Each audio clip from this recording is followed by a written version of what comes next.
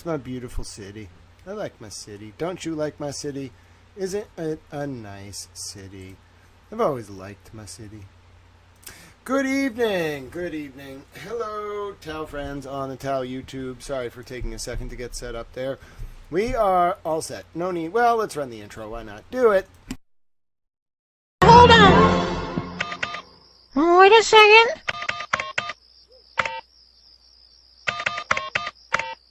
That's it. That's it? Yeah, that's the melody to Funky Town. You heard the towel. Hello. Sorry I didn't give you a lot of notice. I thought I was going to go live around 7. We went live closer to 8. Good evening. Hello. I'm a towel. So, we got a motion to read. I'll give you a few minutes, give you a few seconds. It's a motion. It's from Karen Reed. It's about Michael Proctor. Now, I've heard some rumors. Hello, Lynn Britton. It's so good to see you. I've heard some rumors that, well, Kyle actually tagged me in a post. And I read one sentence of this motion. And I was mad. So I thought, well, before we start our sidebars, we can read the motion. The motion is Karen Reed opposing Michael Proctor, opposing turning over his cell phone, which isn't in his possession. It's strangely in the Norfolk DA's possession. So we're going to read it. Now, I tried to get the text-to-speech to read it. Not happening. So I'm going to read it out loud. Give people a few seconds here, but I appreciate all of you for bearing with us today during what was a very long day. Okay, we went from, what did we do? We did video analysis of the Sallyport video, which has lit the world aflame. Then we did the hearing. Hello, Bunny. How are you doing, my dear friend? Then we did the Karen Reed hearing, which we couldn't broadcast live, so I recorded. Then after it was over, I went live again, and we watched the recording. Then I had some dinner, because you're all wonderful. And now, thanks to your generosity, I'm going to sit here with you, and I'm going to read you a motion. Isn't that what you've always wanted to do with your lives? Listen to me read you a 4-page motion from Karen Reed about Michael Proctor's cell phone. I know, right? You live for these moments. All right, let me zoom in a little more. How's that? That's kind of legible. All right, that's more legible. All right, everybody ready to read? It's an exciting motion. Here we go. I think you're going to be a little mad.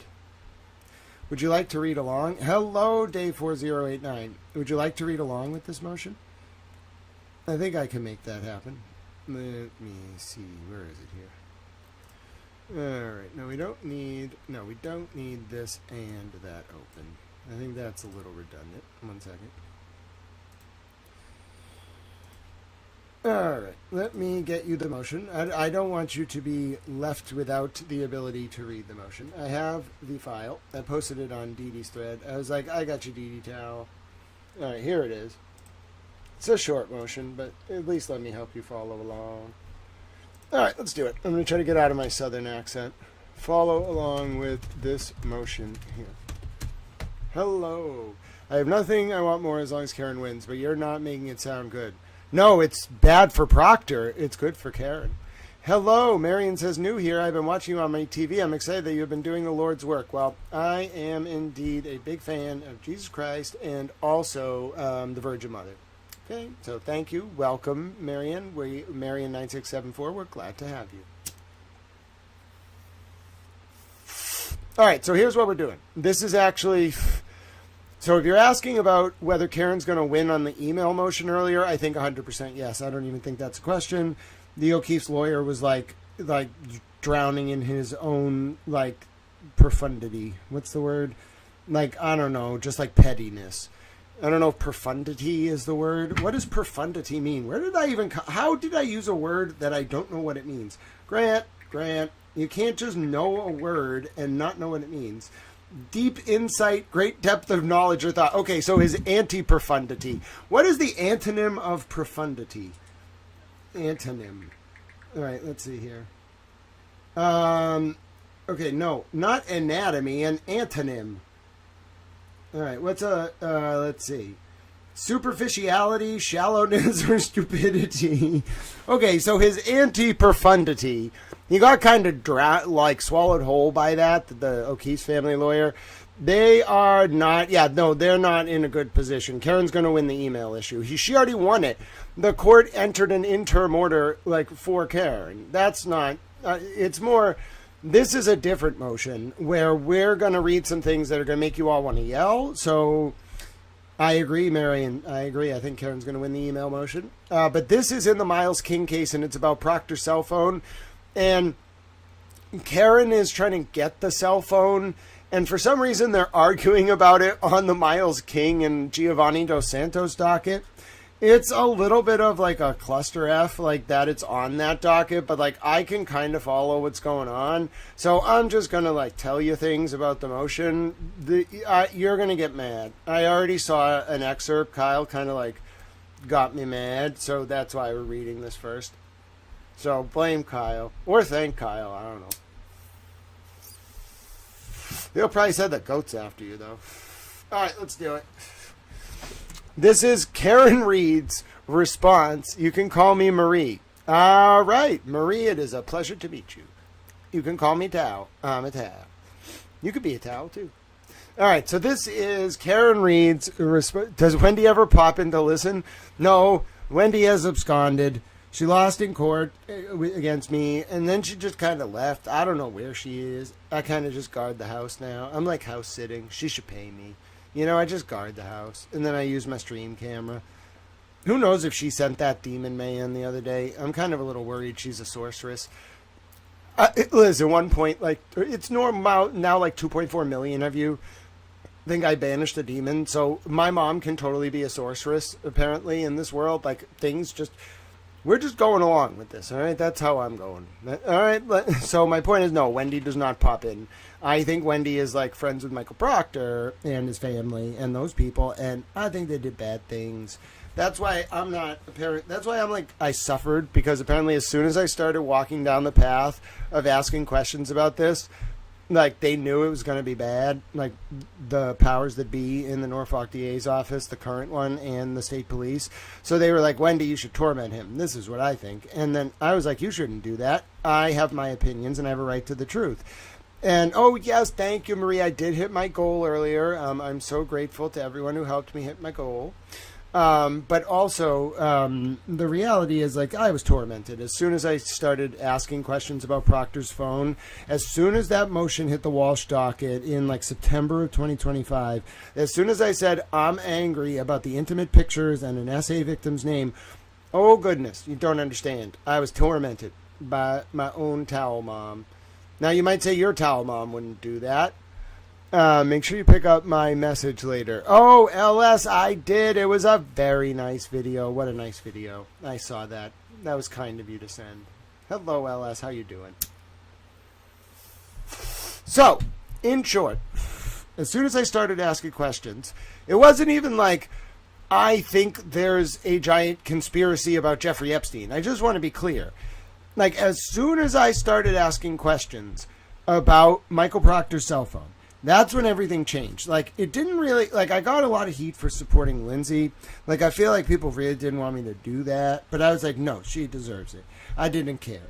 You know? I'm willing to ride or die. You know? And then, like, I got a lot of heat for the Birchmore coverage. But, like, never like this. Like, they always, like, humored me. They were like, oh, you'll grow out of it. You're such a silly little towel. Why are you asking questions? Why are you, like, talking about that?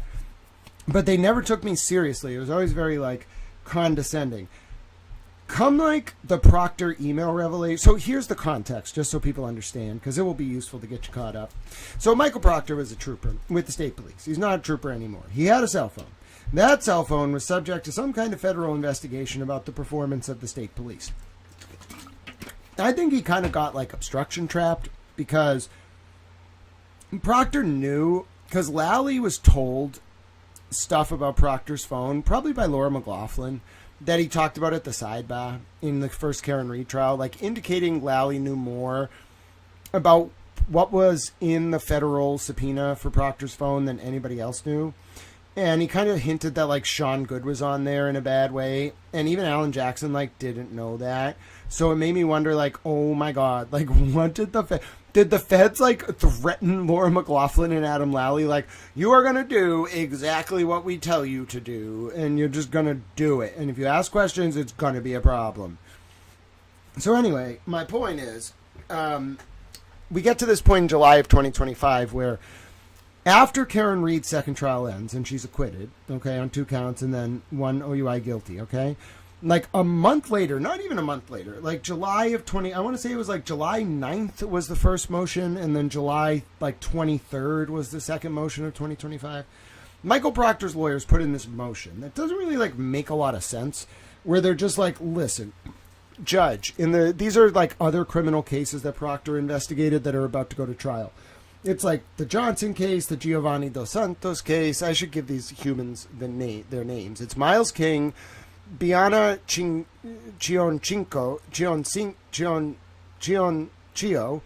Giovanni De Los Santos, and Sean Johnson. Okay? Michael Proctor tells the judge on these cases, who I don't remember if it was like Krupp at the time or somebody else, he tells the judge through his lawyer, like, listen, Judge, I got rid of my old phone in November of 2024, and I don't have any records from my new phone because it auto-deletes itself every 30 days. Now, that's like an odd thing to say if you know the feds have like all your records. So that makes me think like Proctor didn't know the extent of the records that the feds had, okay, in July of 2025. All right, so Proctor makes that assertion through counsel twice, actually. And then all of a sudden, on like August 28th of 2025, out of nowhere, the Norfolk DA, I'm just going to use the term entity, kind of like when we thought it was the aliens in the DOJ Epstein video. It wasn't the aliens. It was just really like censored in a way where you couldn't tell who it was, but it wasn't the aliens. It was kind of like the episode of The Simpsons. The woman had like glasses on that made her eyes look like glowy, but she was not an alien. An entity gives 13 years of Michael Proctor's cell phone records to the Norfolk DA. Now, on March 5th, 2025, the Rule 14 reciprocal discovery obligations were updated in Massachusetts. You can look at the commentary on the updates to Rule 14 from 2025, the reporter's notes. They're really, really good. You can kind of like see a shepherdization of the development of Rule 14. I find it fascinating. Anyway, as a result of that, like whoever handed this over to the Norfolk DA knew that by doing that, they were basically compelling the Norfolk DA to give the records to Brian Walsh, a defendant on trial that Proctor investigated, Miles King, Giovanni De Los Santos, and then Johnson, and then Chio. Okay?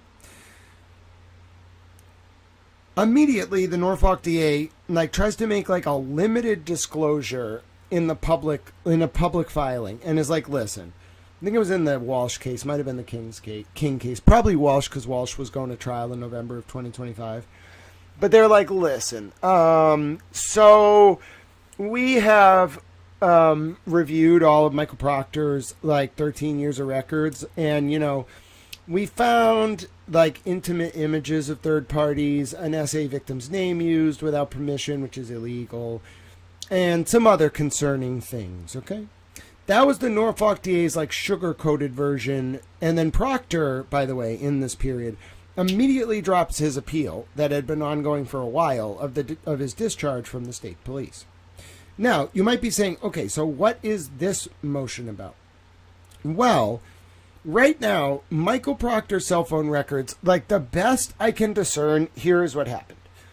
The feds, like, didn't just like get Michael Proctor's cell phone. They ran like a tap on him. Like they got his like records going backwards to when he was hired by the state police. Like 13 years is like from when they got them. It was roughly when he got hired, like 2011 or something. I want to say maybe 2012. They like get those exact records. His whole career at the state police. Okay. No. They also, in this time, I think do a tap on him. A tap is like a proactive, like you just get everything like as it comes in. So you don't need the device, bro. You're tapping the like T-Mobile or the AT&T like service. You don't need the device. You just tap the service. I've read how they do this in the Epstein files. I've read the 302s. When they send a federal subpoena, it's to the telephone communication company, the telecom. Okay, they send it to the telecom, and they're just like either like give us the backward records, or like we're gonna do. There's something called like a pen registrar, which just tracks like who your outbound or inbound calls are. Then as you like scale the ladder, there's like an actual Title III like wiretap. I saw it in the Maxwell case, and they can do that for like a year at a time, like 45 days, and then it can be extended for a year. And, bro, they'll do that shit to you after you get indicted. That's the crazy part. Like, they'll indict you, let you keep your phone, and then tap you while you're on pretrial probation. I learned all the tricks in the Epstein files. So my point is, somebody was monitoring Michael Proctor's phone and amalgamated 13 years of records through, like, the summer of 2025. And then they, like, just dropped them. They straight up... Hello, Penny LaBelle. Hello, Gregory Jones. I am a towel.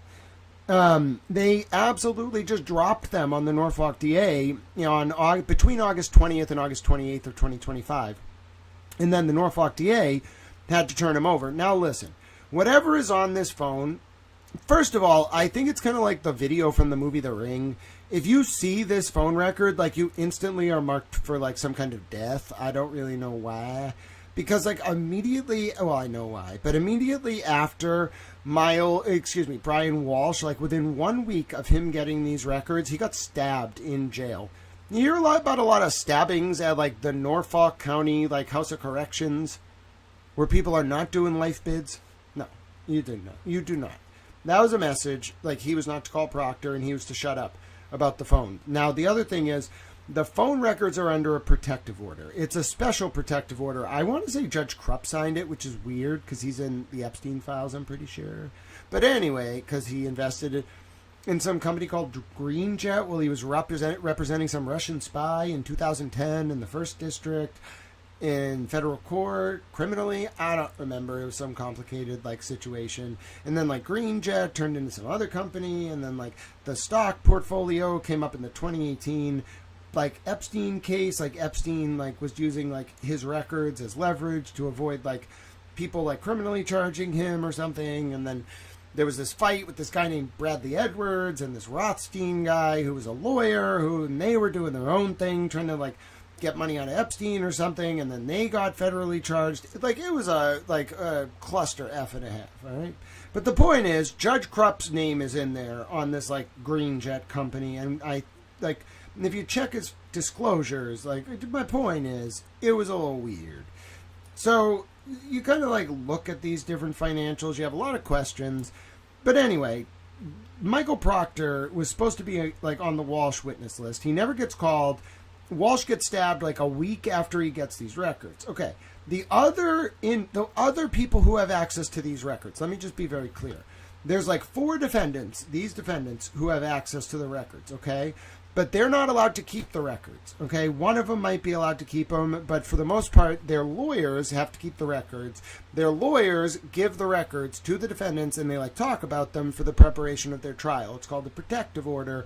And there's actually like 2 protective orders on this material. There's like a federal court protective order. I think it's from Judge Saylor, the chief judge in the federal district court in Boston, but don't quote me on that. But anyway, there's that order covering Proctor's phone. And then there's like a state court protective order in these specific cases where like the federal records, I'm pretty sure, were allowed to go to like specific defense attorneys and the defendants. The problem is the defense attorneys for these cases are Joe Krowski and Rosemary Scapiccio, both of whom know Hank Brennan, who knows like Michael Morrissey and Carrie Lama and like Tully and all these people and Proctor, okay? So that's weird, you know what I'm saying? Like, the only lawyers that have Proctor's phone, I'm pretty sure, that are not, like, compromised, like, in my opinion, by the Norfolk DA or the state police are Tim Bradle, Mark Betterow, Alan Jackson, David Yannetti, although he's not in the civil case, but he got it in the criminal case, in Reed's criminal case. Bob Alessi, Eliza Little, and probably Marty Weinberg, but he was in the Epstein files. So I have a lot of questions for Mr. Weinberg. But the point is, like, that's pretty much it. Like, in terms of defense lawyers who have these files, it's a very small group, and the people among them who don't, like, have connections to the state police are, like, very small. It's a smaller group within the small group.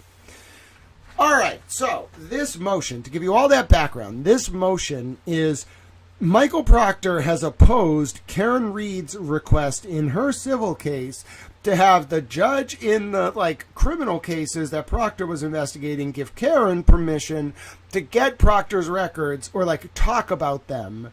Karen already has them through the federal court, but she can't use them. So she needs to get them through the state court order, okay? She needs to get a state court order to use them in her civil case. It's weird, but you have to understand how U.S. XREL 2EV Reagan from 1951 functions. If you want to learn about it, go to 18 U.S.C. 28 CFR 1626.27. Which is an interpolation of U.S. XREL 2EV Reagan. Yes, common law decisions can just become part of the Code of Federal Regulations. I think it's because, like, the judiciary has an administrative body. The federal judiciary has an administrative body that can write CFRs, like Code of Federal Regulations. But anyway, then you got to look at Section 25 of the DOJ Operations Manual. That's the one that really, like, will hone you in on what TUI means, and then also, like, how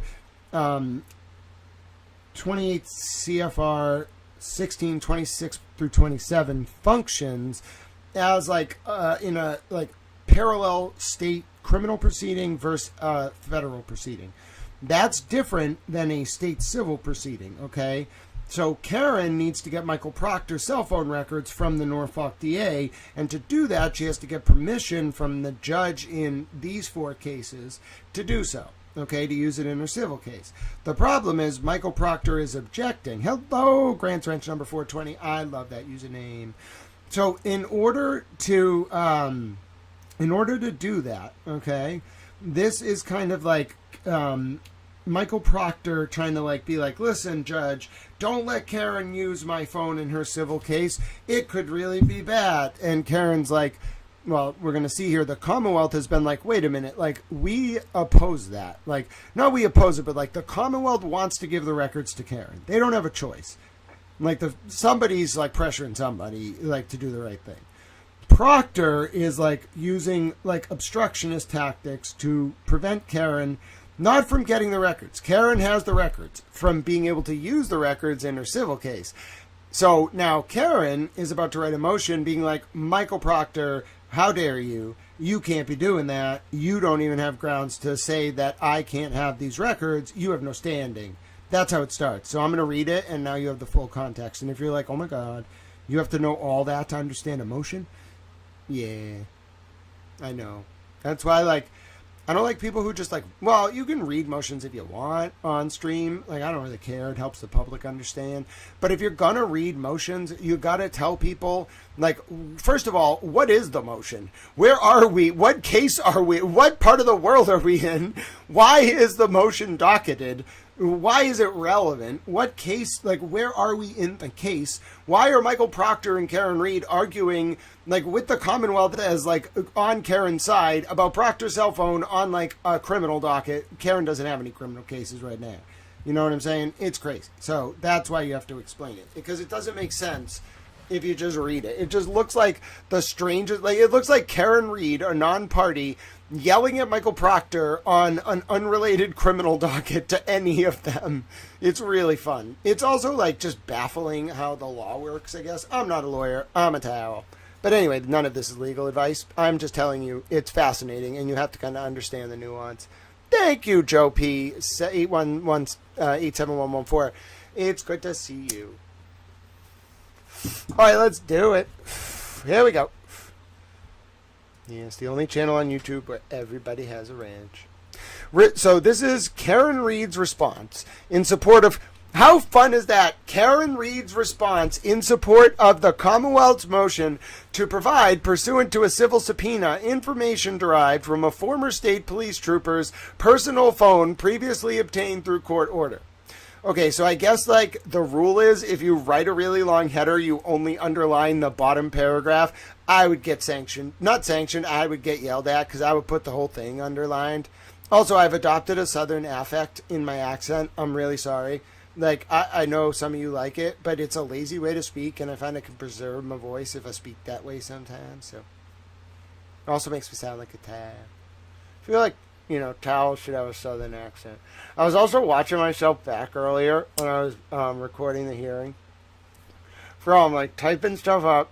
I got, like, an old-timey cigar. I look like such a reporter.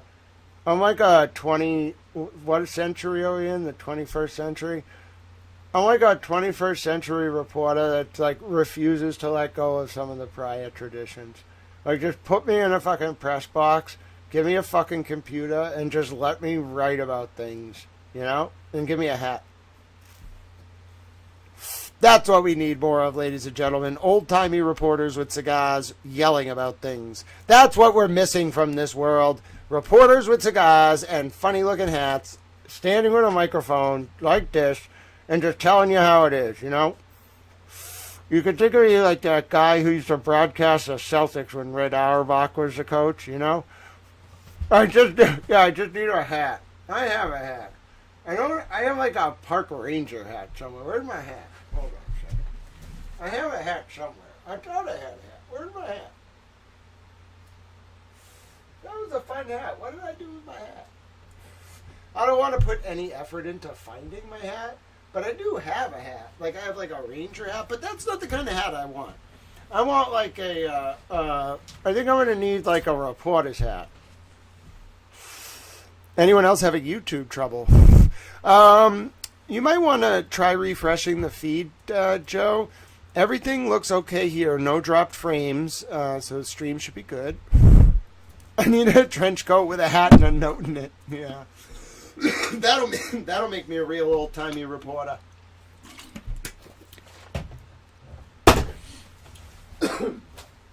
I'm wondering if maybe your YouTube app on the TV is just having some issues. Yeah, Fedora. All right, let's get working. Here we go.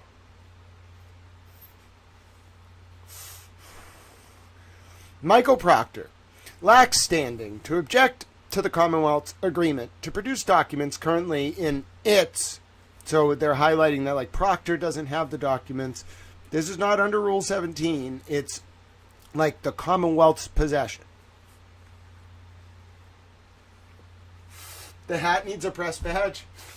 I have the funniest press badges. I have like press badges from like everything you can imagine. There's like 40 of them. Like, when the press goes to events, like, I realize they don't, like, have, like, a badge. They just fucking wear, like, all of their press badges they've ever got. All right, I'm bored by that. To produce documents currently in its possession in response to a civil subpoena, despite his desire to hide his apparently appalling conversations with fellow law enforcement officers,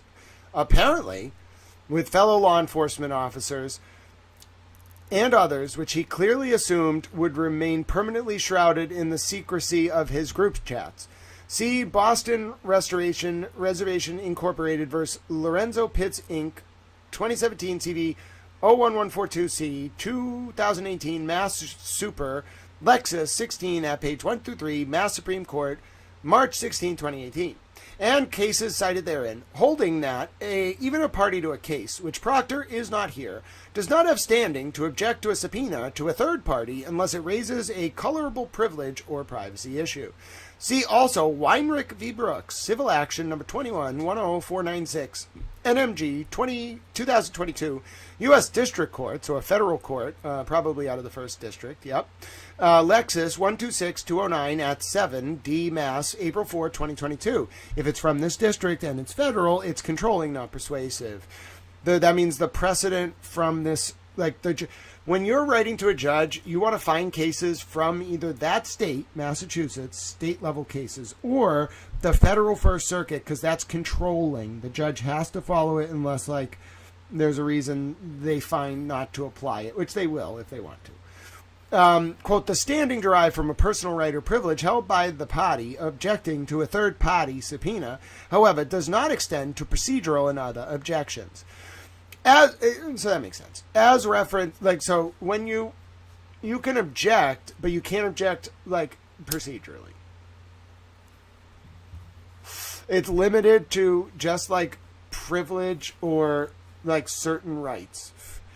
As referenced in the Commonwealth's motion, docket number 145, both the family of John O'Keefe III, the O'Keefes, and Karen Reed served subpoenas on the Norfolk District Attorney's Office, the NDAO.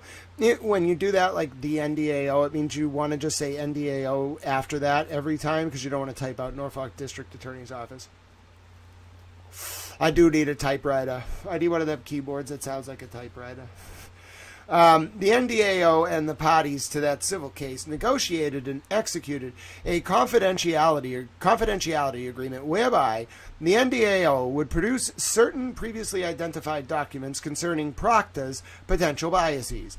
Proctor filed an opposition. Using scare quotes means you're saying they don't have the right to file it, or it's like an extraneous document, like you're insulting the attorney. It looks diplomatic, but when you quote it like that, you're saying like they styled it as an opposition, but they don't have any standing to do that. It's not an opposition. It's what's the word? A fugitive document. Have you ever heard of this concept of a fugitive document? A fugitive document in a court is when you file something without standing, or like you're a vexatious litigant and you don't get the court's permission to file something. It's called a fugitive document. You might have got it docketed by the clerk. It looks proper, but it's not actually a substantive filing if you never had standing. It's like it never existed, if that makes sense. So that's why he's using scare quotes. He's insulting the lawyer who filed it, but subtly. Proctor filed an opposition, scare quotes, docket number 147, to the Commonwealth's motion. Notice how, like, Commonwealth's motion is not in scare quotes. It's the opposition that's in scare quotes because the lawyer is degrading the opposition, saying, like, it's desperate and it's not legitimate. To the Commonwealth's motion for permission to comply with that agreement, to which Proctor is not a party. The Commonwealth's motion should be allowed. This is Karen arguing for the Commonwealth. Because, one, the O'Keefes and Reed are not fishing for information. Two, because Proctor's counsel has already reviewed the documents at issue and removed any that were privileged. And three, because Proctor cannot use his own spoliation of evidence and violations of other individuals' privacy rights to deprive the O'Keefes and Reed of information that is potentially relevant to their case. I love manual typewriters. They're awesome. The documents that are subject to the Commonwealth's motion were uncovered as the Commonwealth explains in its motion when the court ordered Proctor to provide to the Commonwealth his personal cell phone, which he had used since 2024. When the Commonwealth extracted data from that phone, it recovered what it refers to as text chats that contained voluminous information that the Commonwealth determined may demonstrate potential bias. Commonwealth's motion, docket number 145, page 3. The discovery was contrary to Proctor's prior counsel explanation to the court that the phone was unlikely to contain any substantive data. That's a very light way of like saying his counsel said that he got rid of his old phone in 2024, November, and then his new phone auto-deleted every 30 days. As the court knows, based on its own prior orders concerning these documents, as Reed's counsel has told Proctor's counsel many times, oh, what a sentence structure. Oh, I love it. Sir, you could be a writer. You are a writer. You're a weaponized librarian, as they say in the trade. This is such a cool sentence. Okay, so I've never seen a sentence like this. It's like, normally when you do like an offset comma like that, you'd be like, in the course of the various proceedings, which also reflect a substandard, devious, and malicious approach, like you kind of like, which also reflect a devious, substandard, and malicious approach. It's like a dangling modifier on a specific like offset like verb, if that makes sense, or like adjective or adverb, whatever it is. Okay, you like use 3 words in a row that are all modifying like a participle. Well, like it's a shortcut to do like commas in a sentence. This writer, this lawyer, I forget who it is, Rosenberg or something. He's using the word as 3 times in a row. There's going to be an and before the last as, and then he's inverting the clauses. So it's like 3 dependent clauses on the word as, and then he's going to like give his conclusion. I love it. It's so good. It's like, it's a very expert level of writing. I love it. I want more of it. I want to adapt this structure into my writing. It's like a slap in the face to people who use AI. Like, this is how you write a sentence. Like, oh, you lazy writers. As the court knows, based on its own prior orders concerning these documents, as Reed's counsel has told Proctor's counsel many times, and as the Commonwealth's motion confirms, that's all modifying this next sentence, neither Reed nor the O'Keefes have ever received these messages. They are completely separate from the text messages Reed's criminal defense team and the Commonwealth received during her criminal trials, which Reed has now produced to the O'Keefes. Oh, my word! Oh, Kyle missed a big bomb. Oh, my word. Kyle, get the goats. Kyle, get the goats. Kyle's got to round up the goats. They're gonna keep them away from Detroit. Hello, blessed Tex. It's good to see you. Yeah, listen to me right now. We just found something bombshell. Oh, who's ready to make a towel video? You ready? Oh, this is a big one. This is why you need little towel. Okay? You always need a little towel.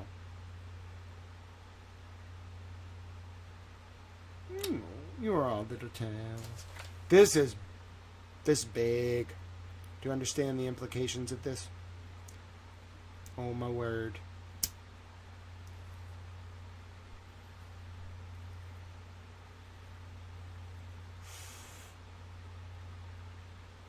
Oh, my word. Michael Proctor's going to get arrested. I'm pretty sure Brian Higgins is going to get arrested. Wow. Oh my. Right from the jump. Dude, it hides in plain sight. I'm telling you, it all hides in plain sight. Karen's probably like, this man. No. 3 Clerk Monty, close. Let's actually do a little Socratic exercise. Okay, students. Everyone take their seats. What does it mean? I'm not going to give you the answer this time. We're going to do a Socratic exercise. 3 Clerk Monty is going to lead the class. Oh no, I'm turning into Jimmy. Well, it isn't that bad. He's like a modern Andy Kaufman. We got to do a skit together sometime. I got to figure out who he works for, though. Jimmy, don't make me interrogate you like I did with Will. You know, I interrogated him so hard I earned his respect. All right, class. What does it mean that Karen Reed's attorneys only got a subset of the total messages that Michael Proctor found out in August of 2025 were turned over to criminal defendants in other cases? What does it mean that neither Karen Reed nor her attorneys nor Michael Proctor knew that some entity had 13 years of Michael Proctor's phone? Class, what is the answer? All right.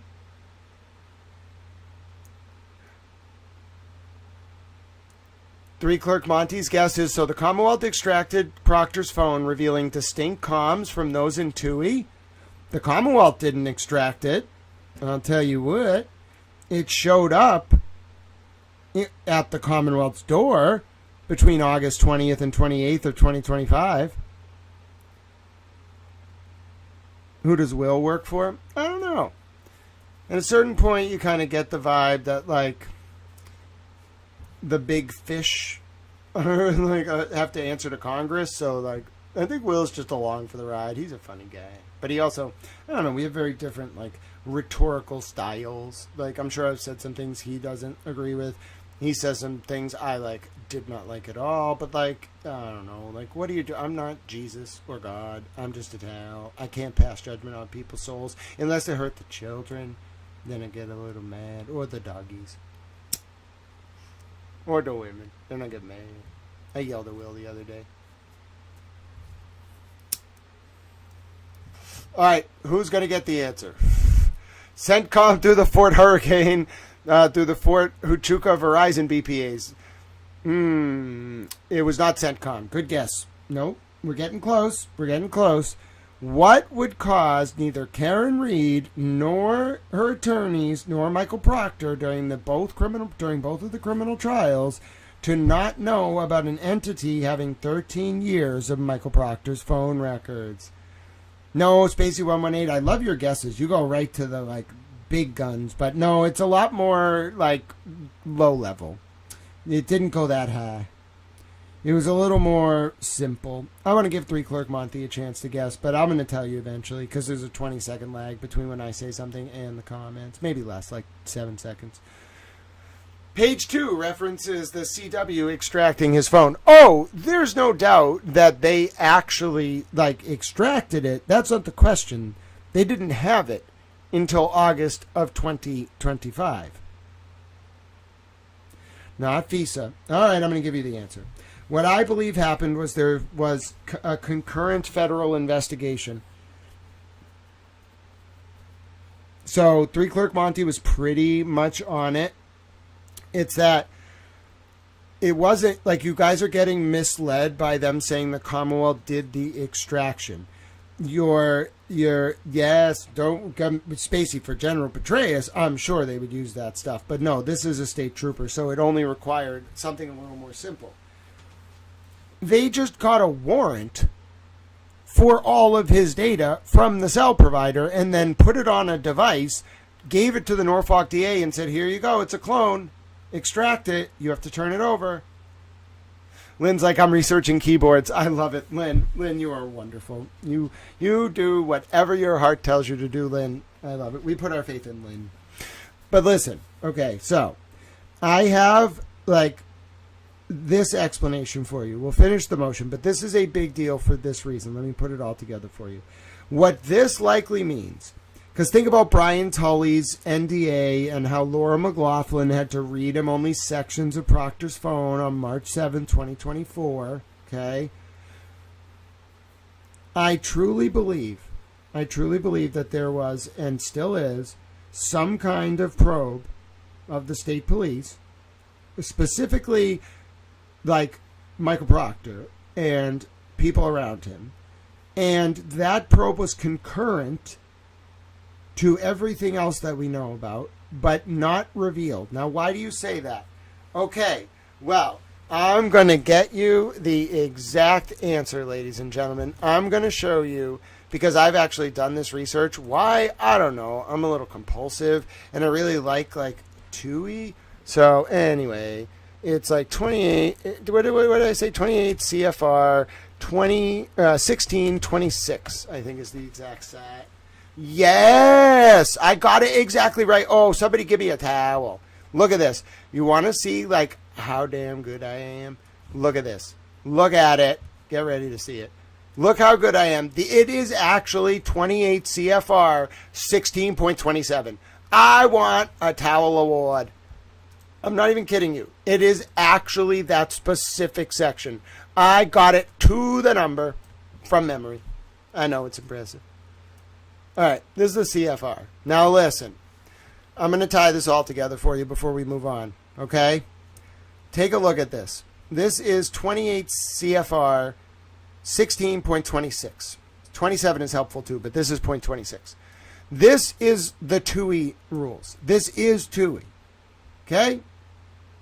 These are considerations that the U.S. Attorney should make when responding to a TUI request. Now, listen to the type of stuff. A TUI request is like a Freedom of Information Act request on steroids, okay?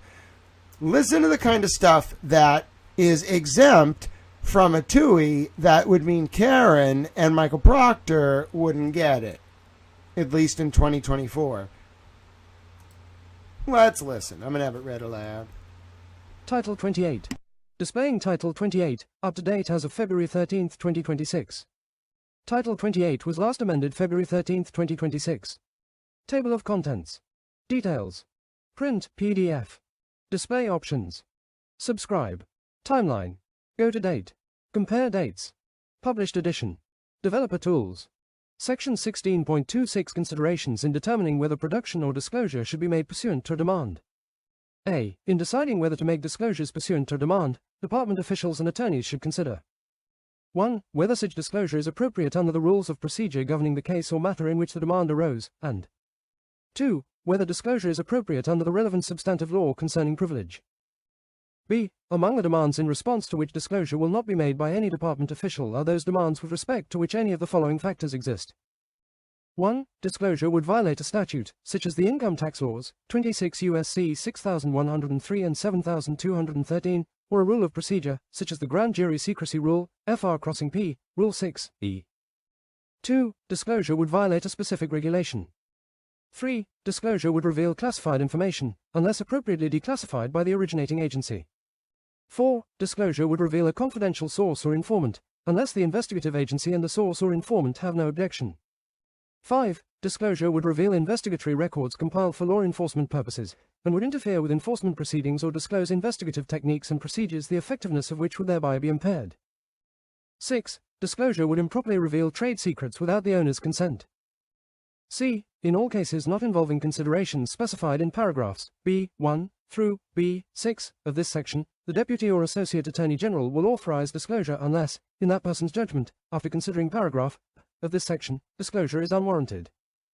The Deputy or Associate Attorney General will not approve disclosure if the circumstances specified in paragraphs B1 through B3 of this section exist.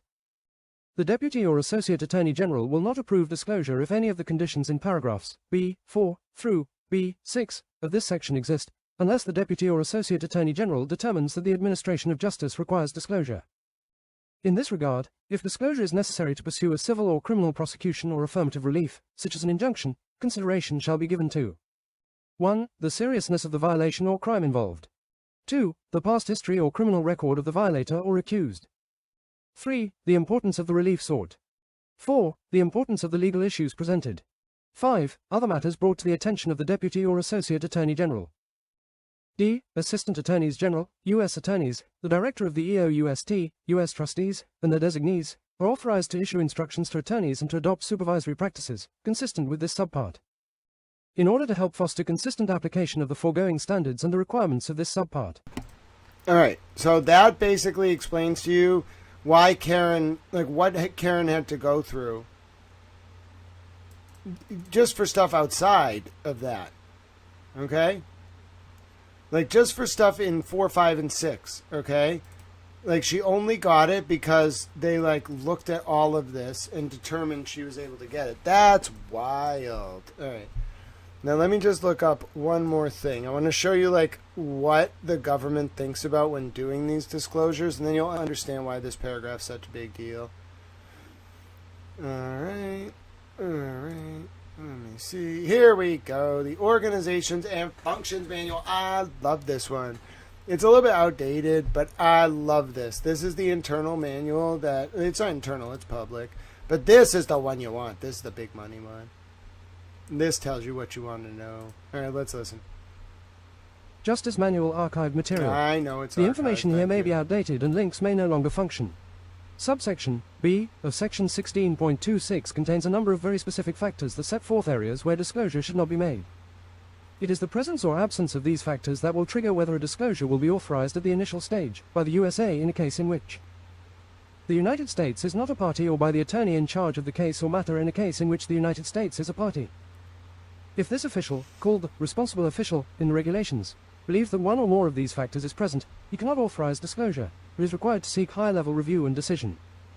The factors in Section 16.26 B set out those interests that the Department of Justice must prioritize protecting. To some degree, they parallel the exemptions from mandatory disclosure set forth in the Freedom of Information Act, 5 U.S.C. 552, b. The factors are: 1. Disclosure would violate a statute, such as the income tax laws, 26 U.S.C. 6103 and 7213, or a rule of procedure, such as the grand jury secrecy rule, Federal Rules of Criminal Procedure 6, e. 2. Disclosure would violate a specific regulation. 3. Disclosure would reveal classified information, unless appropriately declassified by the originating agency. 4. Disclosure would reveal a confidential source or informant, unless the investigative agency and the source or informant have no objection. 5. Disclosure would reveal investigatory records compiled for law enforcement purposes, and would interfere with enforcement proceedings or disclose investigative techniques and procedures, the effectiveness of which would thereby be impaired. And 6. Disclosure would improperly reveal trade secrets without the owner's consent. This list is not to be considered all-inclusive. If some other factor should exist in a special case, or at some time in the future, that would lead to adverse consequences similar to those that can be caused by disclosure of an item on the list, that factor would warrant similar treatment. See generally JM.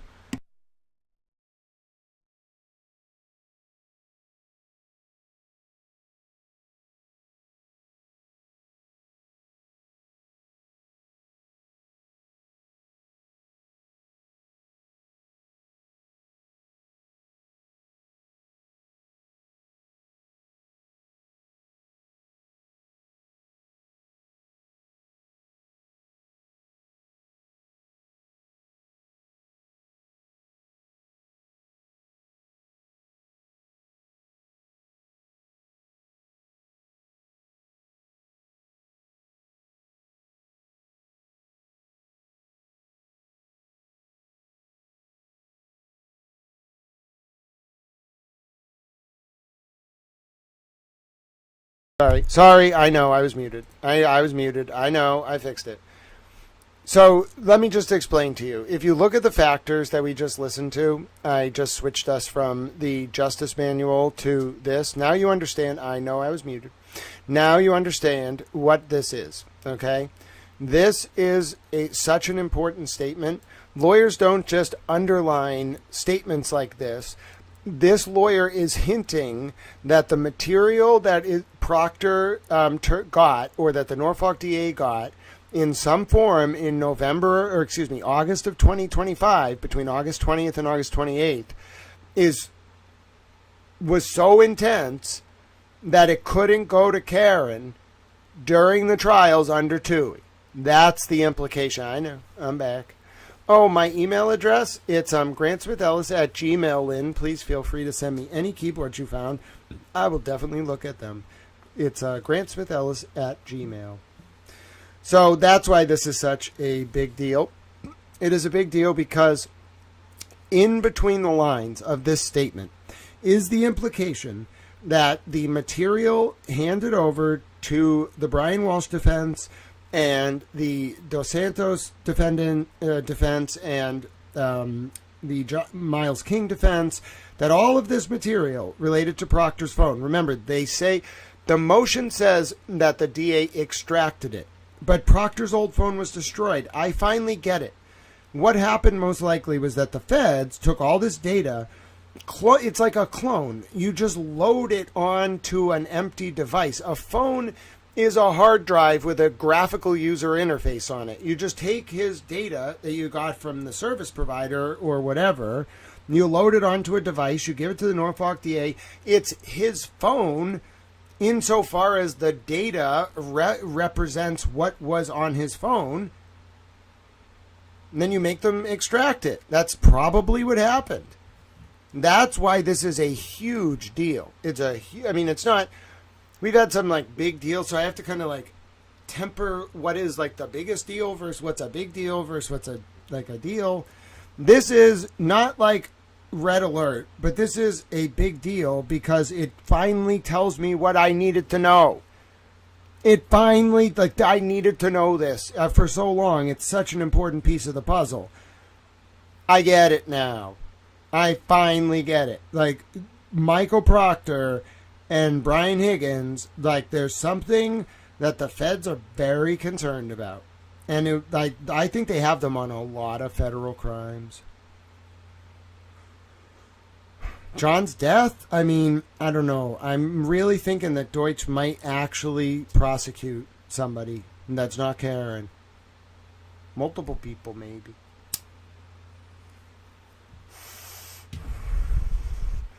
I bet I was making excellent points, Lynn. But yes, so that's what I was saying. Basically, that you now understand what is between the lines here. It's Karen's counsel saying, listen, we put in a TUI letter and we got some stuff back about Proctor's text, but we didn't know about all this. I looked at him, Petty LaBelle. Matt McCabe has some very big DOD contracts. It actually is him and his brother's company. So, with that in mind, let's finish reading. But I'm telling you, that is what was hiding in there. There's always like something, and it's not even hiding. Dude, like, you don't hide by like announcing to the world in like an underlined bold. Like, that's for the judge, but it's really for the keen reader, okay? I knew it. I knew it was big. And it is the answer to my puzzle. I needed this answer. It's not like some people are going to be like, Grant, why do you care so much about this specific thing? Because I didn't understand for the longest time how this thing just showed up. These 13 years of records. Now I do. Wow. Specifically, Reed understands from the Commonwealth that the messages in question were recovered from a messaging application, not the phone's text messaging records. The Commonwealth, which prosecuted Reed twice for murder and is clearly not biased in her favor, determined that the particular documents it intends to produce go to Proctor's bias and have not been previously disclosed. These are not the markings of a fishing expedition. This is simply an attempt by the Commonwealth to produce specific, curated documents on a particular topic to two parties on opposite sides of a pending civil case, in order to comply with its obligations in response to duly served subpoenas. In fact, through compliance with this court's orders, the Commonwealth has already made a determination that these specially selected documents are relevant to criminal investigations Proctor ran, which include Reed's prosecution. They are therefore obviously relevant to the civil litigation that relates to that very investigation and prosecution. The documents in question are also not privileged. Pursuant to the court's previous orders, Proctor's prior counsel, remember his lawyer left after the misrepresentation, had an opportunity to review and remove from the documents anything he asserted were subject to the attorney-client or material privilege before any production took place. Such documents will also not be produced to the O'Keefes or Reed. Finally, Proctor makes two cynical and meritless arguments. First, he writes in his opposition that, no scare quotes this time, that if the Reed attorneys want discovery from Proctor, then serving a request for production of documents on Proctor in the unrelated federal matter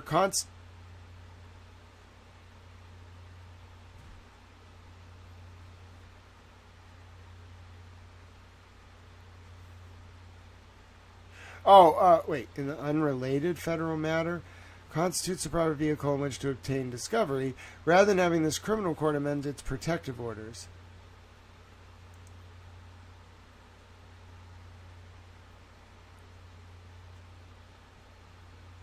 Oh, wait, what unrelated federal matter?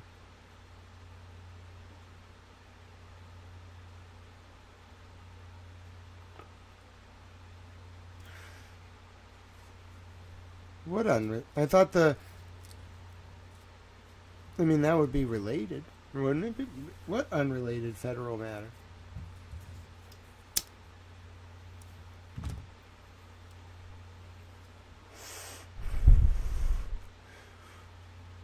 I'm so confused. This disingenuous argument ignores the fact that the same counsel that filed Proctor's opposition has informed Reed's counsel that in the short period of time between when the Commonwealth returned the phone in question to Proctor and when Proctor engaged his current counsel, Proctor lost the phone and no longer has access to it.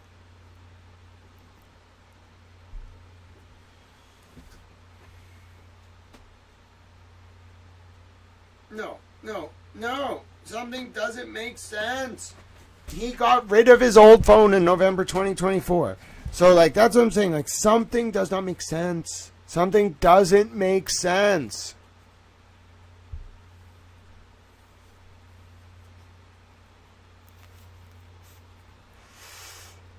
Therefore, and this is important because you have it, like you have to have no other way to get the documents. Therefore, as Proctor well knows, the O'Keefes and Reed can only obtain these potentially relevant documents from the Commonwealth, and Proctor should not be permitted to blatantly rely on his own spoliation, like getting rid of the evidence, to keep his biased and offensive speech shrouded in secrecy.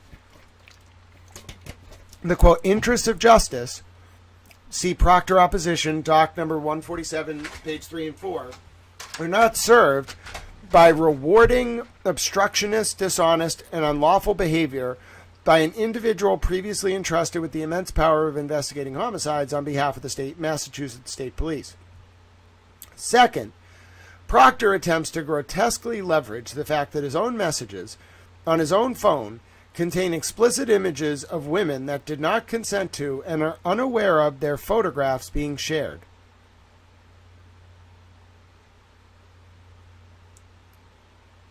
Wait, what? After apparently violating their constitutional and legal rights by privately obtaining, keeping, and using these images for his own and his friends' personal predilections. I mean, great use of predilections there. It's like a pun where you're implying someone did something sexually devious, but you want to be like British and aristocratic about it. You want to like call them you want to like say they have like non-socially acceptable sexual tendencies, but you don't want to say it, so you use predilections. It's kind of like it just means like you like doing a certain thing, but the implication of it is very like Shakespearean in its like undertones. It has like a sexual undertone. That's how I've always thought of it. Proctor's attempts to nobly set forth in his opposition. Wait, what? After apparently violating these women's constitutional and legal rights by privately obtaining, keeping, and using these images for his own and his friends' personal predilections, Proctor attempts to nobly set forth, he's using nobly sardonically, in his opposition, his ongoing concern about these women's privacy rights. He argues that the court should prohibit the Commonwealth from producing his otherwise discoverable communications in which he so long ago abused women's images to protect these same women. The irony should not be lost on the court. Proctor should not be permitted to rely on his own inappropriate and potentially illegal act of sharing other people's intimate photographs to prevent discovery of that very act, among others. Nor should he be allowed to hide his bad acts based on his apparently newfound respect for third parties' expectation of privacy. Okay, Aaron D. Rosenberg and Darren Siegelson and Charles M. Waters and Aaron D. Rosenberg, well, the three of them, like, they're mad. They're so mad. They're going to yell at Michael Proctor. They're mad. They're really mad. Okay?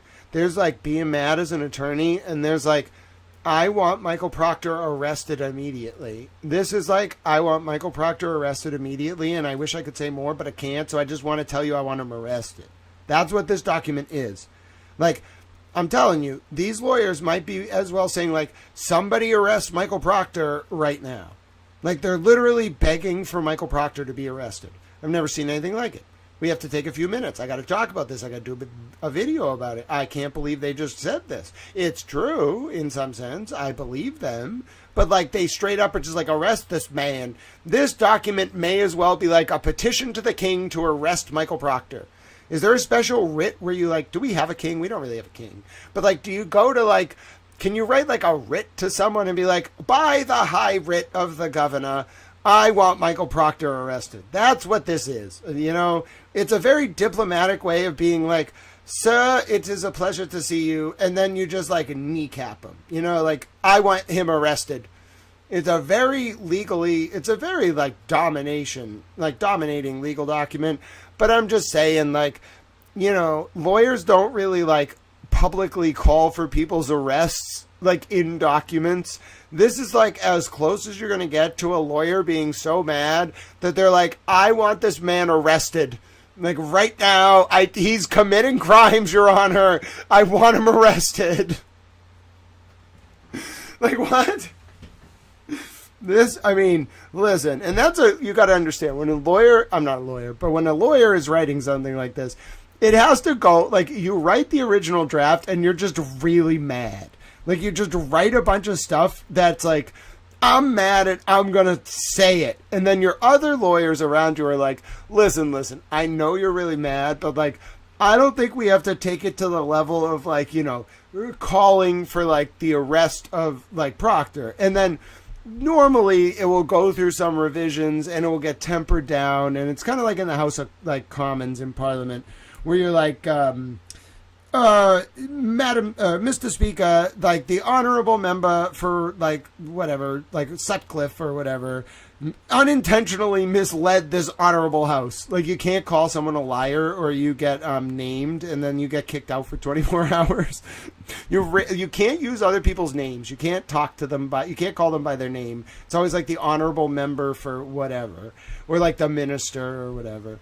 But my point is like, you cannot just stand up there and be like, he lied in Parliament. It's very inappropriate. It will get you like banned. Like Dennis Skinner, he got banned. I forget what he did. I think he called David Cameron like Dodgy Dave, and the speaker was like, you must withdraw that remark. And Dennis Skinner was like, no. And then the speaker was like, I am naming you, sir. And then he had to leave. It was really funny.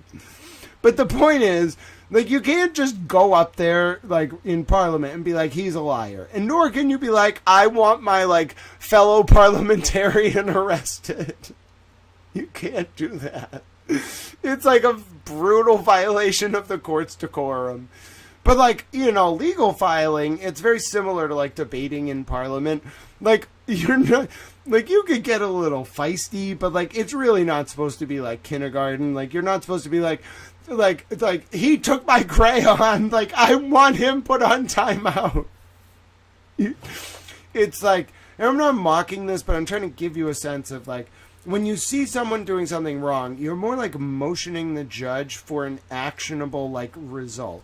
You're not kind of like, even in, like, what's called a speaking indictment or a speaking motion, you're not, like, calling for, like, the authorities to arrest someone or, like, the public to have someone, like, arrested. That's kind of like an extreme, and normally it gets tempered from like that to like your fellow lawyers are like, okay, like we'll tone this down. This is the toned down version. God knows what this motion said when it started. It probably was like, Michael Proctor deserves to be like locked up immediately. He like did this, and this. And then they were like, you can't say that. And they're like, yeah, you're right. We got to tone it down a little bit. And this is what you got. Calling for his arrest, accusing him of revenge porn. Is the urgency due to the wanting discovery? Worry he won't be arrested when he should? Fear of something we don't know? I think the urgency is like, I think it's almost like he is going to get arrested for something. Like, there's this just like weird rush. Like, what I get, like, the records are there. Like, 7 lawyers have them. They're not going anywhere. But, like, there's something, like, bad that multiple people did. Like, Proctor, Higgins, I don't really know who or where. I kind of have an idea. Like, people did the very bad things, okay? And they know that, like, something bad is going to happen to them. What? Like, judicially, I don't really know. No one tells me these things. I think because they're like, if we tell Grant, he's going to be so mad that he's just going to go out there and, like, yell about it. So the best thing is to just not tell Grant anything and just, like, he can react when it happens. Which, frankly, that's a pretty good approach. Like, you don't want to be telling me things that are going to make me mad and then be like, Grant, like, you just got to wait, like, 2 weeks. No, don't tell me if you need me to wait. Just like, it's better not to tell towel. So anyway, I think like bad things are going to happen judicially. And I think the rush, I think they're kind of worried, like, what are you supposed to do? Like, once everyone knows that the jig is up, like everybody's going to like go to DEFCON 5 or whatever the highest level is. And then what do you do? Like so they're rushing because I think a lot of like the people in Proctor's orbit I think they're convinced that, like, they're untouchable still. So they're like, even though people are talking about what's about to happen, I think, like, enough people in their orbit, like, are brainwashed to think it's just, like, a conspiracy theory. So they're like, oh, like, nothing's going to happen. It's a conspiracy theory. No, we're never going to get caught. Like, no, Epstein, Stoughton, like, that's all nonsense. Like, I really do think they're a little bit delusional. I'm kind of sad for them. Like, it seems like some of them, like, can't process, either like they can't process it, or they're like Hemingway and they really believe their own bullshit. I don't know, but like that's the vibe you kind of get. Like, it's bad, everybody knows it's bad, it's probably worse than anybody knows, and there's like real criminality here. Lawyers, let me just explain. I'm not a lawyer, that's not legal advice. Lawyers can say whatever the fuck they want, sorry for cussing, in a legal filing. You cannot be sued. You cannot be, like, arrested, basically. You could be arrested for perjury, probably. You can be sanctioned by the court. But you can get up in a court filing and be like, I think that, like, you know, like, I'm using an example. I think Alan Jackson robbed the Louvre and stole the Mona Lisa and replaced it with a duplicate, and he's hiding the real version in his house in California. That is not true. I'm just saying, you could put that in a legal filing. It makes no fucking sense. It's absolutely ludicrous. But, like, that's the, like, as a lawyer, you can say anything you want. It's like, think of it as like a parliamentary immunity, but for officers of the court. Like, it's a court. It's like an honorable thing. It's like literally like a court. So, like a juridical court, but also like a nobility thing. That's why they're called Esquire. So, you know, it's this kind of thing where it's just saying outright in a court motion, like, unless you are like a crazy pro se litigant, saying outright in a court motion, this former state trooper committed crimes like multiple times, you're basically saying, like, I want him arrested. And that's the toned down version that this legal team managed to come up with. That was the least angry that they could be about whatever the fuck they know. So that's my analysis of this. Yeah, I think, like, nobody expected the Epstein files. Don't you get the sense that, like, did you notice, like, Judge Krupp denied the search of Karen Reed's phone right after the Epstein files? Like, everything just went to hell in a handbasket for everyone, right? Like, anyone who was evil just, like, got their souls ripped out of their body, and then they were walking around like the living dead for the past 2 weeks. Bro, it is so funny to talk to powerful people right now. They're running around like chickens with their heads cut off. They're, like, looking for, like, this power that's not there, and they don't know what to do because all their money, like, people are just like, screw your money. Like, were you with Epstein or not? Like, you're evil or you're not. It's so fucking funny, bro. Like, your money can't save you. Your friends can't save you. The CIA can't save you. Like, nobody can save any of these people. They're all just, like, walking around like the living dead. And I'm just walking around like, I feel so free. I haven't felt this free in, like, 20 years. Oh, we've liberated the world. So anyway, like, I feel like the gloves are off. The chains are off. Like, Rousseau compared progress in the arts and sciences to garlands of flowers on our chains. I don't necessarily agree with that. I also don't necessarily agree with, like, the Hobbesian view of, like, bella omnia contra omnes, which is, like, a state of nature that is poor, nasty, Brutus, in short. I'm kind of, like, I don't know, like, I don't think social contract theory really matters, to be honest. I think, like, the entire thought exercise of a state of nature is kind of stupid and contrived. The point of civil society is to sort of adapt to ages in the historical cycle. When we were agrarian, we had, like, families, tight-knit families. There was no internet. Like, so therefore we had a society that mirrored the fucking family because we all lived on farms and had to sustain our own existences. Okay. Now, society, like, sui generis, is evolving around the internet. It's probably, have you all considered, it's probably not going to, like, be centered around fucking farming? did you think maybe like a 9-month school year that was designed so the kids could go work on the farm doesn't really fucking make a lot of sense in the 21st century? Have you considered that, like, maybe the reason, like, we have every system we have set up is like a byproduct of an outdated age that died in like 2 weeks? Yeah, we're in like a new age. It's different. There's no power structure. People are like, the world is still functioning, which I'm pleased with. Like the trash is getting picked up. Like, the buildings are fine. People are going to work. Like, it's okay. The economy is really going to be a little rocky for a little bit, but like, gas is not that expensive. There's fracking. Every quality of life is probably going to be okay. But like, there is no power structure right now, bro. There is none. Like, Diana DeZoglio is probably the most powerful politician in like the state right now. I love that for her. She's wonderful. But like, I never thought like Diana DeZoglio would be like our national politician. Like, it's so wonderful. I want her to be president. You don't understand. Can you imagine if Diana DeZoglio was president? Dude, that would be so fun. Every day she'd get up and be like, okay, I want a list of like 700 government departments. We're going to audit all of them, and I want it on my desk by tomorrow at 9 p.m. This is a national priority. It would be wonderful. Vote for Diana DeZoglio. She, like, first of all, it's not even going to be a question. She is going to win, like, that election. She, like, even if she didn't have the party behind her, which she's going to have, it's her party. Like, the Democratic Party in Massachusetts better get on board with with Diana DeZoglio, or she's just going to take it over and turn it into something that it could never be before, which I'm totally all about. She was on Fox National yesterday extolling how like 72% of people in deep liberal Massachusetts support her because she wants to audit the legislature. And Fox News is like holding her up as this like paragon of democratic virtue. And I'm like, yeah, hell yeah. She is a paragon of democratic virtue. She's the Democratic Party. Exactly. Diana DeZoglio. Perfect.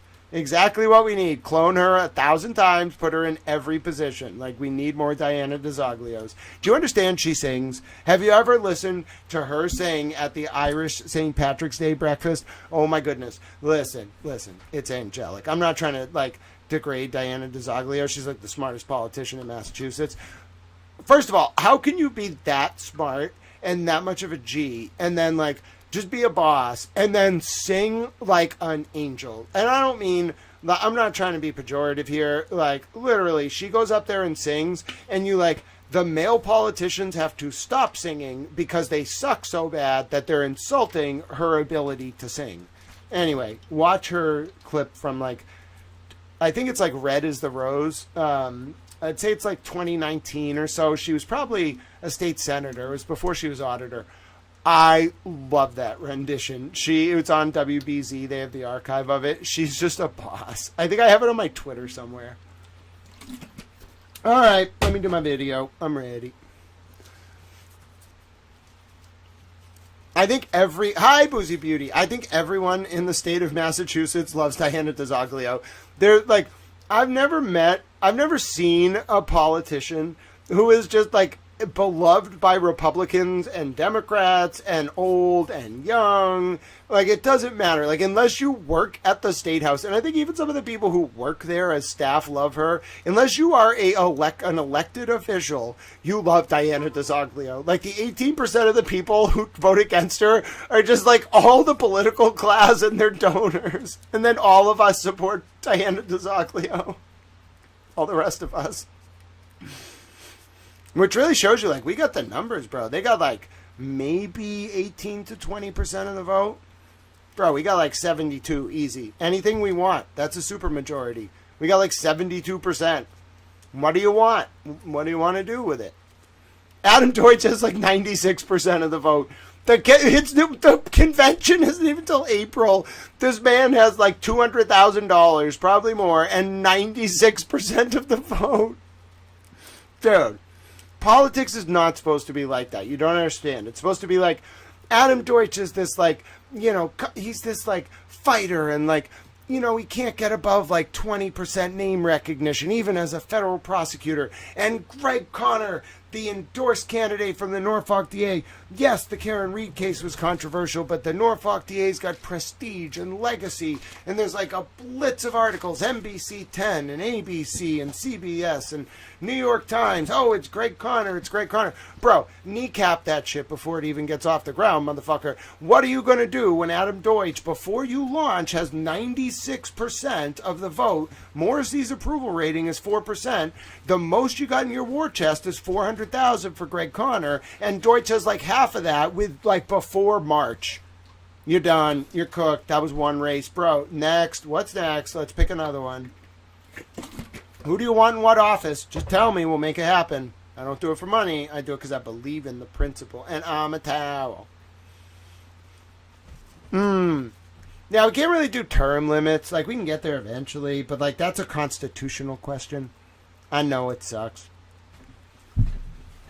I think we can do congressional term limits, but it has to be a constitutional amendment. I'm pretty sure they, like, gave themselves term limits, like, through the Constitution. You know what I'm saying?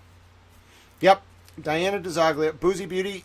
All right, all in favor of electing Boozy Beauty, say aye. Actually, you know what? Let's do it. I'm running a poll, Boozy Beauty, just for you. Okay. Would you vote for Boozy Beauty for office? Would you vote for Boozy Beauty for office? In particular, president of France. I know, I got to do my video. I'm being a little lazy. Yes, she would be great. No, she can be PM of Denmark. Okay, so even if they vote no, they still have to vote that you can be the leader of a country, but it's Denmark. I'm sorry about that. It's actually my plan to get Greenland. I'm going to make you the Prime Minister of Denmark, and then you have to give me Greenland, and then we can troll Broken Baker with it. You know, at this point, I've decided I want Greenland just so I can go there and make a video and then send it to Broken Baker and be like, see, haha, I got Greenland. He's going to be like, oh my God, he did it. I'm going to be like, yep, I got Greenland. I really wanted it. Homer Simpson wanted the Dallas Cowboys. He got the Denver Broncos. I want Greenland.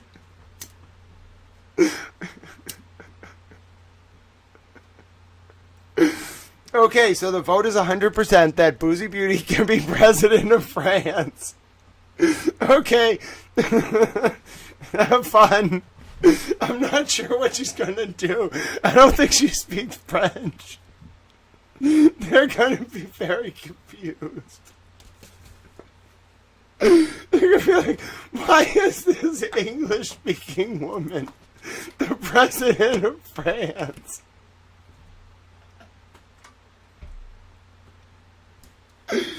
Oh, that's hilarious. I crack myself up. I really think that would be funny, though. It would make the negotiations for Northern France with Emily C. much easier. We don't have to deal with the Macrons. We have Boozy Beauty in our back pocket. See what I mean? This is what you do when you're a benevolent towel. You don't, like, play the countries of the world for malicious purposes. You troll the French people by sending Boozy Beauty there. And then it's actually a plot so that Boozy Beauty will give up Northern France in negotiations with Emily C. and the Penguin. I'm a long-term thinker. It's my version of chess. Oh, Boozy Beauty does speak French. Oh, this is all coming together. All right. Je m'appelle Serviette. Merci beaucoup. Un petit pois. Parlez-vous français? Okay, very good. That's the extent of my French. Listen, I like the French people. Paris is very nice in the spring. You should go. I like the Place Vendôme. It's a very nice area. It's next to the Ritz. Anyway, so Paris is nice in the spring. I like going to the opera. I'll tell you a story about Paris. Oh, this is a fun break. And then we got to do our video. And then we'll do some sidebars, then maybe some Epstein, depending on if I'm awake. All right, so when Little Towel, I just want to set the scene for you. All right, ladies and gentlemen. It is senior year of high school. Little towel. I was a bigger towel. I was like 310 pounds. Okay, maybe 300 pounds. I was like a football towel. Anyway, so little towel was on his way for a vacation with his family. It was the spring of 2007. I was just a little towel. It was a much simpler time then. There were iPods, and actually, this is the iPod I think I brought on that trip. It's an iPod. We didn't have the internet on our iPods back then. You just like plugged the iPod in to the computer, put your music on it, and then like you brought the iPod on the plane, and you just like listened to the music. It had a color screen. Anyway, so I'm on like I'm at senior year, and we're writing our high school thesis, and I wrote it on Kurt Vonnegut and George Orwell. Now, you can fact check me because I turned this project in. I had to turn it in early because we were going on a vacation, and I had to turn it in on the day we flew out. All right, and that was the day Kurt Vonnegut died. So you go look up that date. I believe it was sometime in April of 2007, maybe March, maybe May, probably April. All right, so Little Towel is going on the plane, and I don't remember. I think we flew. I don't remember if we flew like American. It was okay. It was Boston to London. It was a long flight, but I was a big guy. I didn't like airplanes. I would always get business class upgrades because I would just sweet talk the flight attendants. They'd be like, "Oh, honey, you don't have to sit in that small seat," and I'd be like, "Oh, you're very kind." So anyway, we're going over to London, and I turned the paper in on the day Vonnegut died. It was about Orwell and Vonnegut. That's what I was writing about. And we go to London, and then we're going to go to Paris as part of that trip. And I don't exactly remember how we got to Paris. I think we took the train or something. I don't remember. We end up at Paris, and like we're in the Place Vendôme. All right, my high school art class, like the AP art class, was in Paris at the same time. So I'm like on a vacation, and this was like, bro, you got to understand, the internet was like a thing. But in order to like talk to like your friends on the internet, you had to like be on like AIM or like fucking like text them like in America. You couldn't like go to Europe and just like be like, "Hi buddy," like you'd have to send them like an email. It was like 2007.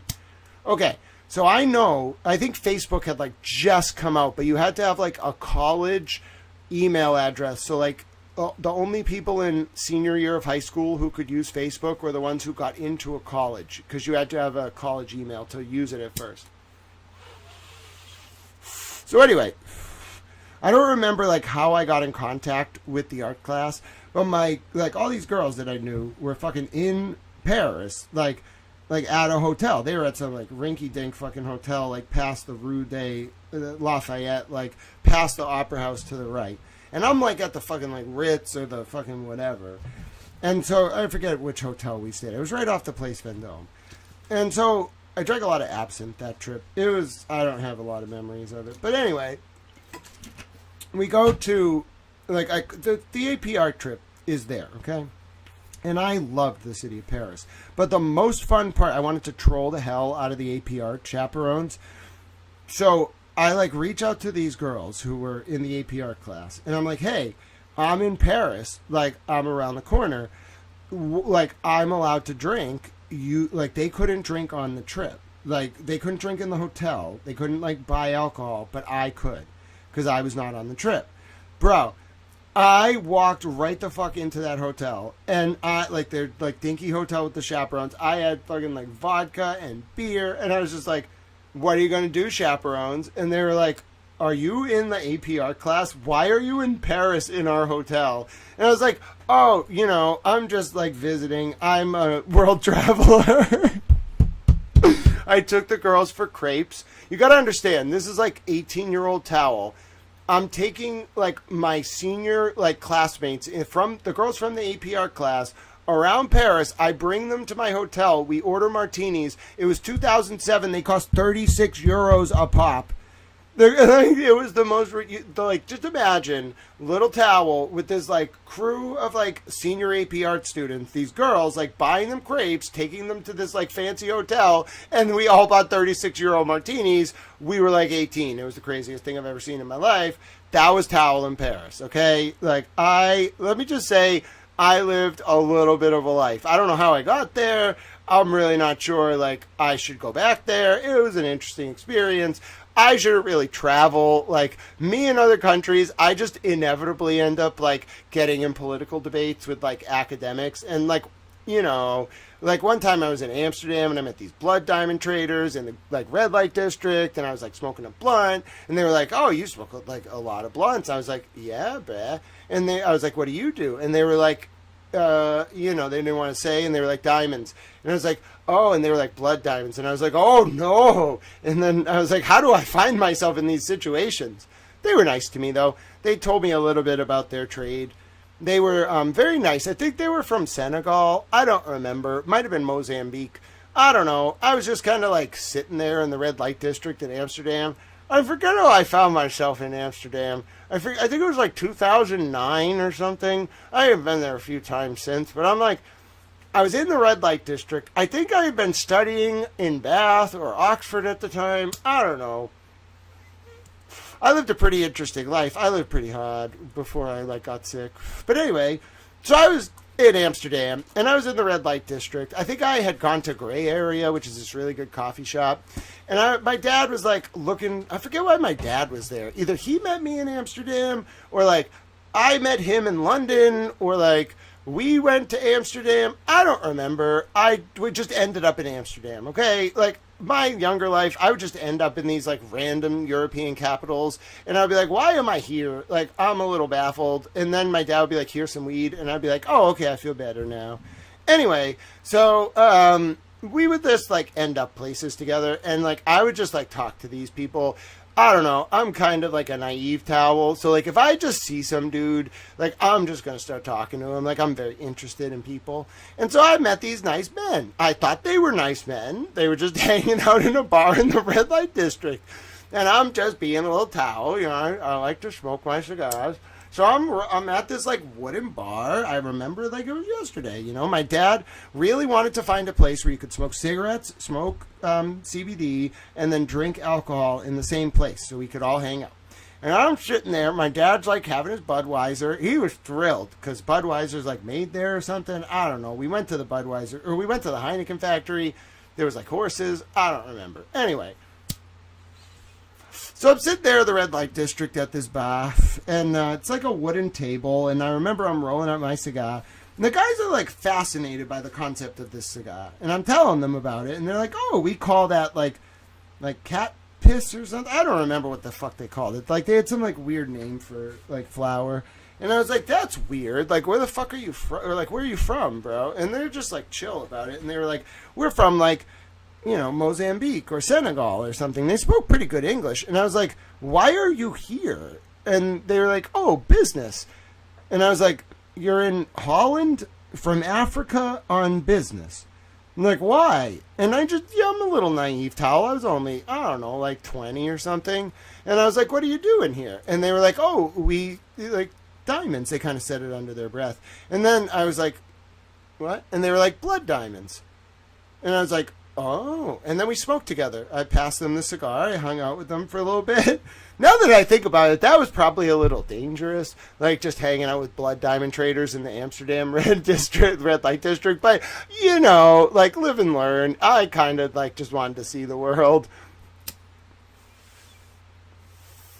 Oh, dude, I love Chocolope. I think the ice water house from Damp Creek was, like, okay. The isolator, kind of a gimmick, bro. Like, it was early, like, bubble bag, like, 120U micron stuff. But, like, the good strains back then were, like, Dr. Grinspoon from Barney's Farm, like, fucking, I don't remember. Amnesia Haze was a good cut, like, the original cut.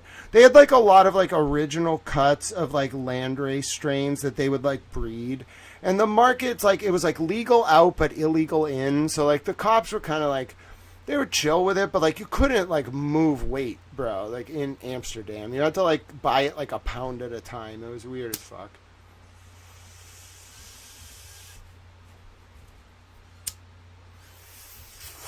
Yeah, I don't know. I knew some people over there. It was cool. I had a lot of friends, actually. Now that I think about it, I know people, like, everywhere. I would just, like, one time I was on Santorini in the Greek islands, and I remember I wanted to smoke CBD, so I was just, like, being a little towel.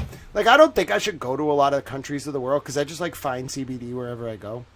So I was in Santorini and they had this like black beach or something. I don't remember. And I like went to the beach and I was just like debating politics in this bar with this nice man. And he was like, oh, like, I was like, can you get me some flour? It was like a fucking Greek island next to Delos. It was like, not Mykonos, it was Santorini. But still, it might have been Mykonos now that I think about it. I think it was Mykonos because it was right next to Delos. And I was like, bro, like, can you get me some, like, flour? And he was like, sure. Like, we got to go to, like, Paradise or whatever the fuck beach or whatever. So we go on this like ATV adventure. Like I'm just like riding around. I go to his home. I met his nice wife. We drank some ouzo. Like I don't know. That was an experience. I got my flour, but like, bro, I don't know about like getting flour on Greek islands, bro. That's some tough shit, man. You ever try to get flour on a Greek island as an American, man? Like people look at you like you're fucking like a narc. I'm like, bro, I ain't no fucking narc. I had to convince the dude. I was like, I'm sick. We use it in America as a medicine. And he was like, oh, okay, he's chill. They thought I wanted like cocaine. I was like, I don't want no fucking cocaine. I just want some flour. I find myself in all sorts of weird situations. So, yeah, I guess the point is, like, I had to stop traveling around the world because, like, anywhere you send me, I'm just going to, like, meet people and, like, just get my flour. Like, no matter where I am, you can... One time I told a state cop, we were in front of the Karen Reed trial, and the state cop was like, or no, he didn't ask me. Like, the state cops used to just, like, ask me to cite random statutes for them. Like, they'd be like, Grant, what's your favorite statute today? And I'd be like... Or they'd be like, Grant, tell us an interesting statute. I'm sure you can find the body cam. And I'd be like, 94G13C doesn't apply to medical patients, which is the smoking in public law. And they'd be like, okay, like noted, 94G13C doesn't apply to medical patients. But this other cop one time, I don't know, I was like having this debate. I think it was with Tim from Canton Community TV. I don't know. I was just like speaking Spanish. Entiendo español y puedo hablar español también. So I was just like talking to the people in the line in Spanish, like the media people, to troll them. And this state trooper comes up and he was like, why? Like either he was like, why are you speaking Spanish? Or he just kind of like stared at us. And I was like, hey, trooper, did you know that, like, you could drop me in the middle of a jungle in Venezuela and I could probably survive? And this has got to be on the body cam. He looks back at me and he's like, why Venezuela? And I was like, because I speak fluent Spanish. And he just burst out laughing.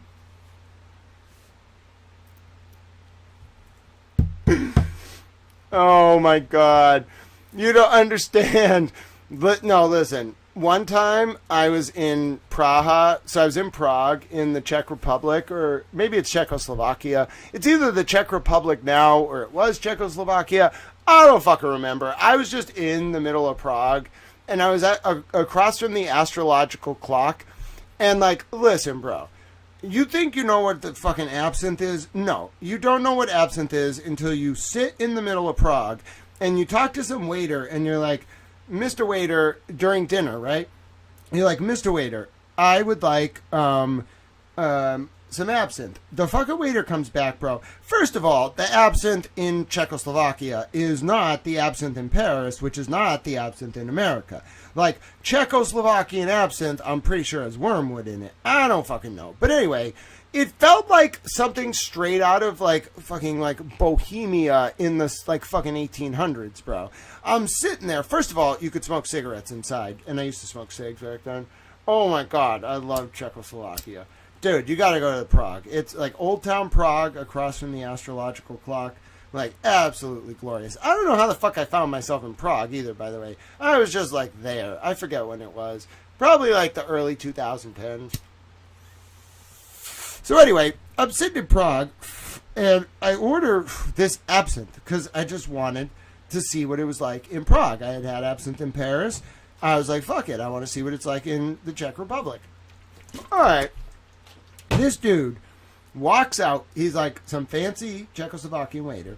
He walks out. The absinthe, I think it was like light blue, I want to say. It kind of looked like fucking like hypnotic or something. And like he comes out and it's got like the traditional preparation. I was like, oh my God, like this is what it was like to be like fucking like the people in Vienna, like the Bohemians. He lights the shit on fire. And then like the absinthe was different in Czechoslovakia. It was more like a drug, I guess. Like it wasn't a drink. It was definitely like hallucinogenic. I don't know. It was weird. I had a weird experience. I felt like I was in a painting. I was just kind of like in Prague and walking around. And I went to this bar. I don't remember how I got there. I think I was with my dad. But we get to this bar and my dad was like, okay, I heard about this bar. So we go to this bar and we walk downstairs and like I go like to the bar and he's like, you can get weed here. So the bartender sold weed. So I'm like, can I have some weed? He gives me some weed. And I got my flower, as always. And it was nice. I don't remember. I got like a quarter or something. And he's like, I forget. It was CBD. And he was like, here's some flour. Then he has this like fucking like cup, right? And I was a young little towel. I was pretty naive, bruh. And he has this like glass cup with like a stick inside it. It kind of looked like an incense stick. But he did something I'd never seen nobody do anywhere. And I thought I was an experienced little towel. He like lights the incense stick and then like puts the cup over the smoke. And the smoke fills the cup. This motherfucker, like the bartender, while he's working, picks up the cup and just like breathes in the smoke off the table. And I thought it was hash. So I was like, oh, can I try some of that? It must have been like H or something, because he was like, no, I only do it, I don't sell it. I was like, oh, okay, Mr. Czechoslovakian bartender. I appreciate you not giving me like Black Tar H or whatever the fuck that was. But anyway, that's when I learned the world was kind of like, you know, an experience. Yeah, I don't know. I've been around. Yeah, I've lived a little bit. Let's see if Boozy Beauty won her poll. She did. Good job, Boozy Beauty. You can be president. All right, let's do our video. Then we'll do some sidebars. I wanted to get to the sidebars by 10. That was kind of fun. Now that I think about it, I've been to a lot of countries. I think I was a little traumatized when I was younger because I didn't like remember like much of this until like I started talking to you all about it. So I kind of went down memory lane. Then I was like, wait a minute. I was in, like, Prague. Oh, I was in, like, Rome. Oh, my God. I was in fucking, like, where else did I go? I went to Switzerland. I went to fucking, like, Santorini and Mykonos and, you know, like, Florence and Rimini and Venice and London and Paris and Amsterdam. I went all over the place. I saw all sorts of places. But I don't really remember very much of it. I remember, like, the interactions, but like it's kind of like in my memory I'm just like, oh yeah, I was in Prague that one time, and then I'm like, oh my God, how did I get to the astrological clock? That was pretty cool. My dad must have had a lot of money. I didn't really ask him about money.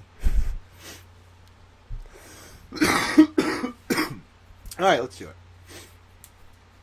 Everybody ready? I'm trying to change my sleep schedule. So I'm staying up later, trying to sleep a little bit later in the morning. Then we do our streams later. I didn't like getting up so early. Like, I was on a schedule where I was getting up and like chasing like the Nippon Index in Japan when it would open in the morning, and like trying to predict like how that would impact like the American futures, like, and look for like triggers in the like SDP and or the S&P and whatever. And then I would like read the European papers and like try to like predict what the New York Times would run in its 6 a.m. briefing. And then I would like get mad if they like didn't cover certain stuff that had just happened in Europe. Yeah, we're doing Sidebahs. 10 o'clock is the Sidebahs segment. I plan to do 8 to 10 on this motion, so I don't know. Then we did a trip around the world. We went to like 40 different cities. I'm sorry about that. But like, I'm sure you all were like, wow, like this is a very vivid like description of these different cities. Like he really is living this again. Yeah, I am a towel. Did you all enjoy my random descriptions of like my trips? Can you, but like I'm alive, right? So can you just imagine like someone like me, like you're just walking down like the street in Amsterdam, some dude like pulls a gun, you're like, okay, and he's like, you know, and you're just like, yeah, and he just moves on. It's weird. Like, I definitely, like, put myself in some situations I shouldn't have, and I lived. Nobody ever, like, really fucked with me. I think I just give off the vibe, like, you should not, like, mess with me, or, like, just leave me alone. Because I just used to, like, bro, I would walk anywhere. Like, I would just go into, like, the middle of the red light district in Amsterdam at, like, 1 in the morning, and just, I didn't care. Like, whatever. You got something to say to me, just say it. I'll say something back.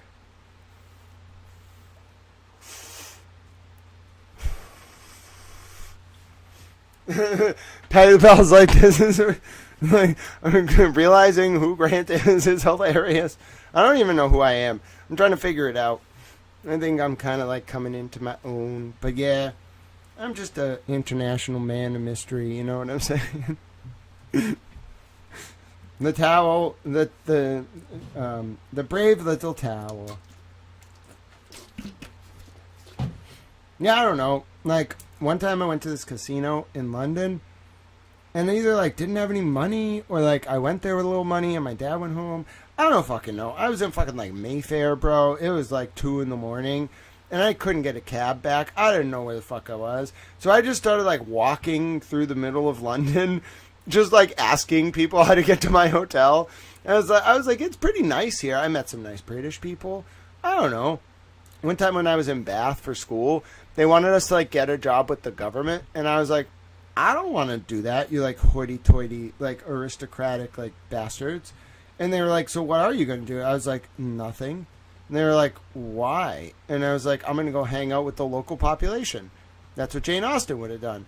And they were like, what is wrong with you? And I was like, what is wrong with you, you damn British people? Damn, like, British aristocracy. The professors loved me, but the administration of that institution thought, like, I think they thought I was going to bring down, like, the British government, which, I mean, I don't really want to do that, but they were a little worried. I think they were like, this kid is, like a social revolutionary, which I'm not. But back then, like, you know, I didn't want to work for Parliament or, like, the government, and they really wanted me to work for the government. And I was like, I don't want to work for the government. And they were like, why? And I was like, I want to walk around the streets and meet the regular working class people. And they were like, you are very odd. And I was like, you are very odd. Yeah. I didn't really have the words to express back then how I felt. I would just, like, kind of stare at them, and they kind of stare at me. And then I'd just go about my business. Yeah, me in, like, aristocratic places doesn't really work out. Like, I tend to just be kind of like, screw it. I went to Oxford, and, like, for a little bit, and I would just, like, wear sweatpants on the university green, and I'd just be like, I'm here. And the people would just look at me, and I would just look at them, and I would just, like, go in the junior common room, and I would just sit there, and I'd be like, I'm at, like, Oxford. This university is, like, older than my country, and I'm hilarious. So, yeah. Kevin from South Boston. Yeah, you basically missed me, like, reading this motion and then kind of, like, taking a little break because I wanted to talk about my world travels, and Patty LaBelle thought it was funny. So I was kind of, like, originally, I think I was telling Boozy, I was either, like, I think that started because I wanted Boozy Beauty to be the president of France. So then I was like, I like Paris, and then I told a story about Paris. Then we were in Amsterdam. Then we were in Prague. Then we were in London. We were just kind of, like, jumping around, Towels Travels. We went to Mykonos. That was a little random. All right, let's do our video. I know, this is what you tune in for. Primetime Towel, me telling you all, regaling you all with stories of my youth. When I was just a little washcloth. The little washcloth that ended up in, like, 7 different countries by the time he was 20. And would just speak to blood diamond traders while smoking cigars in the red light district. And be like, why are you in Amsterdam? Oh, I'm here to sell my blood diamonds. Oh, okay, here's this blood, you know. Yeah, I think I offended the blood diamond traders. I don't remember why. I did something with, I don't know, my buddy was like, I think you offended them. And I was like, I don't care. I'm never going to see them again. They're fucking blood diamond traders. That doesn't sound good. He was like, yeah, you're right. No, I wouldn't call it bravery. I'm just kind of like, I just, like, walk into situations and then, like, I just give off this vibe that's like very disarming, I guess, or charming or something. So people are just kind of like, I don't want to hurt the little thing, you know? And I'm like, I know, I'm a little towel. And they like laugh. I'm very good at like, you could be from like Senegal and like be used to like hacking people to death, and I could just be like, you want to smoke? And you'd probably be like, yeah. You know, I can just like do that. Like even that dude who was mean to me outside the Monica Canna Grant hearing, by the end, I was like, God bless you, you know, and he told me he was a Catholic and where he was baptized. I just have that wave about me. I try not to abuse it, you know, it's just kind of like, you just kind of like give off a very loving vibe, and then like it doesn't matter where they're from. There's only some people who don't like it, like the commies. Oh my God, you run into a commie and you try that shit, like the atheistic commies, bro, they hate that shit. They think they can flex on you because they're commies. And I'm like, you damn princelings, like, you fucking commies. Like, who you ain't shit. Like, what the fuck, bro? You think you're so special because you're atheistic commies? Like, fucking commies. Yeah, don't ever send me to China, bro. Unless I'm like the president, don't send me to China, because I will just start yelling at the commies. Like, one, I will offend the communist leadership. Two, I'll start like preaching Christianity. I heard they really don't like that. And then three, I'll be like, you know, like I'm going to overthrow your like communist regime. And they're probably going to be like, F you. And I'm going to be like, screw it, I'm taking Taiwan back. And then they're going to be like, you can't have Taiwan. And be like, I'm recognizing Taiwan as China. How about that? You can be called fucking like whatever the fuck you want to call yourself. The People's Republic of Taiwan. That's how we're going to do the Chinese, all right? Not the Chinese people. The Communist Party. We're going to call the mainland China the People's Republic of Taiwan. You don't understand. Me just doing this, I've pissed off the Chinese. There's some guy in a room somewhere for the Chinese Communist Party who's like, listen, this American YouTuber just insulted the entire country of China. He said we're the People's Republic of Taiwan. I don't care. You're communist. As far as I'm concerned, we should have a House Un-American Activities Committee. You damn commies. You have some kind of Project Sequoia out of the San Francisco area, I'm going to hunt you damn commie spies. You don't understand. There's one thing I dislike as much, not as much. There's one thing I dislike similarly to people who hurt kids and the vulnerable. Commies.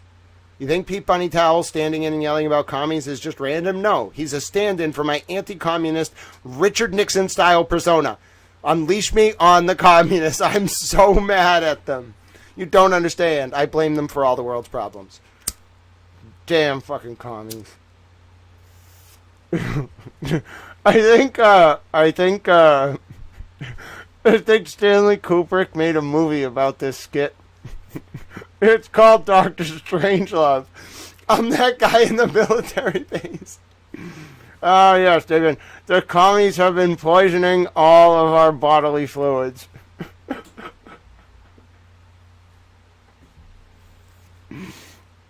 If you have any sense of Americana in like the 20th century, I am literally hilarious.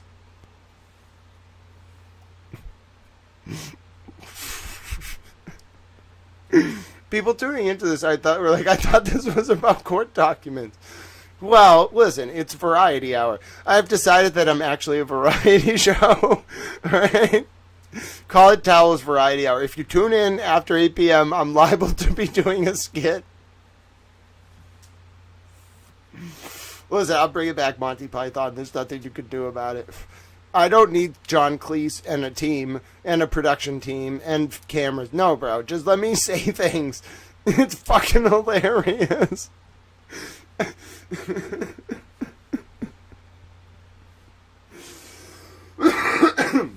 Now that I think about it, you could just put me at a stand-up comedy mic. I probably wouldn't like it because I'd be in person. I'd be fucking hilarious. Oh my god. I wouldn't like the audience. I'd get really mad at them and be like, why the fuck do I have to deal with you?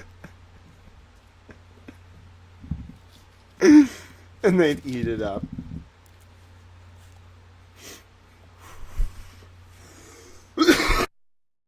All right. 8 minutes left, then we got to go to Sidebahs. I know. I kept it pretty much on schedule. I'm a little tired. All right, let's do it. Everybody ready? Odd fact, the Iranian people view Nixon as a hero and Jimmy Carter as an idiot. Yeah, so, you know, What's the best way to explain this? Richard Nixon kind of screwed the Paris Peace Conference in 72, or 68. Kind of screwed that up. Me. And then you kind of got to look at, like, Jimmy Carter getting screwed a little bit. Like, Reagan went and, like, told the, mullahs. He was like, yeah, just hold them a little longer. Reagan learned that from fucking Nixon, bruh. Reagan and Nixon were friends when Nixon was president. I wish I could talk to some of these guys. Most of them are dead. That's why I don't mind talking about it. But, like, the only people left from that era, it's kind of like the end of the movie The Irishman. The only people left are, like, the fucking, like, lawyers from, like, the National Security Council. Like, the dudes who were, like, 28 when, like, Watergate happened. So it's like, bro, what are we supposed to do? Like, they're all dead. Like, most of that generation is going to be dead soon anyway. So, like, I don't know. That's, like, the ultimate punishment. Let them, like, sort it out with God, I guess. Like, it's kind of what a lot of this is going to be. A lot of these people are old. They're just going to, like, die from old age, natural causes. A lot of the evil people. So, like, what do? And just kind of, like, look at it as a bygone era. Try to build something that's not that going forward. Don't ever become them. This wasn't just the first generation that was left in a position that's worse off than its parents. But it's the first generation that I think in like 2,000 years is going to actually have to rebuild because their parents dropped the ball so hard society, like not in form, but in content, collapsed. Like our parents were so evil, they got so lazy that they like let the world get taken over by demons. And I realize it went back further than them, but like they really dropped the ball a little bit, you know. They're like, I don't know, too much blow in the 80s or whatever the fuck. Like, the 80s really fucked shit up, I'll tell you what. That conspicuous consumption shit really fucked the world up. Bro, it took 40 years to unpack the damage the 80s did. Seriously. I don't think people like long or like pine for the fjords of the 80s. No. That single decade, more so than almost anything else. Look at Epstein. He's like the microcosm of what the 80s did to America. The world, in fact. Such an ugly version of wealth. Wealth can be like put to good use, I guess. It doesn't happen that often, but what happened in America in the 80s and the world in the 80s was not a good use of wealth. Alright, let me do it. Alright. Hello, folks. My name is Grant Smith Ellis. I'm a journalist covering the Karen Reed, John O'Keefe case, the Epstein files, Sandra Birchmore case, a number of other cases. Tonight, we've been looking at a motion from Karen Reed. This has to do with the explosive documents on Michael Proctor, former Massachusetts State Trooper Michael Proctor's cell phone. Now, you might be saying to yourself, why is Karen Reed having a fight with a former state trooper about his cell phone on a criminal docket for 4 people named Miles King, etc.? Well, the reason is that Michael Proctor, the state trooper, when he was a witness in the Karen Reed trials in 2024 and 2025, a bunch of his text messages related to Karen, derogatory text messages calling her abhorrent names and making fun of her medical conditions, those texts were revealed through a process called a TUI request. Now, if you've never learned about TUI, you really should read, now this is a little outdated, the overview, but you want to read 28 CFR 1626.b.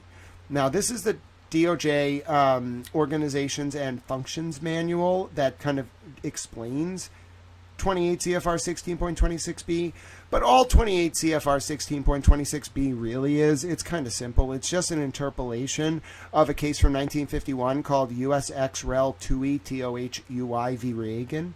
Okay? So you just take a look at that case and you'll understand that the way that the Karen Reed defense in 2024 and onward got access to some of Michael Proctor's cell phone material was not through the traditional reciprocal discovery rules under Rule 14. I'm not a lawyer, by the way. None of this is legal advice. But anyway, So Karen Reed's legal team, instead of getting access to Michael Proctor's discoverable information through the Rule 14 process, God knows Adam Lally struggled with the old Rule 14. The prosecutor on the first Karen Reed trial, he didn't even know, apparently, that when Brian Higgins gives you something at a witness prep interview that has to do with, like, the case, you're supposed to give it to the defense. That was completely lost on him. You know, I don't know if they don't teach that in, like, the continuing legal education system or what the hell happened. The point is, apparently in the current Norfolk District Attorney's Office, the whole concept of reciprocal discovery to criminal defendants was either alien or just like they didn't like it. You know, playing fair isn't really how that office works, in my opinion.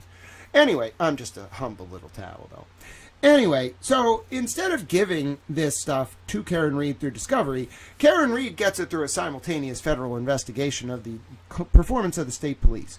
Now, you might be saying to yourself, are you telling me, Grant, that there was an expansive federal probe that might be still ongoing, and as a result of that, Karen Reed only got a select set of text messages related to Michael Proctor, and somehow, some way, in the fall of 2025, specifically between August 20th and August 28th of 2025, after Michael Proctor made material misrepresentations on July 9th and July 23rd of 2025 related to the non-existence of cell phone records, specifically because his old phone was, quote, destroyed or gotten rid of in November of 2024, and his new phone auto-deleted every 30 days, did someone drop in the week between August 20th and 28th, 13 years of Michael Proctor's cell phone records on the Norfolk County District Attorney's Office, forcing them to turn them over under protective order to criminal defendants investigated by Proctor and also Karen Reed.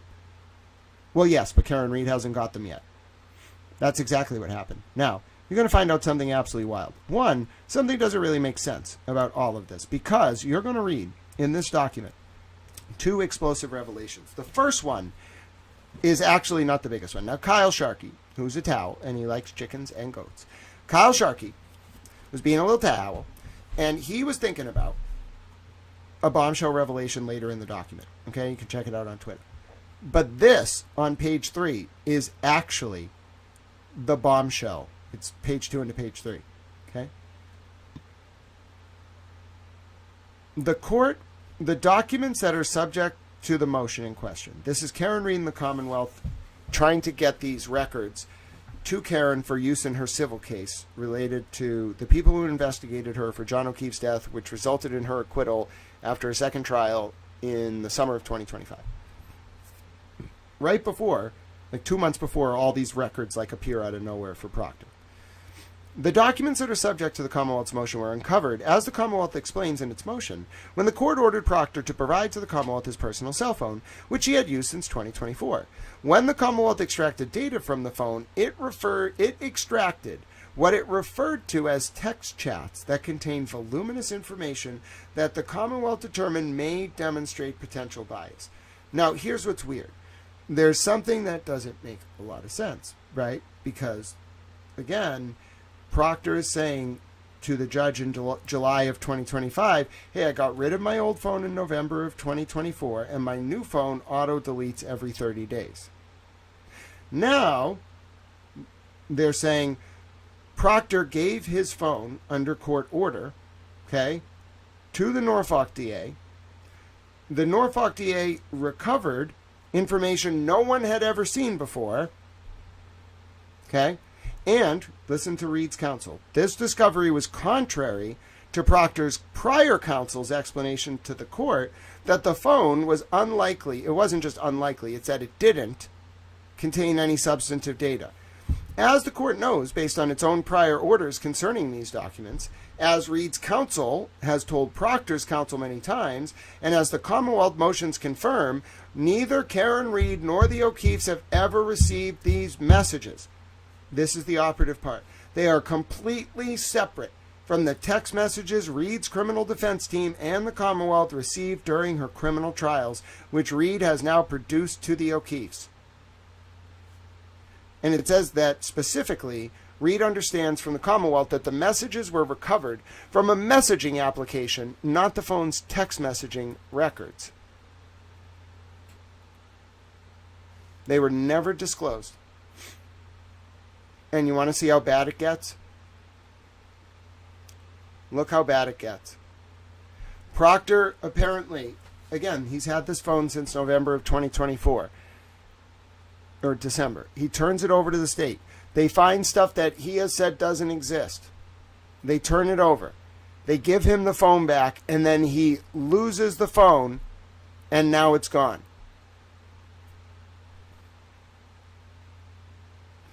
That screwed Proctor, because that means Karen can argue that the only way to get these phone records is by the Norfolk DA giving that extraction to Karen.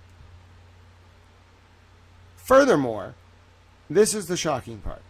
This motion culminates in Karen Reed's lawyer saying that Michael Proctor, okay, had on his phone explicit images of women that did not consent to and were unaware of their photographs being shared.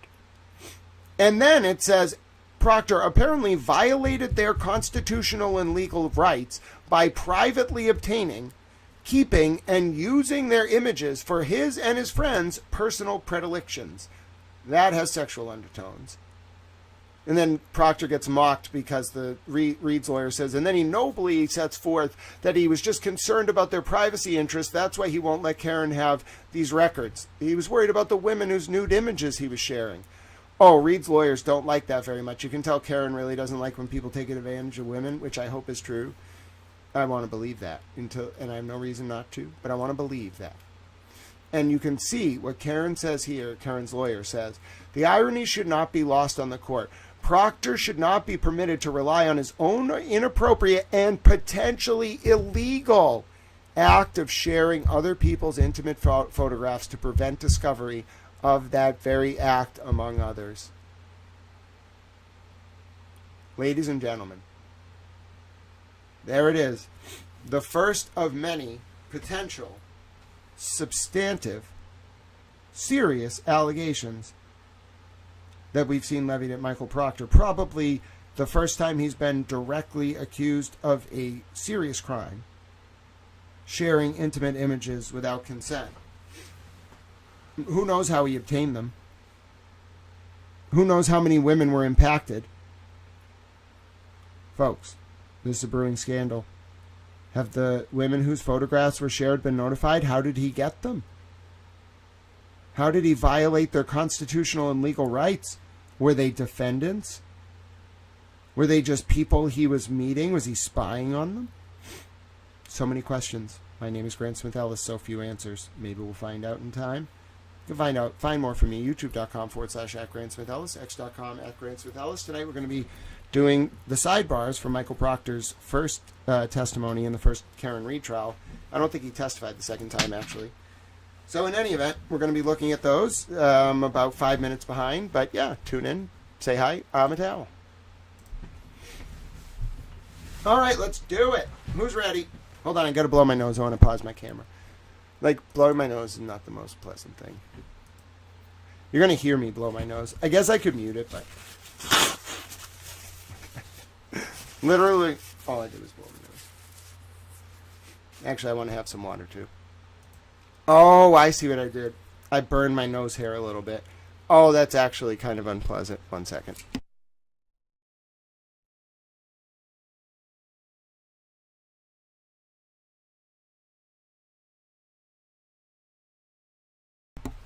Okay, you know how sometimes, like, you know, you're having a cigar, and then you by accidentally burn your nose hair? Okay, that was really unpleasant. It smelled bad. And then, like, when you burn your nose hair, everything, like, feels different in your nose. You know, like, those hairs are very important. They protect your nose from particulate going up there. And I burn my nose hair. I feel bad. I gotta be more careful. I'm a little clumsy. After I blew my nose, I literally smelt the burnt hair. I was like, wait a minute. I didn't burn my hair. I was like, oh no, I burned my nose hair. That's even worse. It doesn't like hurt, but like just imagine like the feeling of someone like trimming your nose hair like all at once in one nostril. It really sucks. So just be careful. You know, just be careful. Like, be an adult if you're going to be around flames, even if you're having cigars. Like, be an adult. I'm trying to be an adult. I'm a little clumsy. I'm a towel. You're all like, oh my god, he's literally a child in an adult's body. Not really. Like, I'm just like a little clumsy. Just a little.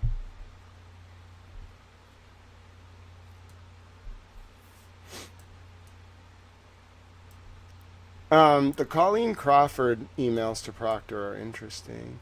I want to show you me writing up my post about Karen's motion. Alright. Let's get this done. Can you link the doc again? Oh, yeah, sure. Hold on. Let me give you the link. I think I sent it to Dee Dee. Yeah, here it is. Nope, that's not it. Oh, no! I closed the sidebars. I gotta reopen the sidebars. Oh, no, we gotta go all the way back to, like, page, like, 2000. That was kind of dumb of me. That's okay. Alright, here you go. Like, yeah, like burn eyebrows. Here's the motion from Karen. Oh, yeah, I've heard eyelashes getting burnt are pretty bad. But yeah, nose hair, definitely not pleasant. Reminder to all of you out there who smoke cigars, do not burn your nose hair. It hurts. And it tastes bad. And it's not taste bad, it smells bad. Alright, we're going to be up late again. I hope you're ready. Late night with towel, sidebars with towel. Alright, here we go. Before we do sidebars, though, we got to do our post. So, everybody pause. I know, I'm starting to speak in a southern accent. Someone told me earlier. I'm not sure if this is a good or a bad thing that I speak in a southern accent now. It's kind of cute. It's a little endearing. Someone told me, I think it was Lynn who told me it sounds like it's from Virginia, you know. Well then. Oh, no.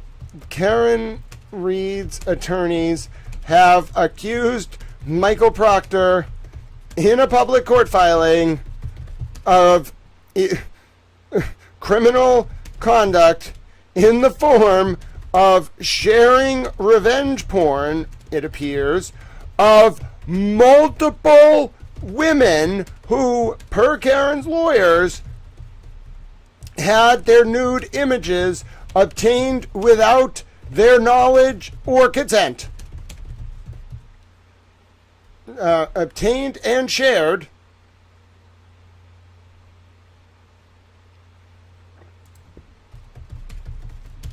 Who are these women? Have they been informed? Do you understand? I help make revenge porn illegal. Who are these women? Have they been informed? Who is monitoring all of this? That's it. I'm telling the auditor. That's it. I'm tagging Madam Auditor. You don't understand. If I tag the auditor, she's going to be mad. Her people are going to be like, Grant tagged you. She's going to be like, oh no, what's he mad about? I'm going to be mad about it. She's going to get mad. You understand? I'm a little towel. I don't have any people. But some people have people. Now, you never want to run into a person who has people. You get what I'm saying? Like, you don't want to fuck with Madam Auditor. Like, she's Madam Auditor. Like, she's going to be mad. You can't... Who's monitoring these people? Is it just me? It can't just be me. I can't just run around to all these government departments and be like, he's doing something bad. She's doing something bad. He's doing something bad. They're all doing bad things. I can. I mean, you don't understand. I have the bandwidth to do it. But, like, that can't be our, like, oversight solution cannot be Grant. Like, what are we supposed to do? Like, we just have a department, which is just, like, Grant, I guess. Like, I should do that. But, like, the government cannot depend on me. Like, just me. I don't think that's how this works. Like, have we, like, actually thought this through? Like, are you sure that's what we want to do? Like, the whole government's just supposed to depend on me finding things and telling them about it? I don't know about that. I mean, I guess, you know, but, like, I don't know if that's, like, how democracy is supposed to work. That sounds a little bit more like just hope Grant can figure it out.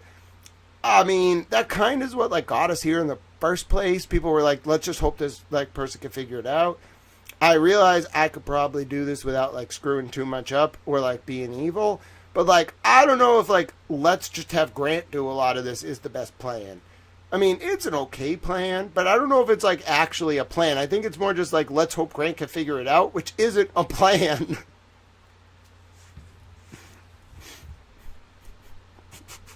The towel department. Lynn's like, yeah, we'll just clone him. I don't know about that. I'm just saying, as a society, we need a plan that is not just like, hope Grant will figure it out. Do you realize how lonely it is when, like, everyone's just like, let's hope Grant will figure it out? Who am I supposed to call? Like, I guess I call Jesus. I don't really call him. I just kind of, like, pray, you know? But, like, do you realize, like, I can't call anyone for advice? Because when I call them, they're like, they end up asking me for advice. Like, I don't want to talk about it, but I'm a little worried, like, the people I, like, go to for advice are starting to be like, Grant, like, I need advice. And I'm going to be like, bro, like, what's going on here? Like, there's just no one I can go to. Like, everybody's just going to be like, you do it? Like, okay. It's very lonely.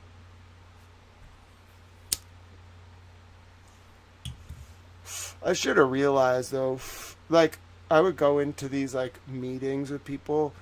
And they'd have all these, like, big titles. And I'd be like, bro, like, how can you have that title and know so little? And then I'd just kind of, like, boss them and then leave. And they'd be like, oh, I don't want to mess with that guy. And then they'd just kind of, like, leave me alone. So I could walk into any institution and just do what I need to do. Because they just don't want to, like, they don't want the problem of, like, me looking into them. But also it's like, I don't like how a lot of people with titles are dumb. I'll be generous. They're just like seat fillers. It's fucking useless. Academia is a fucking scam. Dude, we pay those administrators so much to do nothing. You want to know the secret of academia? You're paying your children's tuition so that a bunch of people who can go into offices and do nothing all day and get paid $250,000 to call themselves some associate dean in some random college of a university you've never heard of. It's called administrative elephantitis, and it's the worst thing about academia. It's a scam. I'm telling you right now, there's, like, academia is a scam. It's okay. Like, you can make you like me, but, like, do we need a bunch of me's running around? I don't think so, bro. I don't think that's, like, helpful for America. I think you only need, like, certain amount of people like me. If you have too many me's, like, imagine, like, if everybody was me. Would you want to, like, walk into a bar and, like, the dude wants to talk about, like, Hegel, and then you turn to the next dude and he's like, let's talk about Kant. And then you turn to the other dude and he's like, so, let me tell you about, like, MBS and MBZ in Saudi Arabia. And then you're like, fuck, bro, I just want to, like, talk about the Patriots. You go to talk to the next dude, he's like, no, let me tell you about, like, Kaliningrad. It's an exclave oblast. And, like, it's awesome, bro. Dude, imagine if everybody was like that. Our society would be epic. Other countries would be like, I'm not fucking with those people. Like, the Americans, bro, all they do is sit around and talk about fucking philosophy. What are we gonna do? I mean, like, I know, isn't that fucking hilarious? It's mostly to troll the commies. I mean, like, I really don't want, like, you to misunderstand this. I want to understand all this just so I can have a meeting with a high-level Chinese Communist Party official and then be like, oh, fuck. Like, fuck, we totally underestimated the Americans. Yeah, no shit. That was a mistake. I gotta find my PDF now. Give me 1 second. It's like a 5,000 page PDF too. I don't know where I put it. Petty LaBelle's like the blood diamonds. No, I wouldn't defend. I would defend people who I thought were victimized by the system. I don't know if I want to be a trial lawyer. I don't even know if I want to do that. Like, some people are meant to, like, write appellate briefs. Like, Laura McLaughlin, brilliant. Absolutely fucking brilliant mind. But, like, meant to be a lawyer. Like, me, like, I don't know what to tell you, man. Like, it's... Like, I probably could do it. I probably would have fun doing it. But, like... Is that what you want me doing? Like, You want me, like, focusing all my attention for 2 years on, like, one person? I don't really think that's, like, the best for America. Like, some people are meant to do that. Like, Liza Little, oh my god. She could be the Attorney General, bruh. Very, very smart woman. But, like, she loves that shit, dude. You can tell, like, her favorite thing is flexing on, like, her and Laura McLaughlin definitely had a little bit of, like, a rivalry. Like, who could be fucking smarter? Like, who could memorize more of the documents? Laura McLaughlin or Eliza Little? Dude. Let's have a Jeopardy competition with Laura McLaughlin and Eliza Little. I will be the judge. It'll be the greatest fucking thing you've ever seen in your entire life. Who would win? Let's do that. All right. Who would win in Jeopardy? Eliza Little, Laura McLaughlin, Alan Jackson. That's how you spell McLaughlin, Grant. Alan Jackson or David Yannetti. Did you know David Yannetti won Lawyer of the Year today? My dad won that in 96. It's a really hard honor to win. So kudos to Mr. Yannetti. I like Mr. Yannetti. He's a nice guy. He's a good lawyer. Who would win in Jeopardy with Towel as the host? I'm sorry to hear that, Lucky Ed. That's not this chat. I am a different chat. I am doing sidebars. Like, to do these sidebars, you actually have to do this for, like, a lot of days. So, anyway, I'm loading them up for you. Give me 1 second. I had to re-download them. Okay, right now, the leading contender in our hypothetical Jeopardy game is Alan Jackson. Oh, like, the first person to vote thinks Alan Jackson... Oh, no, it's 50-50 now. Listen, I think Eliza Little's going to come storming up. All right, so right now, listen, no one's showing any love to Eliza Little and Laura McLaughlin. Are you kidding me? Don't insult Liza Little's intelligence. She's a super towel, okay? She may not, like, admit it, but I know it. I know she's a towel. Okay, Eliza Little has taken the lead. I'm manipulating the poll in real time. Listen, David Yannetti's fighting hard. Nobody's voting. Oh, Eliza Little's winning. No one is voting for Laura McLaughlin. She has no love at all. Not to pun, but doesn't someone want to give her a pity vote? Ha ha ha, that's so fucking funny, right? So hilarious. Ha ha ha, Towel doesn't have sex, and that's why he's so smart. Let's make fun of him. No, how about I'll make fun of you? Make fun of me. Huh? Oh yeah, it's hilarious. No, I'm smart. How do you like them apples? Eliza Little is running away with the poll now. I have officially pushed her into the lead. All right, Sidebahs. Sorry, I had to download a fucking 300 or 5,000 page Sidebar. I shall open the Sidebar for you. No, I do not want it to open twice. I think opening 5,000 pages once is a lot. Like, I don't think any computer necessarily, like, loves a 5,000 page file. Like, on a scale of 1 to 10, I would say my computer hates this file.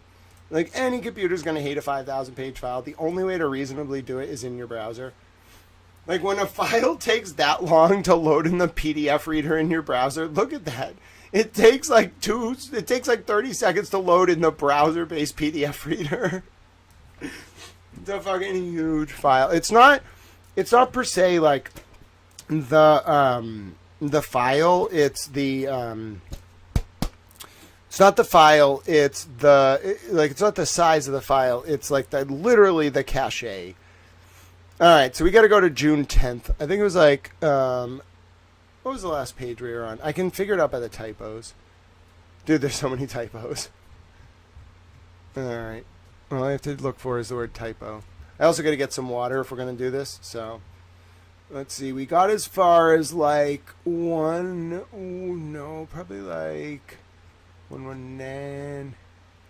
Probably like 1,200 or so. All right. Hold on. Let's see. I think this is... Oh, that's right. We kind of like looped I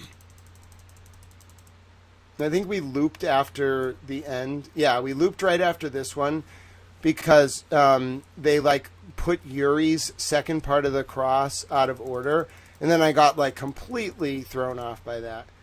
So what day is this? June 10th? Is this June 10th? Day 28? Oh. Where was this? I didn't even see this yesterday. Where was this hiding? Huh. There's no way it was before, was it? How did I miss it? Was it after? Oh, I bet it was after. I thought we were at like 1500 though. Gotta find what day this is. Hold on. I stupidly closed the PDF because we got so confused yesterday. I'm looking for what day this is.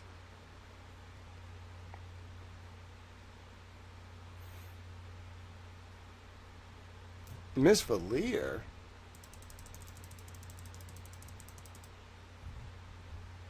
Who's this?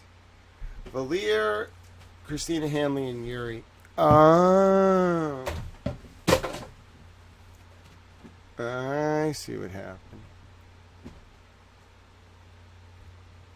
Alright. So Yuri was... So where'd they put Yuri? Did they like sandwich him in?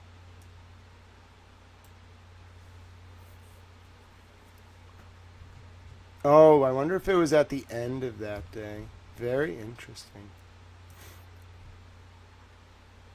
Alright. Alright, computer. Alright, what's going on here? Alright, there we go. So he's still with Yuri. Lally, I think this is the direct. I gotta get reorientated. Alright, so that looks like it's the direct. What's this? Oh.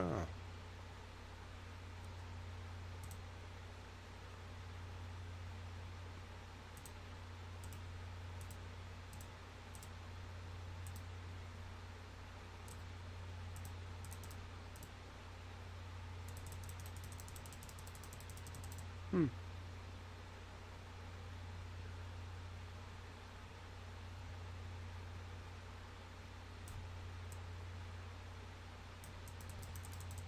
Hmm.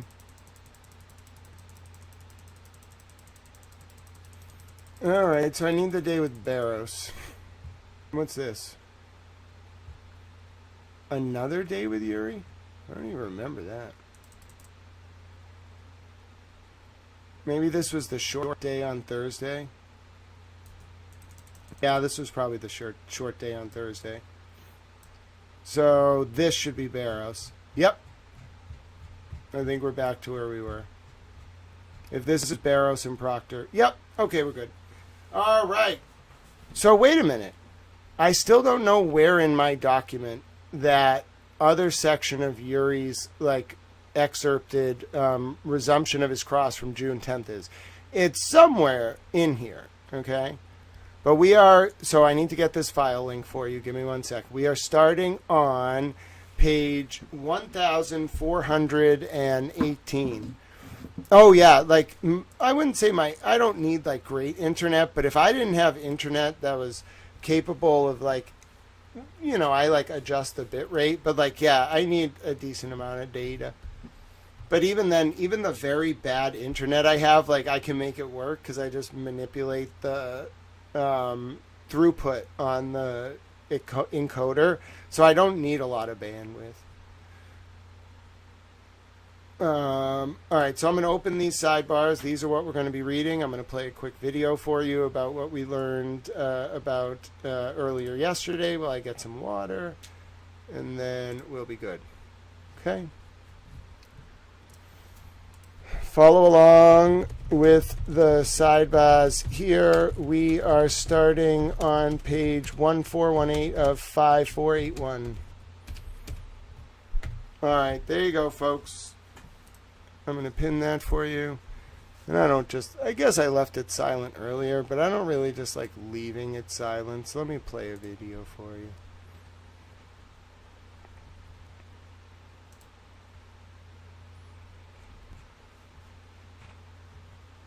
Alright. So if you missed it, I guess you can just watch the video that I just did an update on about Proctor. I'll be right back. My name is Grant Smith-Ellis. I'm a journalist covering the Karen Reed, John O'Keefe case, the Epstein files, Sandra Birchmore case, a number of other cases. Tonight, we've been looking at a motion from Karen Reed.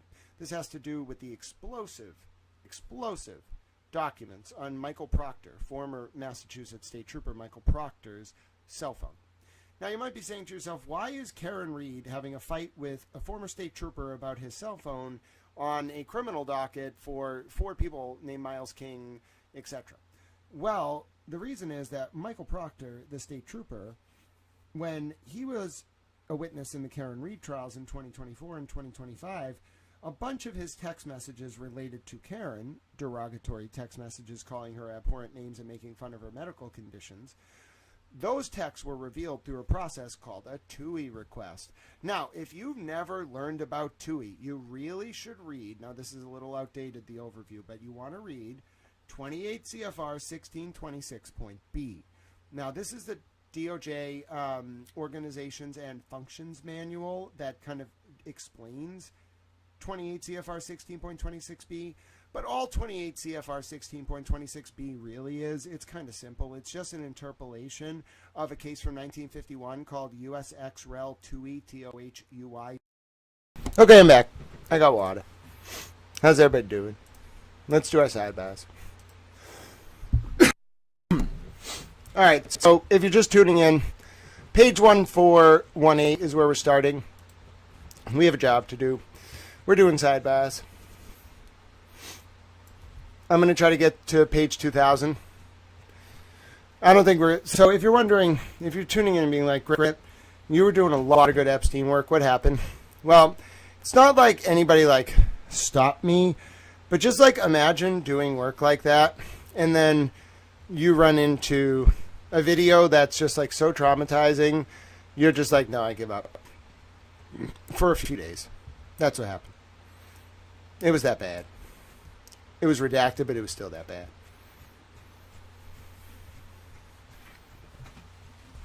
I have a newfound respect for anyone, like any federal officer, state officer, whatever, who, like, in good faith, not being corrupt, actually does that work. Bro, it is really hard. Like, really hard.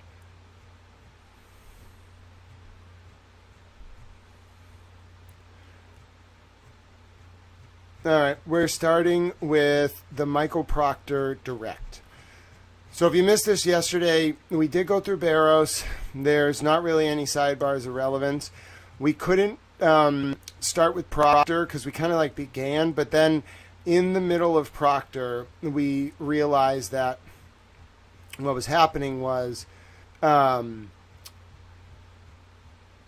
Yuri's... what is it? Yuri's kind of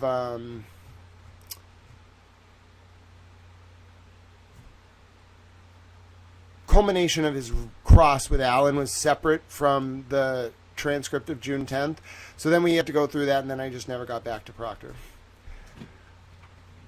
All right, so we're starting Proctor again. The first sidebar of Proctor's Direct. Mr. Lally is on Direct. The first sidebar is page 1491. Okay, you might have heard this yesterday, but we're starting again. Mr. Jackson, Your Honor, it appears that the witness has just indicated where he believes there was impact made between the Traverse and the Lexus SUV. That is completely outside the bounds of his expertise. He doesn't have any more knowledge of where that car impacted anything other than the 17 people who are more instructive than the 17 people looking at that exact same video. It's completely uncalled for. Alan's talking about the jury. The court, there's been an awful lot of this on both sides during the trial. You're objecting that the video speaks for itself? Mr. Jackson, 100%. The court, Mr. Jackson, I just don't think that that is appropriate. The court, what do you want to say? What do you want to say, Mr. Lally? Mr. Lally, again, I can ask it a different way as far as just asking him to direct to a certain area of the vehicle, if that's what counsel prefers, but he's just directing to a certain area on the vehicle. Mr. Jackson, he has manipulated, completely motivated the court. Okay, hold on. The objection is sustained. You can direct his attention to where you want to direct his attention. Hi, Standing Stones. How you doing? Mr. Lally, sure. Mr. Jackson, I'd asked to strike the last answer. The court, I don't know what he said. The question was being asked. He hasn't answered it yet. Mr. Jackson, no. So the question before this, where he started playing with a laser pointer saying, this over here is down below, the lower part of the bumper. The court, okay, Mr. Jackson, and that's why I objected. The court, no, I'm not going to strike anything. The question is prohibited, and we'll move on. Mr. Jackson, just for clarification, the court, you didn't object when Mr. Lally asked the question. Mr. Jackson, I didn't because he said, could you see the area was? The court, what was your question? Mr. Jackson, there was contact or something like that. The court, what was your question, Mr. Lally? Mr. Lally, I believe the first question was, if you could use the laser pointer to direct the jury's attention to the area that you believe the vehicle and the defendant's vehicle came into contact with this vehicle, and he did. Was that actually your first question? Question. Now, with respect to the rear of Mr. O'Keefe's vehicle, from your viewing of the video from Exhibit 6, from the Ring video, video number 153, if you could, using that laser pointer, direct the jury's attention to what it is on the vehicle that there's contact, if any, with Miss Reed's vehicle and Mr. O'Keefe's vehicle. It would have been in the general area here, indicating, question, as far as your observation, objection, Your Honor. All right, so I don't know if Mr. Lally's, accurately summarizing that. And he did that. And then my next question, which I was in the middle of asking, it was objected to, was as far as what if any damage he observed in the driveway that day to the area of the vehicle. The court, and that's when the objection, Mr. Lally, correct. The court, you want me to strike a chalk? Mr. Jackson, correct. What he was pointing to, it's inappropriate for him to determine for the jury when he believes the cars came into contact with one another. Once I looked up and saw that he was pointing to the left lower bumper area, I objected, and then Mr. Lally began his question. And we talked over each other. My point is that should not be within the purview of this witness to direct the jurors where he believes the cars came in contact, because the video in this instance absolutely speaks for itself. Everybody can make up their own mind. The court, okay, I'm not going to strike it, but don't ask it further. That's it. That's my ruling. I remember this one from yesterday. I think we got one sidebar in, and then we got distracted. If you're tuning in, we're trying to get through 2,000 pages of this sidebar. I think we're going to do it. All right. And what you got to do is you just got to know where you are in the sidebar, who's on direct, who's answering questions, what happened at the sidebar before. You got to know the tone. Remember, the tone of this day is hostile. This is the big cross. When Mr. Jackson gets up on cross, he's been waiting his whole life. He hates Michael Proctor. And now I know why. All right. All right. All right, so now they're entering taillight pieces. Mr. Lally's still on direct. I must say, I find, the sidebars when Alan Jackson is crossing so much more fun. Alan's a performer. He's a good actor. I guess all trial lawyers are good actors. All right. All right, sidebar. So this is going to be our luncheon break during Michael Proctor's direct. All right, the luncheon break, we have a sidebar. It is page 1516.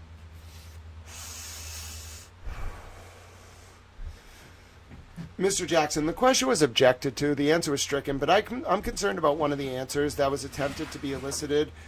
He's gone now, the court, right. Mr. Jackson, this witness indicated an objectionable hearsay question about hearing from Ring that the digital fingerprint suggested that videos had been deleted. Is the first I've heard of this. No, I have no report on that. Mr. Lally, that's not what he said, and that's not what he was. What I was trying to elicit from him was that if a video was deleted, this is about the Ring videos from John's house, there's no digital footprint in relation to that video, so you can't tell. And Ring couldn't tell us or him whether or not a video had existed in some place that wasn't there anymore. I heard Tully was with Paul O'Keefe, at the O'Keefe's house, on, what was it, the 10th of February or something? Pretty soon after this.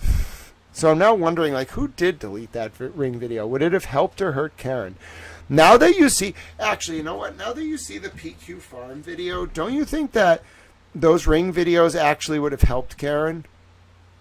Why didn't Karen just tell me she didn't delete the ring? Oh, because she probably thought I wouldn't believe her. If she had just been like, no, bro, I didn't delete the ring videos, they did, I would have been like, oh.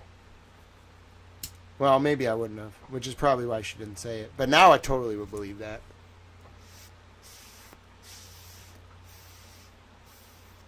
Because the PQ Farms video shows Karen's taillight broken at, not broken, at 5:30 something a.m. It blows the whole state's case out of the water. All right, let's see. That somebody said that's not what he was. What I was trying to elicit from him was that if a video was deleted, there's no digital footprint. That's an interesting thing to know in relation to that video, so you can't tell. And Ring couldn't tell us or him whether or not a video had existed in some place that wasn't there anymore. But so he wasn't testifying that something had been deleted. He was just testifying that if something had been deleted, there would be no record. There would be no documentation regarding that. The court, okay, Mr. Jackson, that's very different than the court, and that's exactly what I have, that the video was deleted. And that's exactly what I have, that the video was deleted. If the video would create, I sustained the objection and I struck it. He said deleted as well, created a footprint. Never obtained video. I thought the answer was just going to be, did you ever obtain it? And the answer was no. Mr. Jackson, right. He started with the two words deleted videos, and I objected, and that was stricken because it was obviously hearsay. And that leaves the jurors with the impression that it was stricken, and I expect them to follow their instructions. But it seems like there's a bell that's been rung, unless I'm mistaken, and to put it incorrectly, and I'll rely on co-counsel to correct me if I am, but it sounds very much like what he was about to say was he was told by Ring that there was the digital fingerprint or digital footprint that indicated that there were deleted videos in that database. The court, that's an awful lot for him to get out when it was struck, right? Like the objection is sustained, moved to strike, stricken. I didn't hear all of that. Mr. Jackson, and he got out two words, and the two words were deleted videos. And I thought he was about to say deleted videos weren't found in the system, and I objected. The court, you just said a whole string of words that I thought you said he said. Mr. Jackson, right. I think I can clear this up. Let's do this after lunch.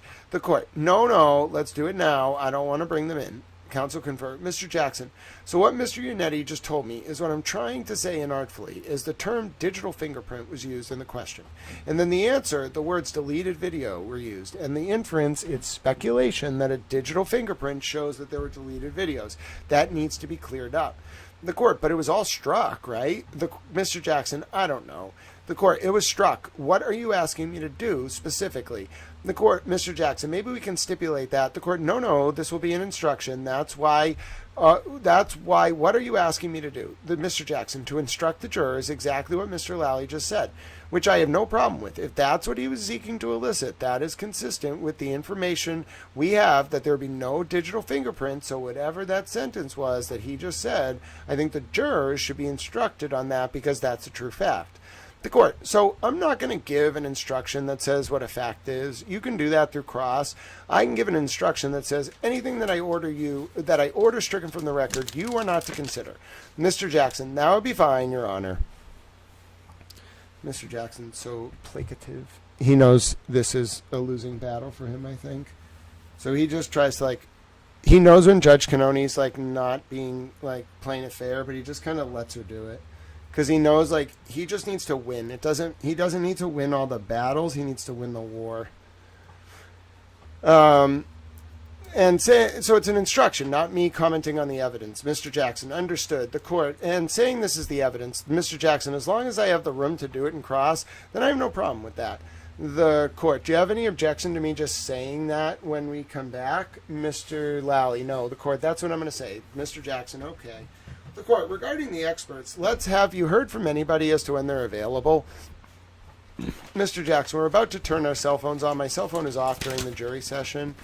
The court, okay, what makes sense? I think this is going to take more than half a day, and it happens in every trial, nothing has taken the time we thought, and it's important. So I'm going to once again tell the jury that they have a day off this week.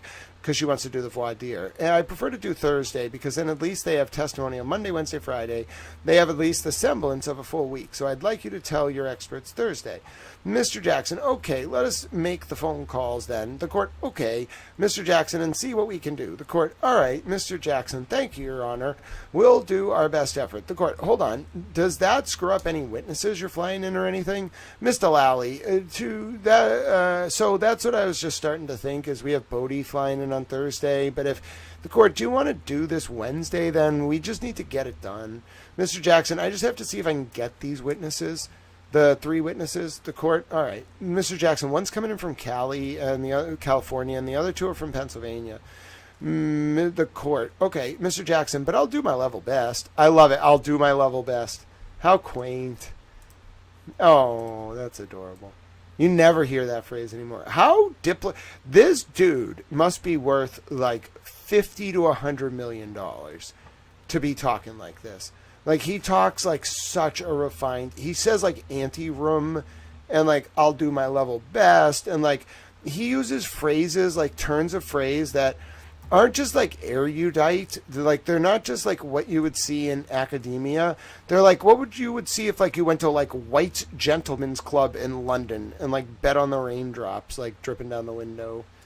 Like, he speaks in like aristocratic parlance, which is cool. He's trying to flex on him. I mean, he's not doing it intentionally, but like his parlance is so refined.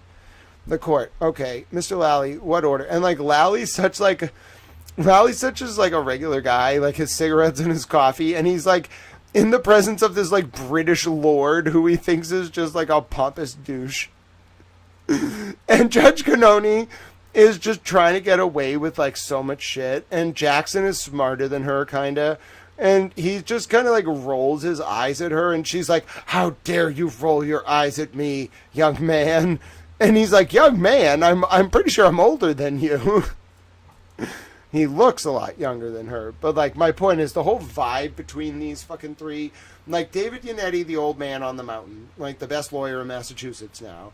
Like Alan Jackson, the like Shakespearean like hero. Adam Lally, the like, I don't know, like everyman, just kind of like cigarette smoking coffee drinker. And Judge Canoni, like the reflection of the establishment, like sitting there like, ladies and gentlemen, like I, Judge Canoni, like feel that like you can't talk negatively about Michael Proctor. And Alan Jackson being like, how dare you? You know, it's like such a weird play. It's like a fucking like drama in real life. Like Shakespeare couldn't write it as good. Like, you imagine writing a character like Judge Canoni or Adam Lally or Alan Jackson.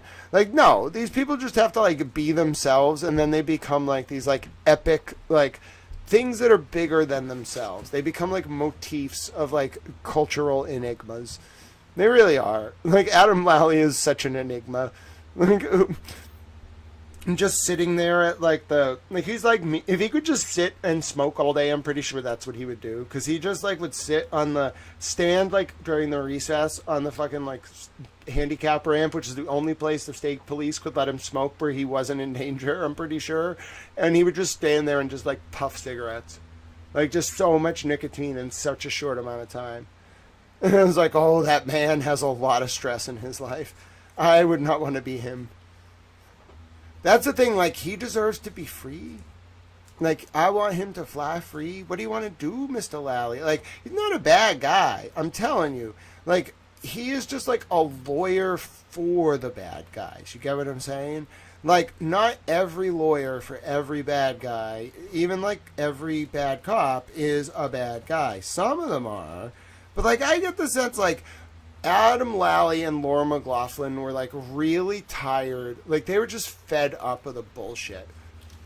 Like, that was the whole vibe. Like, Lally's vibe was he wasn't mad at Karen. Like, I think he was like doing it because it was his job, but like it was his job. But like the vibe him and Laura McLaughlin gave off in the courtroom was like, I'm over it. I'm over this office. I'm over these cops. I'm over these like people. I'm over this judge. I'm over this. Like, both of them gave off that vibe. Adam Lally hit it better, but he looked like he was carrying the weight of the world on his shoulders every day. And it wasn't because of the case. It really wasn't. I'm sure the case was a lot because she had a lot of money on her side.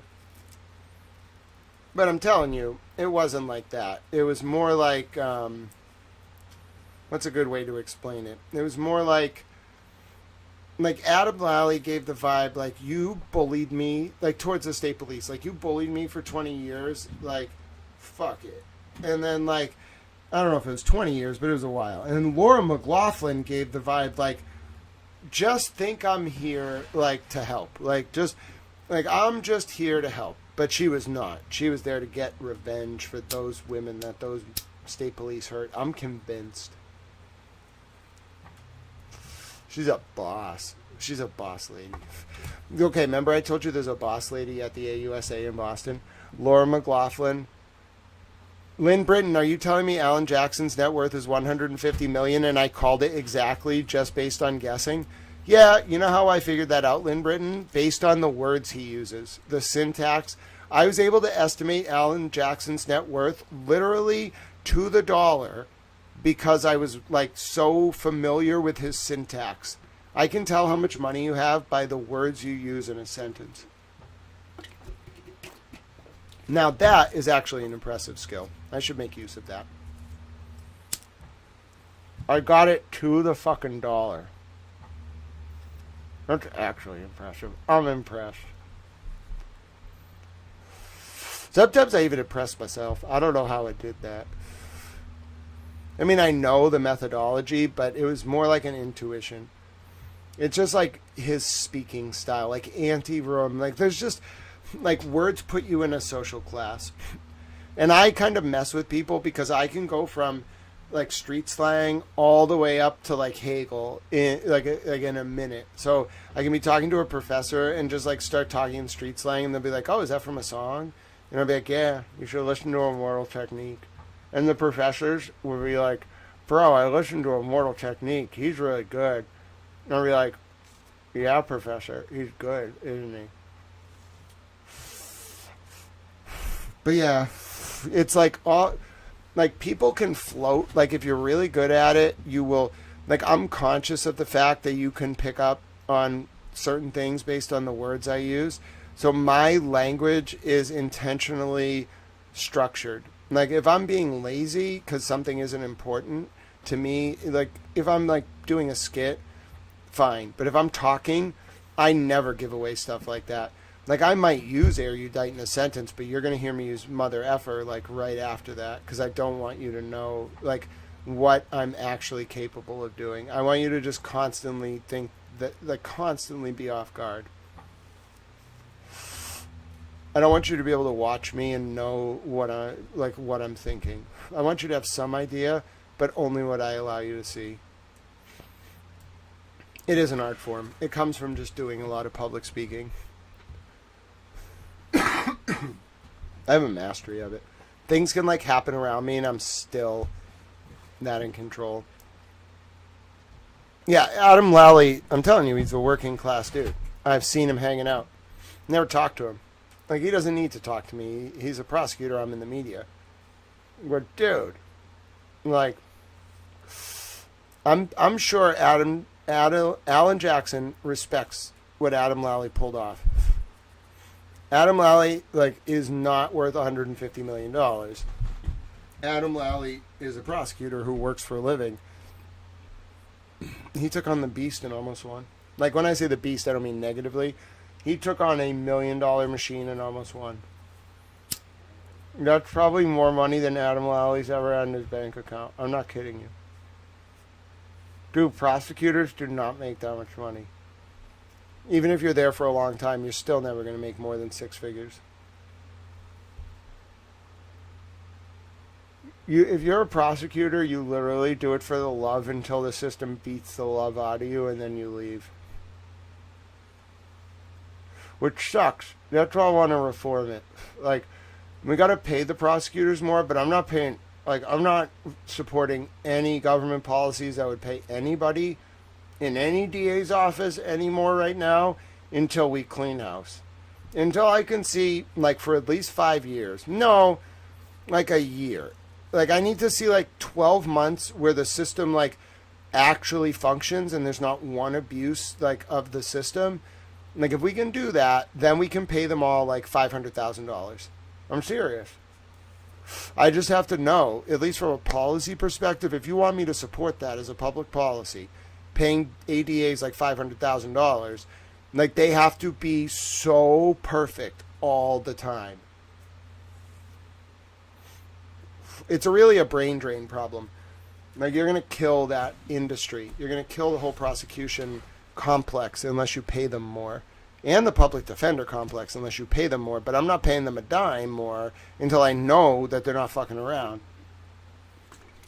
And I don't trust any of them right now. I don't trust a single DA's office in this state. Not one of them. I'm not saying like they can't earn it back, but like, dude, they enabled some shit. I don't care what anybody says. Buck stops with the DAs. They can complain about the state police leadership all they want. Buck stops with the DAs. You ever heard of state police discretion? No, prosecutorial discretion.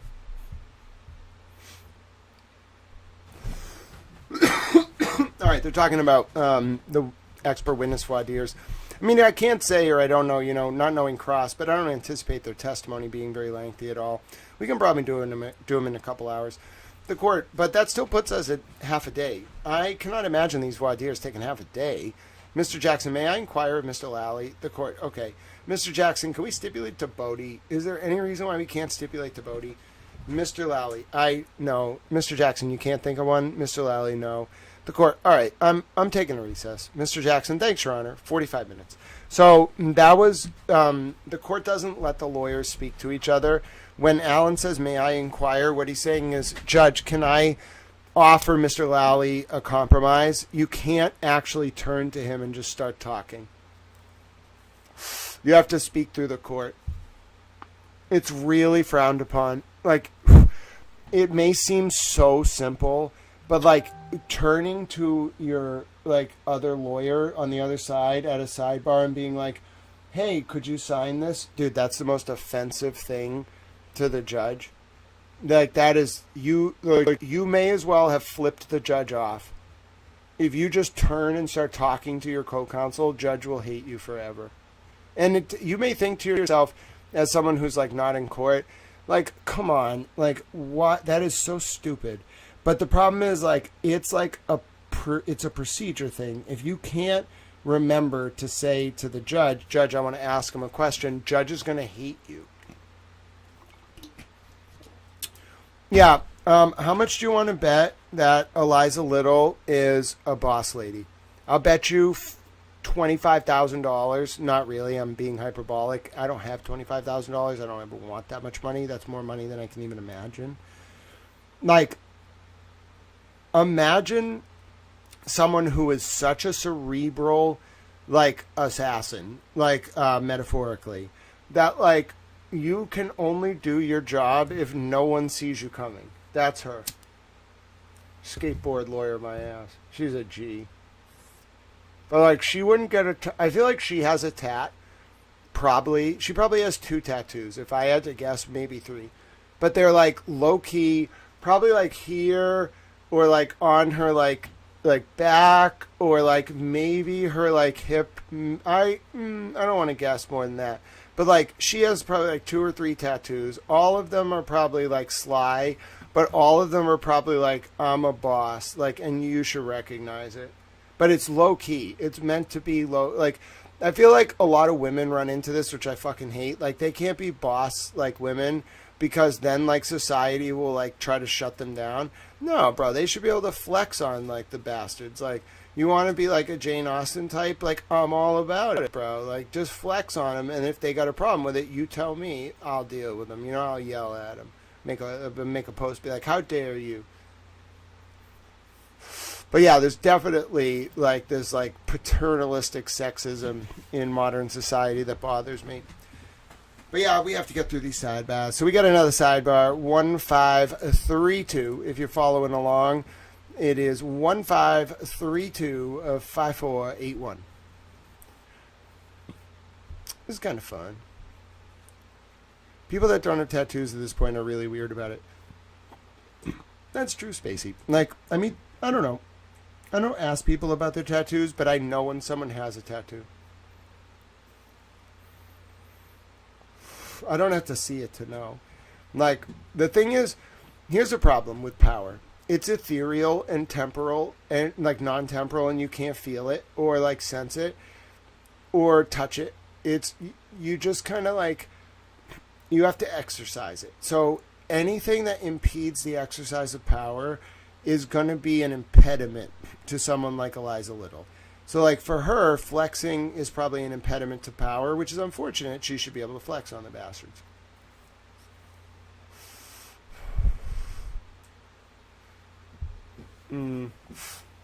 Alright, here we go. Sidebar. Mr. Jackson. My objection is relevant, as it's coming in through the Commonwealth. If this is impeachment for bias, how is Mr. Lally going through all these texts? Oh, is this where Lally tries to get ahead of the stuff about Proctor? That's really funny. I wonder what Alan has to say about that.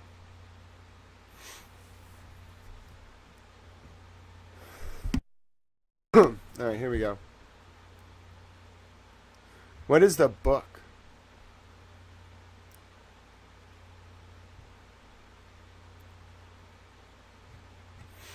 What is the book? Ooh, that was my neck. Sorry about that. Alright. Sidebar commences. Mr. Jackson. My objection is relevance as it's coming in through the Commonwealth because Alan wanted to use these texts. Lally's getting ahead of him.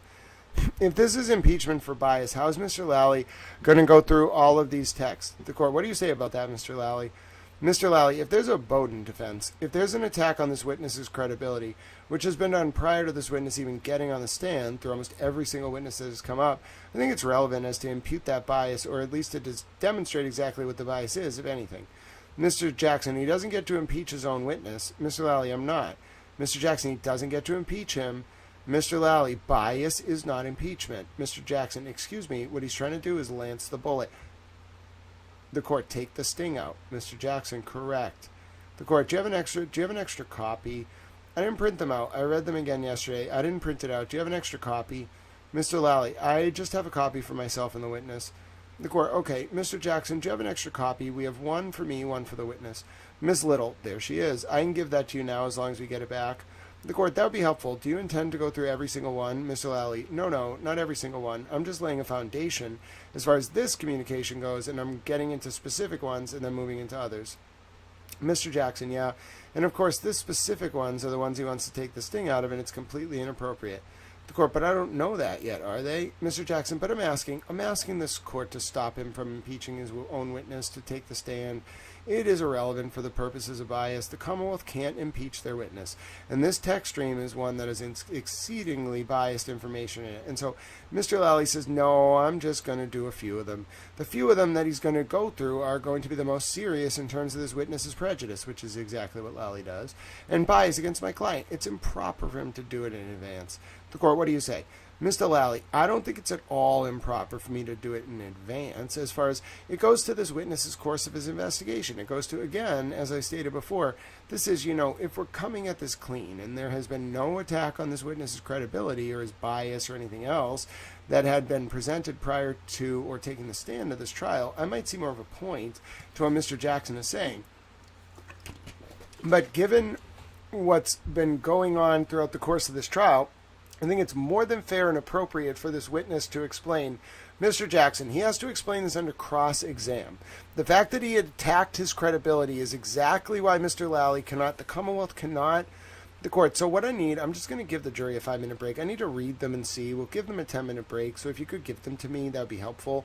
Mr. Jackson, immediately. The court, jurors, we're going to take a 10-minute break. Jury out. The court, so do you have a copy for me? I do. The court, thank you. End of sidebar. Jury out. Court in recess. Court in session. Jurors coming in. Sidebar commences. The court. All right. So I'm overruling the objection. You can go ahead and make your record, Mr. Jackson. Your Honor, it appears that the Commonwealth is taking a tactical approach to improper and not allowed under the evidence code by presenting evidence that is completely irrelevant to the Commonwealth's case in chief and irrelevant to this witness. End of sidebar. You may be seated. Sidebar commences. Mr. Jackson, irrelevant to this witness, pursuant to their direct examination, if I choose to cross-examine him, this witness on issue of bias, then redirect examination is the appropriate mechanism by which the Commonwealth can and try to rehabilitate him. But for them to just go through and literally, they've just been arguing that he's unbiased in his direct exam, then they try to show all of the bias in order to, as the court said earlier, to take the sting out of it. That's an improper use of direct examination for their purpose. For this purpose, it is a completely irrelevant. We don't get to call the witness for the purpose of impeaching him in order to keep the opponent, the other side, from being able to impeach that witness. If they go through all of these text messages, all of these date books, then the court can expect I'm going to go through every single one of those again. It's a waste of time. It's a waste of judicial resources, and it's irrelevant for purposes of the Commonwealth's presentation. The court, okay, what do you want to say just to complete the record? Mr. Lally, just to complete the record, she's saying, like, I'm going to rule for you, Mr. Lally, but what do you want just to say in case he appeals on this issue? Just to complete the record, Your Honor, what I would say is that from the very first words out of Mr. Unetti's mouth in his opening statement that his client was framed, that's essentially been the posture of the defense. The court, all right, so talk about that evidence. Oh, my shoulder hurts. Mr. Lally, no. And what I'm saying is that dovetails into the evidence as far as almost every single witness has been asked questions about this witness and about this witness's purported bias or about this witness's, lack of integrity in the investigation, so on and so forth. And, suggestion there was planted evidence, suggestion that he's, very early focused on the defendant. And this is, information related to that. And I think it's entirely relevant based on the fact that the defendant has put it all out there. All right, so your objection is overruled. Mr. Jackson, okay, the court, all right. While we're here, did you hear back from the experts? Mr. Jackson, I did. So I got a hold of Dr. Wolf and Rentschler. They're going to try to text me before the end of the day and see if they can come and be available on Wednesday. They're not positive. I said give a second day to Friday, potentially, maybe even Monday. Just give me some options. They said they would. And I contacted Dr. Russell. She said, I think I can catch a flight Wednesday night for Friday, but she cannot be here Wednesday because she's got some... Okay, and Mr. Jackson and Dr. Vini, he said, I think I can make either Wednesday or Friday work. He's closer. The court. Okay, any idea what works for the state? Mr. Lally, well, so I would suggest having Thursday. That would be problematic. Right, so Thursday. Mr. Jackson is trying to see about Wednesday and Friday to accommodate you not being able to do Thursday. Mr. Lally, the other issue is Miss Hyde is flying in Thursday to testify Friday. The court, all right, so we have to do Wednesday. Mr. Jackson, the only thing I would say, and I wanted to put this on record and see if I could throw myself on the mercy of the court and a sidebar. Sorry, folks, this will be 2 more minutes. Mr. Jackson, I'll make it very quick. This is probably going to cost the defense anywhere between $15,000, $18,000, maybe more than $20,000 to get them out here. All of them out here and back. Wow. If there's any way that the court could see clear of doing this, then before we start our case in chief, that would allow us to bring everybody out here at one time, voir dire, and then if they're allowed to go back, they can testify right then rather than round trips back and forth. It's just silly. I'll think about it, but no notice had been given. I understand you say your hands are tied on that. The chemical engineers, or particularly this doctor from California, or the last doctor, all right, let's go back and start the case. So, overlapping discussion. Sorry, I just need from Miss Little. The court, okay, so I need Mr. McDermott to go make a copy real quick. So which ones? Do you need them all back right now? I have them printed. Which ones, Miss Little? You can keep them for right now as long as I can get them back before we start. The court, oh yeah, you'll definitely, I don't think you'll start today. Mr. Jackson, okay. Miss Little, no problem. The court, thank you. That's a big deal. That's a big deal. Oh, goodness. Wow.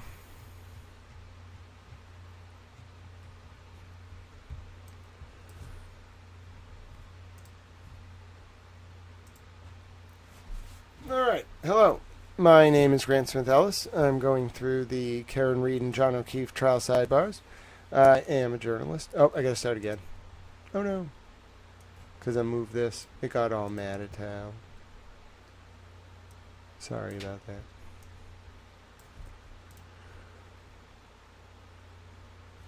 All right. I'm letting it relax a little bit.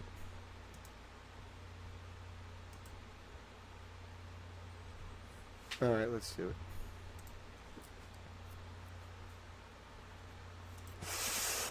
Hello, my name is Grant Smith Ellis. I'm a journalist going through the second tranche of John O'Keefe and Karen Reed trial sidebars.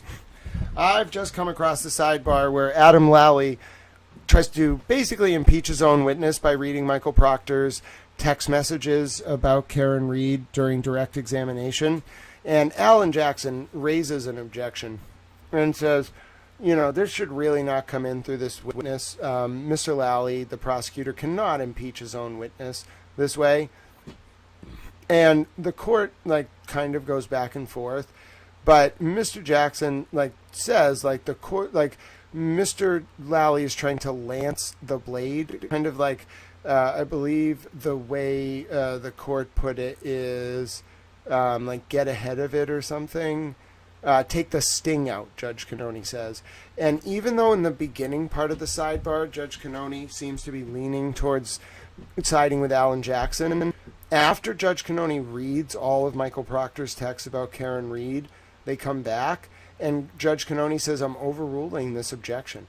No explanation. She lets Mr. Jackson make a record and then rules against him.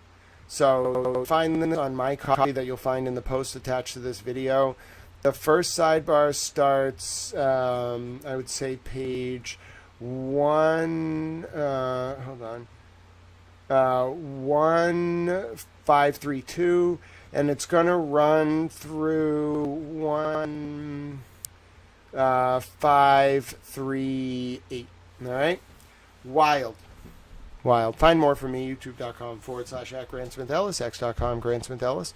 We're doing late night sidebar readings because I'm trying to get through a 5,481 page document, and I'm only 1,538 pages in because every sidebar is so interesting.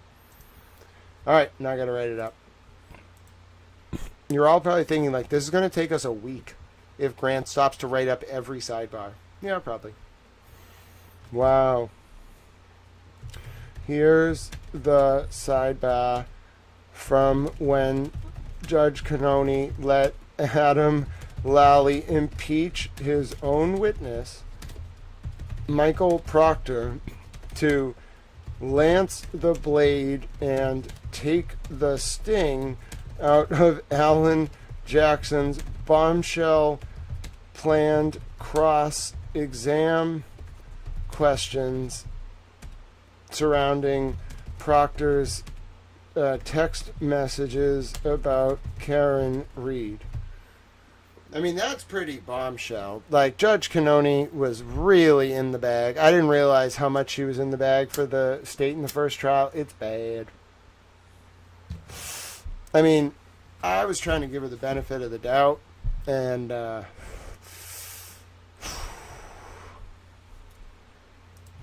horrifying. I mean, let me just say, I was wrong to give her the benefit of the doubt. I don't know what to tell you. You know what I'm saying? All right. Source. Pages. What was the source again? It was all right, so 1538 is the last page.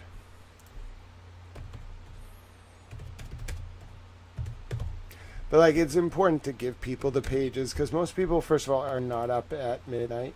Some people are, but most people are not up reading sidebars at midnight. Petty LaBelle is. I didn't either, Petty, right? I really thought she was more impartial than she was, but she's not. I'm telling you, she's not. I'm watching it. I also have a shoulder pain. All right, where are we going here? Where does it start? It starts on 1532. Sources pages 1532. Nope, not 16. 15. You can tell I had a latte. Went and got a latte before I started tonight. Now I gotta go actually get the recording. But yeah, I methodically do this. If you're wondering, are we really gonna do this? Yeah, with a fine-tooth comb, every single one. Because there's gold in them, they hills. Plus, I also now totally think the taillight was planted.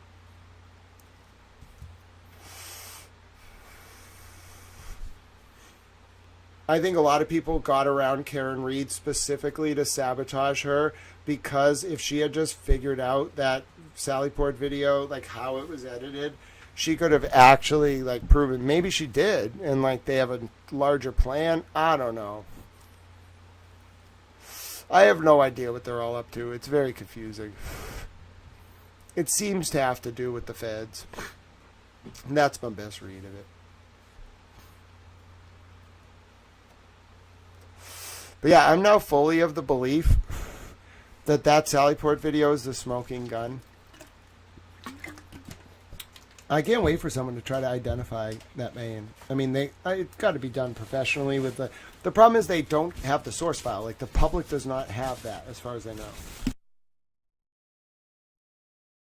And as a result of the public not having it, well, I can't actually do like a high quality processing of that document, which is unfortunate. It really is.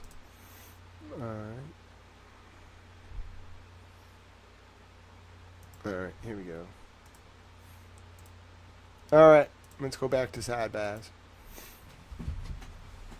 All right, so we already did that one. Now we're going to where Lally's allowed to, he kind of ends his direct with like this big flourish where he like gets ahead of Alan. He knows Alan's pissed about it.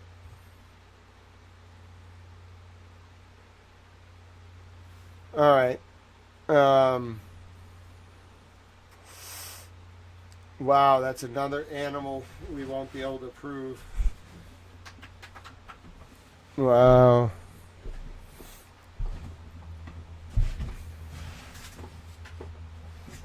All right.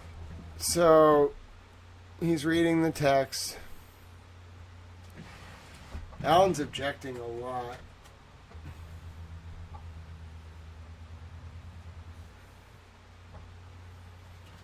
All right. It's whiteout Proctor iCloud. All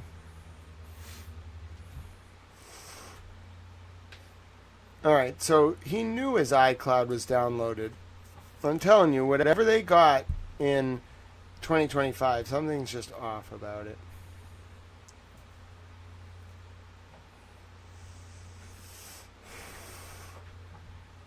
Biffed him.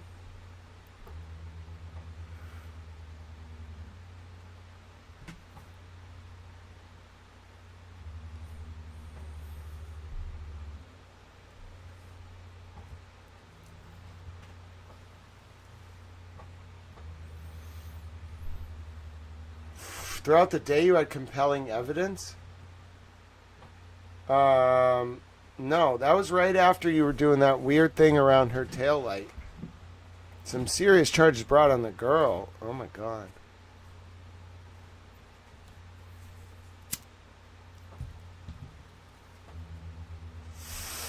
I can only imagine what internal affairs of the BPD are trying to get out there. She hot at least?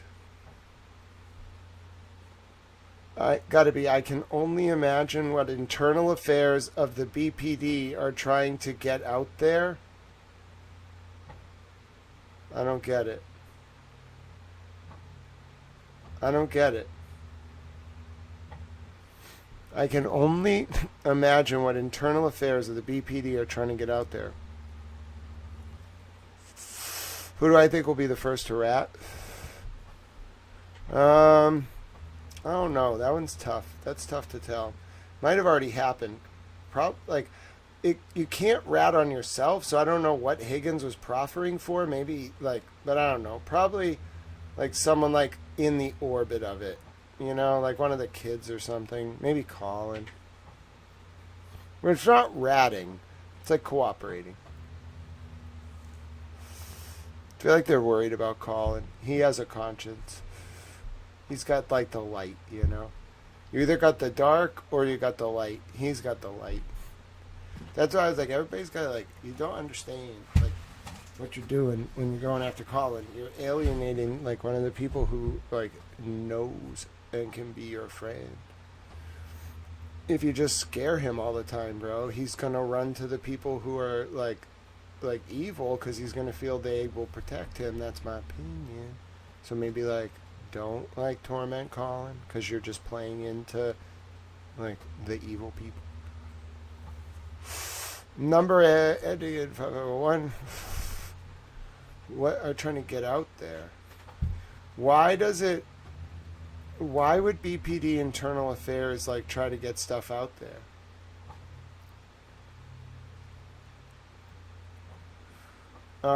She's a whack job spelled out. Don't spell it out. You have to say it. And then he says the C word, which the court reporter has to type. I feel like she's horrified. Yeah, she's a babe with a Fall River accent. Well, he thought she was a babe, but that's kind of derogatory.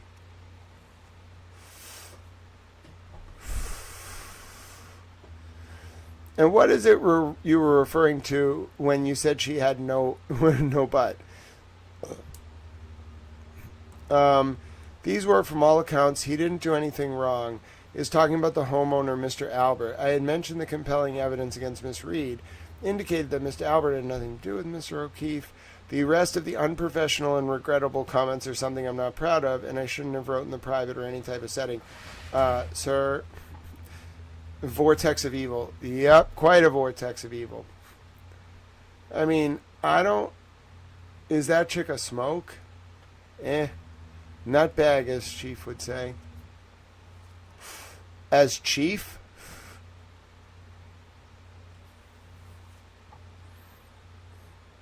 Are you telling me Proctor was good friends with Berkowitz?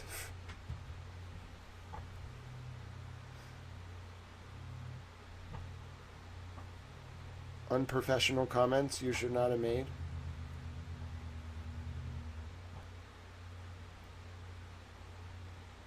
They had no comments on the integrity of the investigation. How about what you did? It's almost like these were a distraction. Like, how about what you did in the fucking, like, Sallyport, bro? Bro, the Sallyport's the whole case.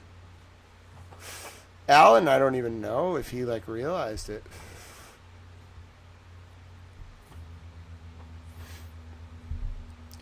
Alright, so he approaches to retrieve. Alright.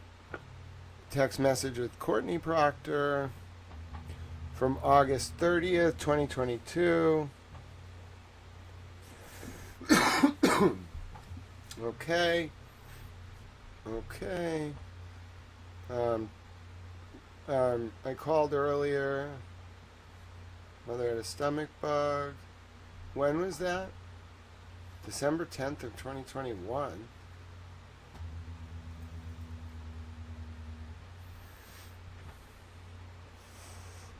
Oh, trying to show like he's a caring son.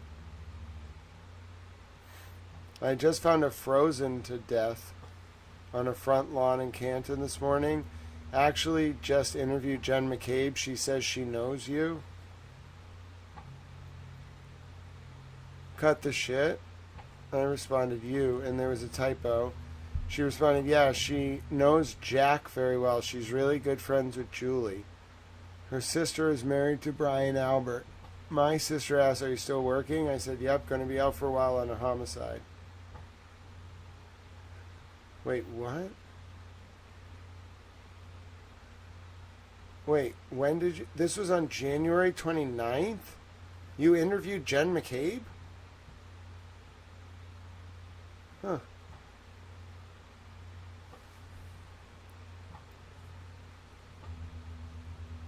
What time was this?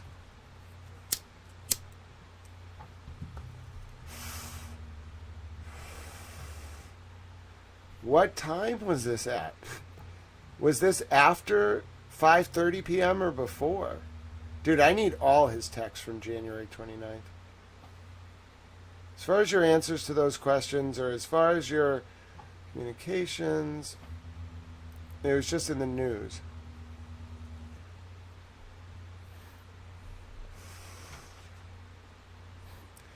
The Canton thing is a homicide. This is 3 in the afternoon on the 29th. Don't say a word to anyone.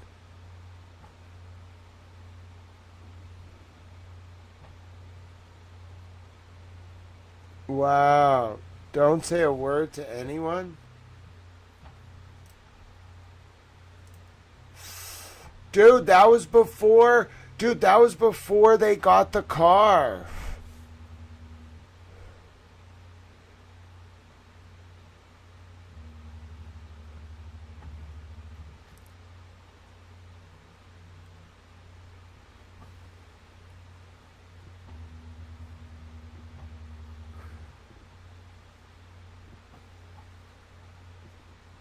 Wow. Wow, so 3 in the afternoon, 2.5 hours.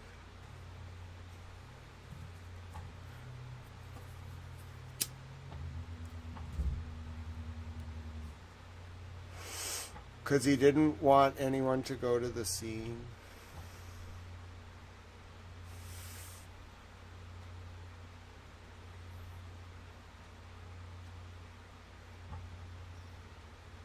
It's public testimony, but it just looks so much different to me in hindsight. Like, it's all so much different.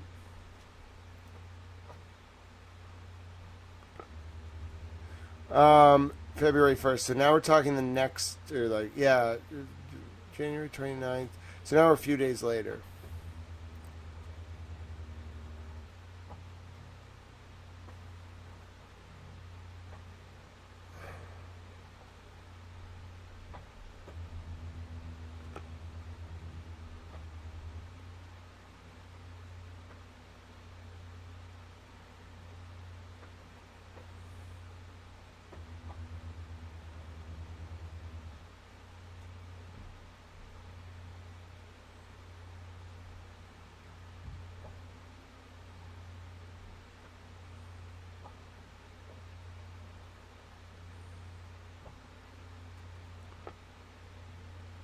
The 10th.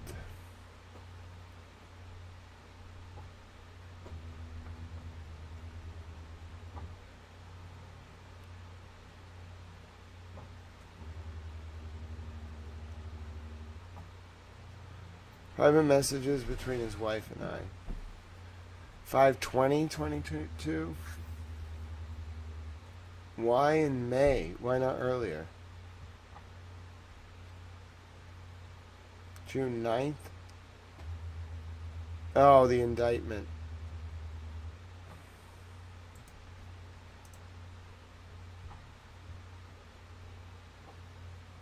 Sidebar. Alright. So while we're on here, Miss Little, I'll give you back 3 of these ones. I appreciate that we have. Mr. Lally, which one is this, okay? Mr. Jackson, this particular set of messages is not something I was intending to use. It does not have anything to do with bias. It basically lays out self-serving comments by him and his family about Karen Reed's guilt. The fact that she was drunk, the fact that she is the person that did it. Basically a character assassination. She's guilty. They talk about the GoFundMe for the family. The court. So we have the document in front of us. We can do pages based on the fact that the defendant does not intend to get into anything in here. How do you think you can get into this, Mr. Lally? I can move on. That's fine. The court. Okay, Mr. Lally, I don't need to. The court. All right, that's fine. Mr. Jackson, thank you. That was easy. This is your copy. Mr. Lally, no, this is my copy. Mr. Jackson, oh, so it's ours? Okay, thanks. The court, thank you.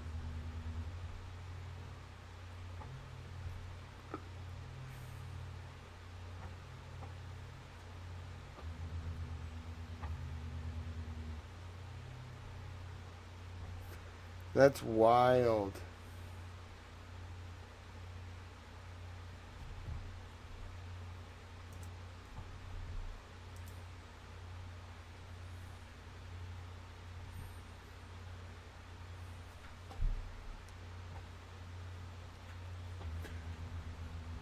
Wow. They tried to, like, lay out evidence against Karen, so and then Lally wanted Proctor to read it, and it wasn't allowed in.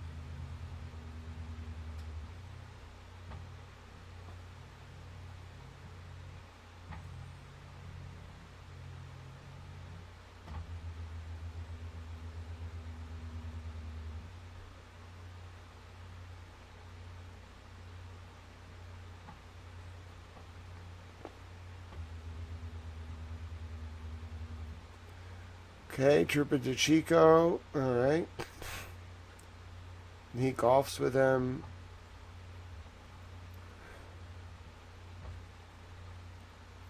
March 17th.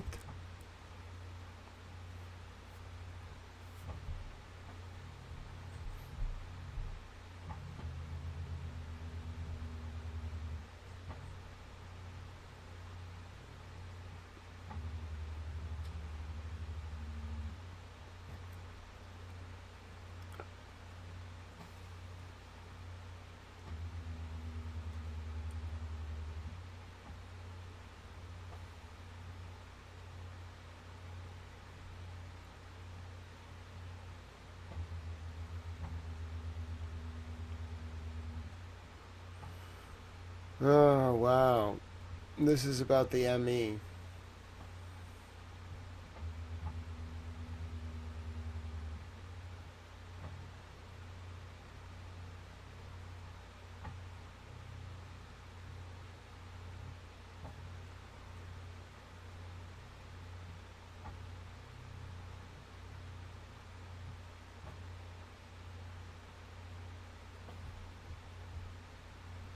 Wow.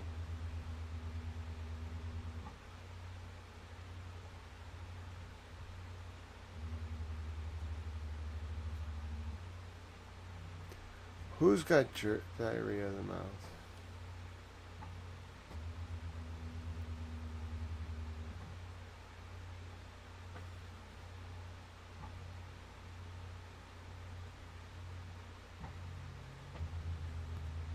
Jeff who?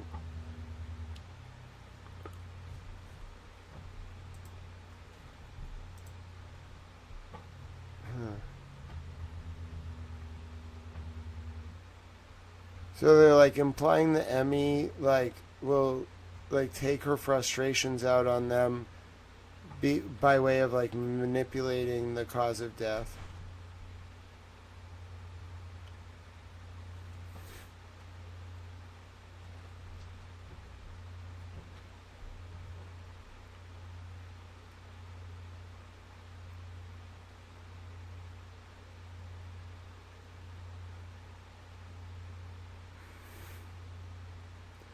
More text between him and Tachiko, April 28th, 2022. I want to see the earlier ones. Of course, it's undetermined. She's a whack job. Wow, he was calling the medical examiner a whack job.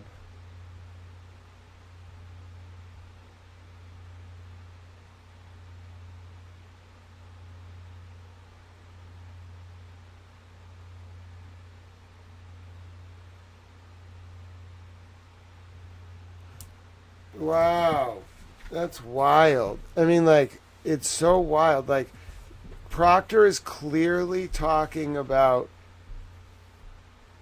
the medical examiner. Wow. Wow. That's wild.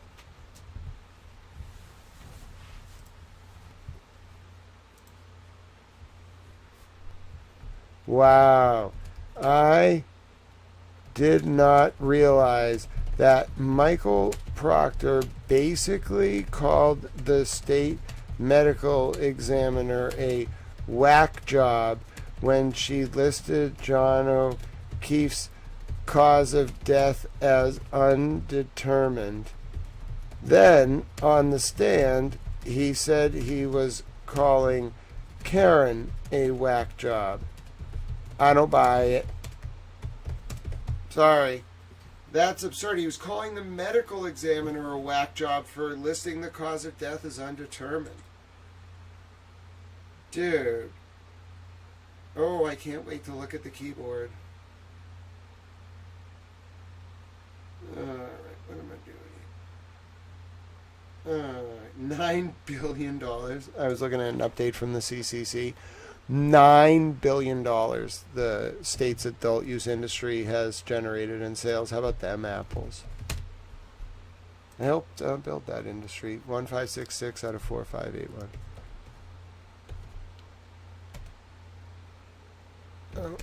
5481. That's wild.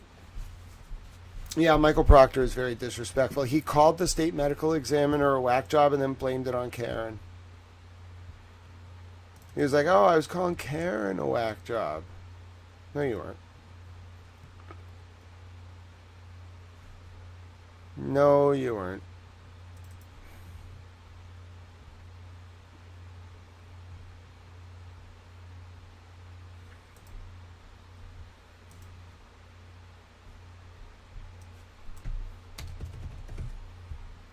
Michael Proctor is really like the problem, huh? Now I see why Karen hates. And he, like, oh my god. This all makes so much sense now. Dude, this is wild.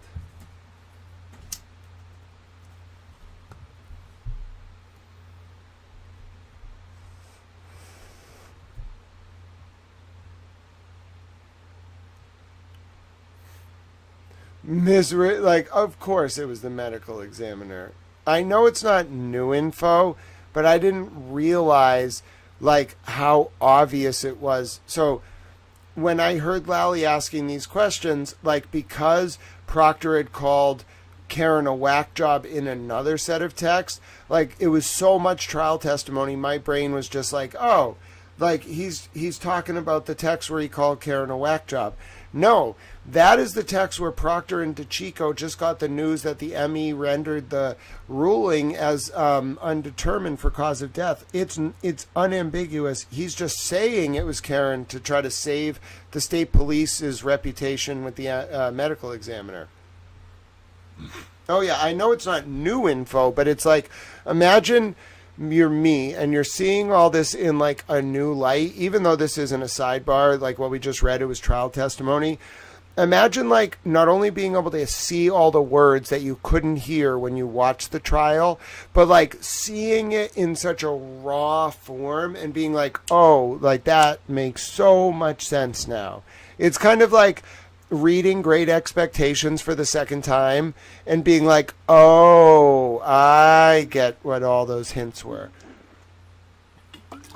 Like when you read Great Expectations for the second time, you don't look at Miss Havisham the same way. Obviously, you don't look at Magwitch the same way.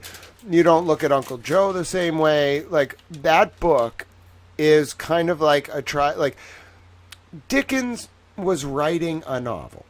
This is a trial transcript. So this is much more like dense, but it's the same idea. Like words can have different, like the beauty of it, the beauty of words is that they can have different meanings based on what the reader brings to the context. Like it's like good art. If you go look at a fucking like Dutch master painting from like, I don't know, bro, like let's look at like that like famous one where the dude's like holding the candle in Amsterdam and like it's like 50 feet tall and like it's giant. I think it's a Vermeer. I don't know. It's really good.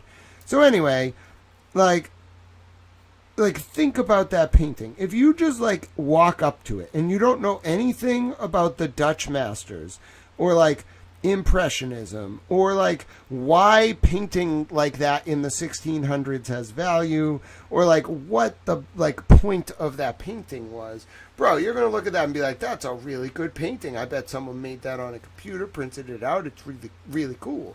Bro, if you know what the painting is, you're gonna be like, oh, that is like the embodiment of like William of Orange rising to the throne, and he created this archetypal society in Amsterdam, and they were led by this religious movement, and that guy was holding this like candle of light and the motif of the embodiment of the Orange Revolution in 1612. Like, okay, like yes, I get it, that's why I love art, but like that's why it's like when I see this the second time, I don't see like the grandiose 50-foot painting and like just say, wow, that's cool, or like that's interesting. I see like the stroke of like the artist, and I'm like, oh yeah, like I guess like that stroke like on that specific cloud, like the downward brush kind of like complements like the angle of the light coming off like the sun, and you're kind of like directing the viewer's eye like towards the subject. And I get the use of like the mirror and like the beauty and the sublime nature of being able to paint a mirrored reflection from a perspective in a like lifelike impressionist work of art. Like that's kind of what it's like. It's like a more refined understanding of the context. It's the same words, it's the same content, but with a lot more elucidation. I'm going to start using Alan Jackson words, and then I'm going to make Alan Jackson realize I know words he doesn't, like ensorcelled. Don't tell me, Mr. Jackson, that you knew what the word ensorcelled was before like last week. All right? I think he knows what it is now, because I was talking about ensorcelled a lot, and I think sometimes, he just listens in because it's funny. But anyway, my point is, I'm just saying, like, ensorcelled, bro, like, yeah, don't tell me you didn't learn that word. Like, I didn't even know ensorcelled was a word. I know a lot of fucking words. I didn't know that was one of them. Oh, so it turns out, by the way, this is going to blow your mind. These Canaanite people that I'm convinced are, like, behind a lot of the words evil, world's evil. It turns out, like, they may have invented the idea of, like, using letters to represent sounds. I know. We're up against, like, some serious power. What are we going to do? I guess the answer is, like, banish the demons. That seems to be the plan. Just worship Jesus Christ and banish the demons. I mean, they work for Jesus. So if we, like, all just follow that, it'll probably work. I mean, they were kind of a little mad at Jesus. Like the prelates, the Romans, they got a little mad. They were like, Jesus, you can't, like, just go into the temple and just flip over the table. You can't do that. And Jesus was like, yeah, but you brought money changers in my temple, and I'm mad. They were like, but Jesus, we're going to arrest you now. And he was like, I know. He was like, I accept my fate. You damn Romans. He was kind of funny. Jesus was, he was very, like, he had, like, a light, like, it wasn't a sense of humor, but he was just kind of like, I accept my fate. Like, he would just kind of, like, do things and just be like, it is what it is. What are you going to do about it? And then, like, eventually they did something and he was like, see, you did what I wanted. Now everybody's going to follow me. And they were like, what? And then he rose from the dead. That part, I think, is kind of like symbolism. I kind of believe in the miracles of the Bible. I think a lot of them are very fascinating, but, like, I'm not, like, sure what exactly happened at the tomb there. Like, somebody goes to visit him, like, at a tomb, and then they're kind of, like, worshiping, like, his tomb, and then he just, like, appears. So, like, I believe that happened, but I don't really understand, like, the whole story yet. Like, I have to learn a little bit more about, like, why the people, like, went from the cross. I think, like, somebody takes his body, Jesus's body, to a tomb, and then they, like, sit at the tomb for, like, 3 days. But I don't really understand who's there. Like, there's a lot of people. I think, like, Mary's there. I don't know who else is there. And then they all, like, hang out there, and someone's there on the third day. Might have been Mary, actually. I don't remember. It might have been Joseph. There was a lot of apostles, and they're just sitting there, and then, like, I think they, like, I was just reading this the other day. I think they, like, either they, like, see Jesus, like, come through the door, or, like, he, like, makes a sound, so they go to the door of the mausoleum. I think he's, like, in a mausoleum or a tomb of some kind. He's, like, in a big, like, building. Not a big building. It's kind of like, I imagine it to be, like, a 10-foot-10, like, cement mausoleum. It's kind of like a shrine where he's in. That's what I think of it as. So they're, like, standing there. Sorry for this interlude about Jesus. I just find the Bible very interesting. It's a holy text, So they're kind of like, from what I understand, I have a very rudimentary understanding of this part of the Bible. I should study it more. So they're, like, standing there for, like, 3 days. They, like, won't eat. They won't do anything. They just want to sit there and kind of worship him. And which makes sense. And so they're, like, venerating him. And then on the third day, like, he kind of, like, rises. And I don't remember if he, like, says something through the door. I kind of feel like he talks first. I don't remember, so don't take my word for this. This is why I want to study it. I think he kind of, like, says something to, I think Mary's the first one to hear him say something. Like, he, like, calls out or something, and they, like, go to the door. And I don't know if he's, like, weak. I don't think he's weak. I think he kind of just, like, appears, and then they, like, talk to him. He, like, rises from the dead, and then they talk to him. No, I have a lot of supporters. I finished law school. My mother was supposed to pay the tuition. She didn't. Wait a minute. Never heard that name, which means you're Christy. Bye, Christy. Christy and Kate's people have such, like, a specific way of trolling. Hey, look, now you're gone. Oh no, do you want to say something back, Kate or Christy or whoever? You can't interrupt the sidebar because you're the worst trolls in the history of existence. Listen, sometimes I find your people and then I kneecap them rhetorically, and then I just move on to Kathy Rumler, and then I get members of Congress to retweet me just so I can prove to you all, like I'm talking specifically to Christy and those like people around Kate, that you're peons. How's that? How about them apples? You all like make memes. I am a towel. Alright? Go make your fucking songs, alright? Make your nice little like AI songs. Live in your fucking like little like 5,000 view world. No one cares about you. Your artificial emergencies and drama. You failed. Alright, sorry. I'm over it. Alright, I'm over it. You're very small time, and I don't care. I do not care about people like Christy. Useless. I'm more worried about the sex trafficking, which I know pisses a lot of people off, which is why I'm not going to stop. And I'm part of a political campaign now. People just like stop trying to spy on me. It's so weird. As soon as you join a political campaign, people just like stop spying on you. I didn't know this was a thing. Bruh. I didn't know it was a thing. Who knew? Apparently it's like really not okay to spy on political campaigns. I didn't know that.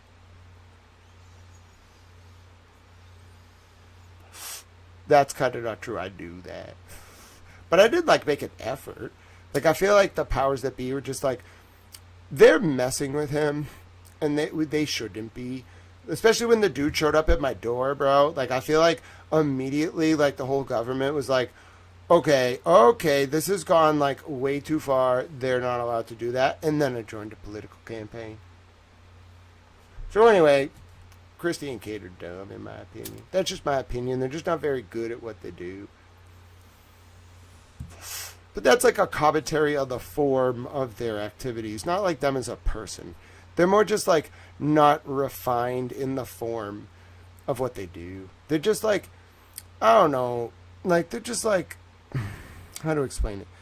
They're like people who like found like 4chan in like 2018 and were like, oh my god, the internet is so cool. And I'm like, bruh, I remember my first day on the internet. Not today, demon. Yeah, this is our break before the next sidebar. I had fun trolling Christy. Dude, the funniest thing I ever did, like, Christy was easy work. But, like, I wanted to expose her. So I went on a space with her. I saw her and Dag and Broyles and stuff starting to try to defend Kate. And, like, Brian Albert's people and Proctor's people and Higgins' people. And I was like, oh, yeah, I got them. So I go up there in the space. I just, like, kneecap Dag. Like, I had been nice to her for a while, but I saw the falling out she had with her sister, and I just kneecapped her. And I was just like, no, bro, I don't care anymore. Rhetorically. And then, like, Christy wanted to play the next day, and I was like, bro, like, you really want to play? Bro, she got up in that space. I ran circles around her and then started asking her about her mom's name. And then she just melted down. It was great. And then Broyles mocked her about it. And, like, openly on Twitter, and I laughed. And all these people are like, he does not see all this. Listen. Like, just because I don't see everything, do you really not think that there's not, like, 1,000 people out there who just, like, see everything? Everything. And they're just like, Grant, this person said this person said this person said this. Grant, did you see this person said this? Oh, I was on this stream and they said this. Oh, it was members only, but they said this. Oh, they said this. Did you see this person who comes in your chat was in this other chat saying this? Oh, did you know that they were saying this? They don't actually talk this way about you. They feel this way. Oh. Good to know.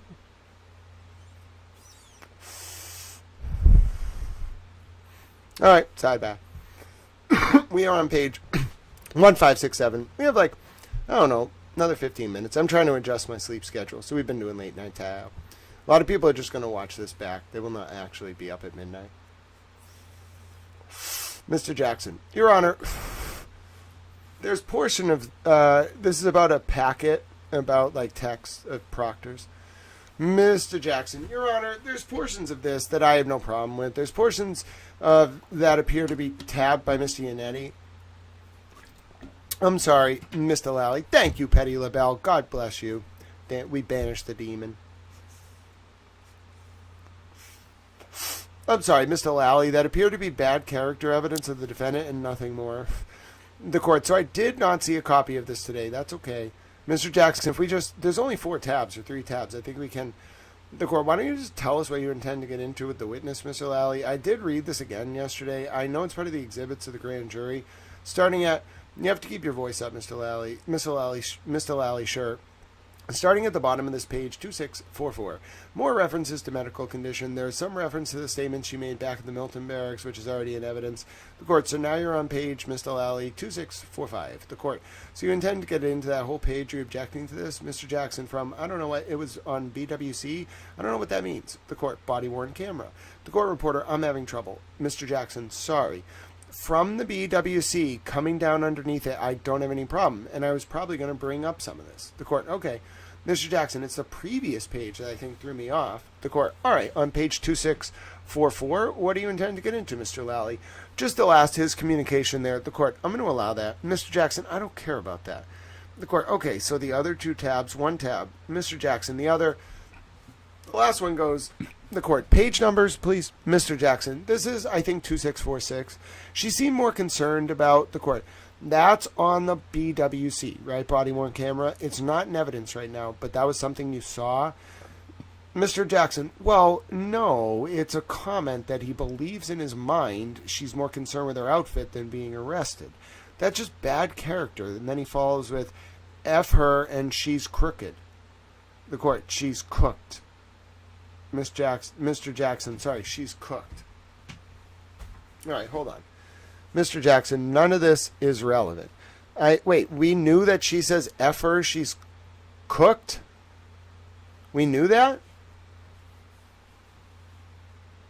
We knew that he said F her, she's cooked? We did? Petty LaBelle, what do you think?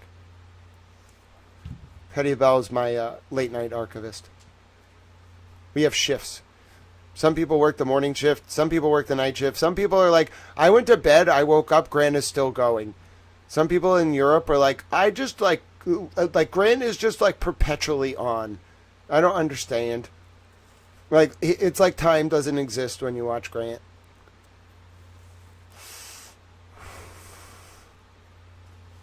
All right. I don't really remember this. I mean, I'm trying to Google it a little bit. Or I should Google it, I'm sorry. I really don't remember him saying she's cooked. Let me see, Petty LaBelle. Let me Google it. Michael Proctor. Fuck her, she's cooked.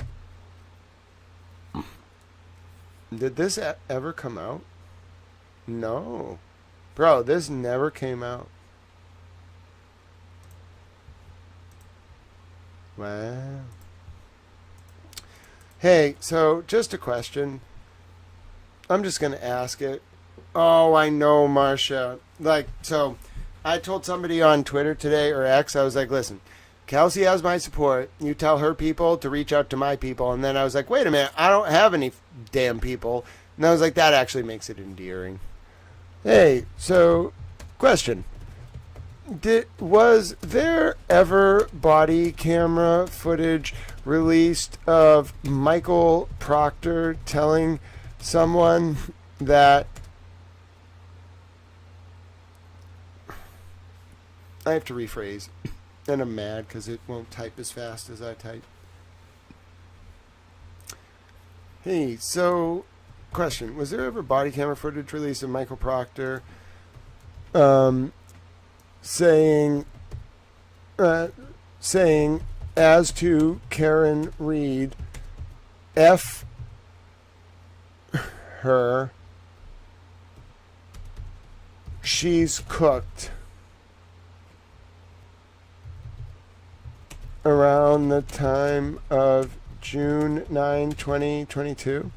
Ah, there was Tripoli Bob. All right, Tripoli Bob's our expert. Thanks, Tripoli Bob. I don't have to ask the question now. See, Tripoli Bob's kind of like our late-night archivist, too. God bless you, Tripoli Bob.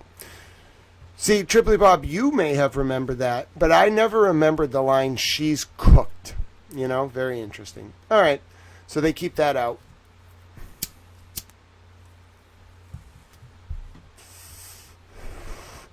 Even though, like, it was probably released in public, they didn't end up allowing the jury to see it. All right. Oh, God, they're talking about the nudes.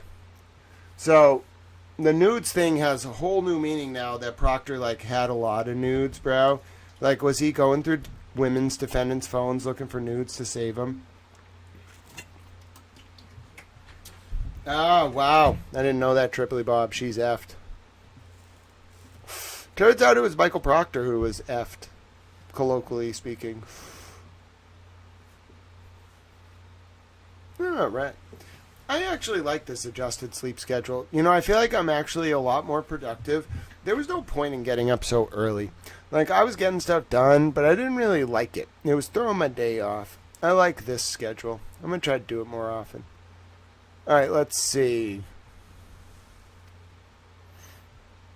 Oh, it's about the text between Karen and her lawyer. Let's see. You stop looking at the phone. It took place on the 29th between Miss Reed and her attorney. And they had to send it to a taint team.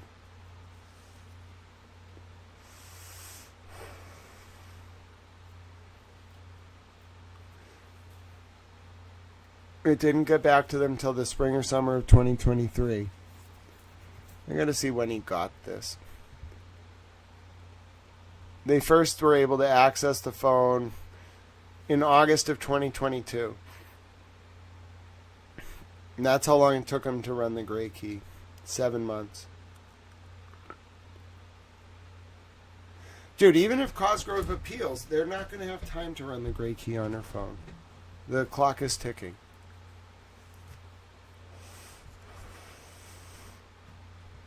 All right, what's the sidebar about? The court. So what are we going to do about scheduling? So before the cross. This is before the cross of Alan Jackson of Michael Proctor. So what are we going to do about scheduling? Mr. Jackson, I don't have to check my phone. I turned it off during session out of respect for the court. So, but I can go turn it on real quick. Why don't you go get it and bring it over here? Mr. Jackson, sure. The court, okay. Mr. Jackson, sure. Jurors, we're trying to figure out scheduling. Sidebar commences. Mr. Jackson, it just needs to power up. Court, sure. So you've got people flying in Wednesday for Thursday. Mr. Lally, correct. And actually, I had a chance to speak with one of the advocates in reference to that. So the Brody personnel is a little more problematic than even I had understood. The court, okay. Mr. Lally, so one of them, Mr. Bradford, is actually flying in Thursday morning and flying out Thursday night. And the other, Miss Chart, is also, she's flying in Wednesday and flying out Thursday. The court, all right, so you need both of them on Thursday? Mr. Lally, I do. The court, okay. Mr. Lally, and then with reference to Miss Hyde, I had her scheduled for Friday. The court, what she's testifying to, she's one of the independent witnesses we retained in regards to Miss McCabe's search. Wow, they spent all that money on Hyde just for McCabe.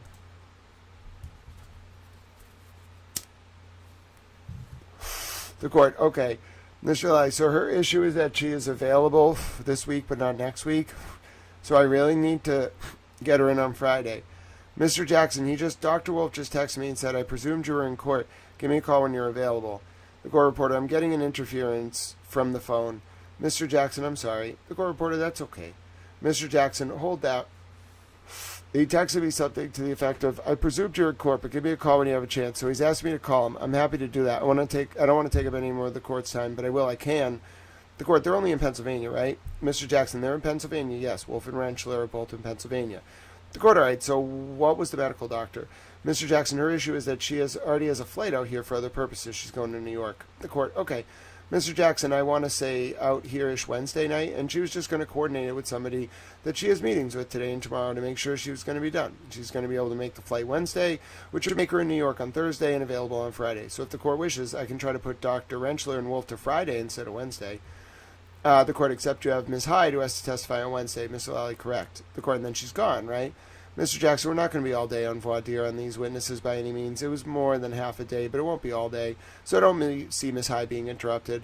The clerk, we have a half day on Friday, right? Or is that the 21st? Mr. Jackson, no, we got a full day on Friday. The clerk, okay. The court, can you get the Pennsylvania guys here on Wednesday? Mr. Jackson, as soon as I make a phone call, I'll be able to tell you. The court, and the medical doctor Friday, and you can still have Miss Hyde Friday. I don't want to break up the experts. I don't want to do separate days, but it looks like we might have to. And I was thinking it was in terms of the new medical doctor. That's more pressing than the others. Mr. Jackson, but she's also a shorter amount of time. I mean, she's literally going to talk about some scratches. The court, and where she got the information and all that kind of stuff, right? Mr. Jackson, correct. The court, scratches? So he's not saying dog bites? Okay. How's that? No dog bites. Free Chloe. Free Chloe. Listen, Chloe's free. She's not talking about dog bites. She's talking about scratches. Free Chloe. Free Chloe. He didn't say dog bites. He said scratches. Free Chloe. She's free. By the way, you know how I think that may have actually got on John's arm? Dude, I think Higgins cut the arm with the pieces. That's my theory. I can't prove it. I have an opinion. That's my theory. I think they cut John's arm with the taillight pieces. You remember how no one could explain the jagged, like, odd cuts in John's arm? Bro, I think they cut his arm with the taillight. Like, did anyone check when those wounds actually happened? Like, did they happen, like post-mortem? Not exactly sure. Like, if they needed more taillight pieces, but doesn't it seem like maybe that arm was cut with taillight pieces? Like, after he was on the ground? I'm just saying. Can't prove it. But I have my theories. Alright. Anyway, free Chloe. And where she got the information and all that kind of stuff. Marcia, yes, that's correct. But we also know...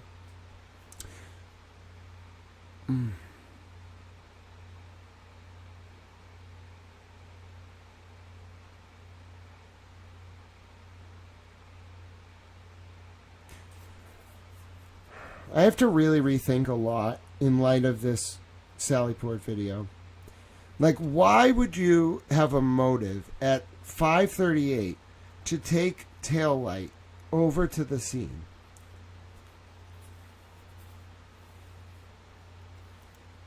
I guess you don't have to cause the gashes with taillight. You could cause them with any jagged object that doesn't leave a trace. Or you could just have a piece of taillight. I guess it would have to be that taillight, though, to make sure it was found on his skin. It's quite a complicated setup. Yeah, I agree with you, Marcia. But so...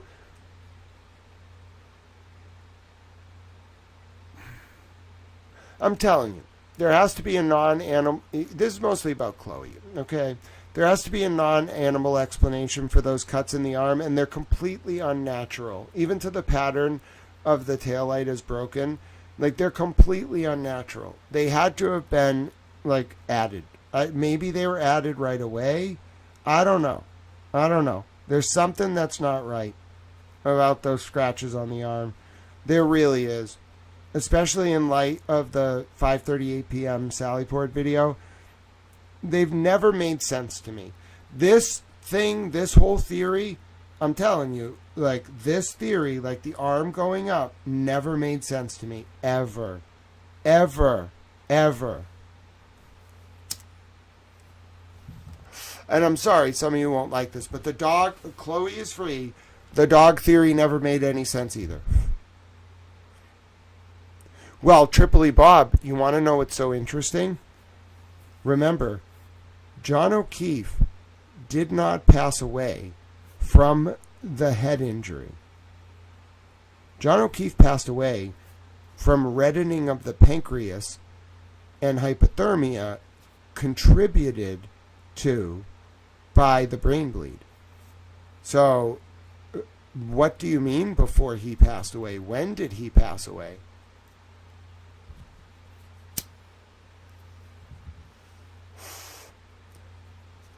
I mean, Petty, the only reason that I'm so willing to rule it out is they just couldn't find any DNA of any animal but a pig. And honestly, I don't think it was a pig. I mean, it wasn't a pig. Like, that's just from bacon or something. It wasn't a pig. What I mean is they found like literal pig DNA. So that means the testing was sensitive. Like the defense or someone wanted to find it, but there was no dog DNA. There just isn't.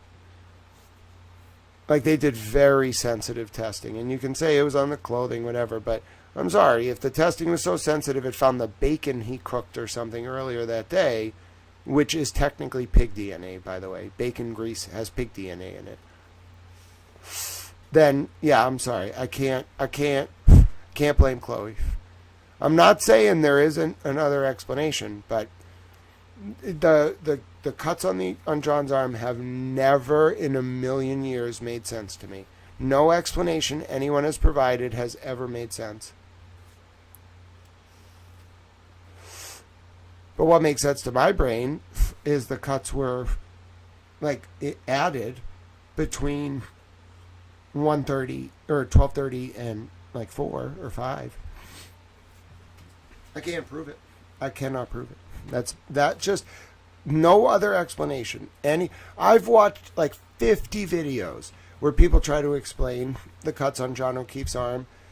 Not one of them has ever made sense. And by the way, this only came up because we're going to watch but probably tomorrow we're going to get to Dr. Russell's voir dire where there will be sidebars. And trust me, we'll be talking a lot about Chloe. So, now listen, Marcia, I'm at this point, okay, I think a lot of people are saying, okay, Grant, so you're at the point where like you are fully convinced that the 5:38 p.m. Sally Port video is manipulated. Where do you want to like take this? Like, what is your theory of the case? I don't have one yet about what actually happened.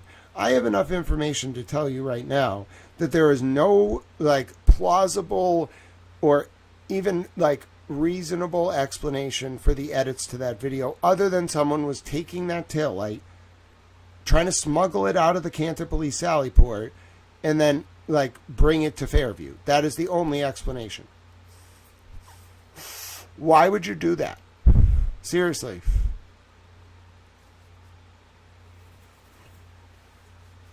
The only reason you would do that is because something happened earlier that day that you said, like, listen, the only way we can pull this off is if we get pieces of taillight there. Like, everything else will line up, but you have to have the taillight at the scene.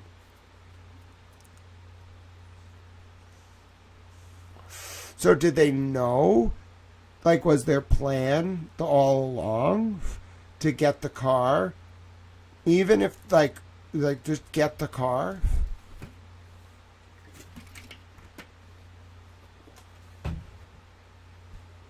I mean, I understand. I'm actually thinking it's Higgins. I'm serious. Like, because think about how methodical you would have to be to do this setup. That's just my opinion. You would have to potentially just laying out like the potential based on if the evidence at 5:38 was manipulated. What you would have to what you would have to have done is at like 1:30 in the morning already have known that like John O'Keefe was dead, like, or about to die at your hands, and then like think like what would be like the most like plausible explanation for John O'Keefe ending up on a lawn. Okay, there was like a girlfriend who dropped him off right before and didn't come in and drove away.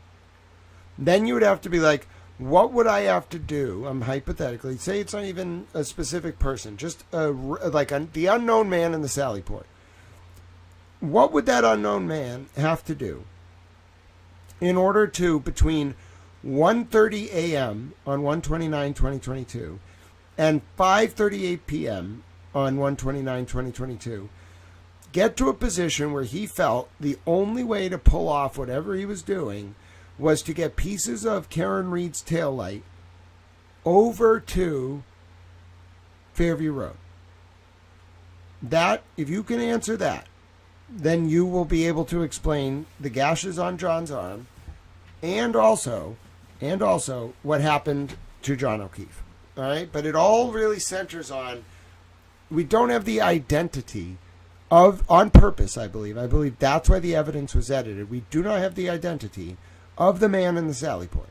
If it turns out that we can prove who that is, then that changes everything about earlier that morning. Everything you think, every piece of evidence, everything has to be reanalyzed. That's probably true, Petty LaBelle. I believe you. I believe you about that it was not whoever did this first rodeo. That's why they were so good at it. And remember how, if you were watching me over the past 2 years, I kept saying, to pull this off, Karen would have had to been a criminal mastermind. Bro, what if someone else was the criminal mastermind? That's why it looks like it was done by a criminal mastermind.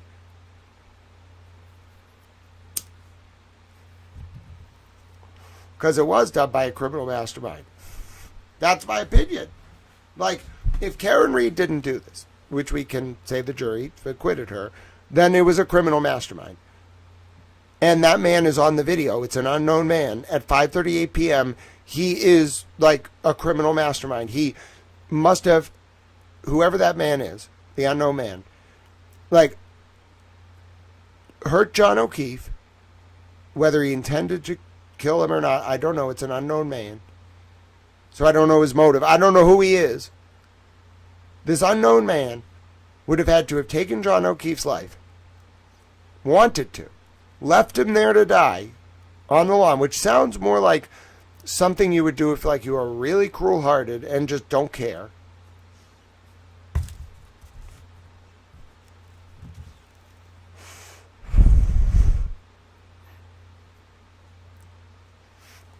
You would have to be so, like, you'd have to, like, immediately move into action. Like, you'd have to, like think about, like, the perfect explanation and then, like, construct it. Like, know how investigations work. Like, think about it. Karen was, like, a cop's girlfriend, okay? So you don't think she picked up a little bit of shit? Of course she did. But, like, you're not a 20-year field agent. You don't know, like, every detail. But an agent or, like, a cop or whoever that unknown man is, he might have been able to be like, listen, if I'm going to pull this off and blame the girl, maybe he was mad at Karen too, like, get them both. Okay, it's pretty easy to do that as long as, like, the girl's drunk, like, she's driving him, like, maybe that's why at 12:20 there was the text, like, are you coming? Like, were people really trying to get John to that house? Was Karen supposed to come in? That's the kind of freaky part. Like, was this not planned? Like, if it was planned, what were they going to do with Karen? Like, were they just going to be like, say he slipped? Like, I don't get it. Like, I don't really understand that. Were they going to bring her in on it? Like, that part kind of confuses me. Like, what was their plan if she just went in with him?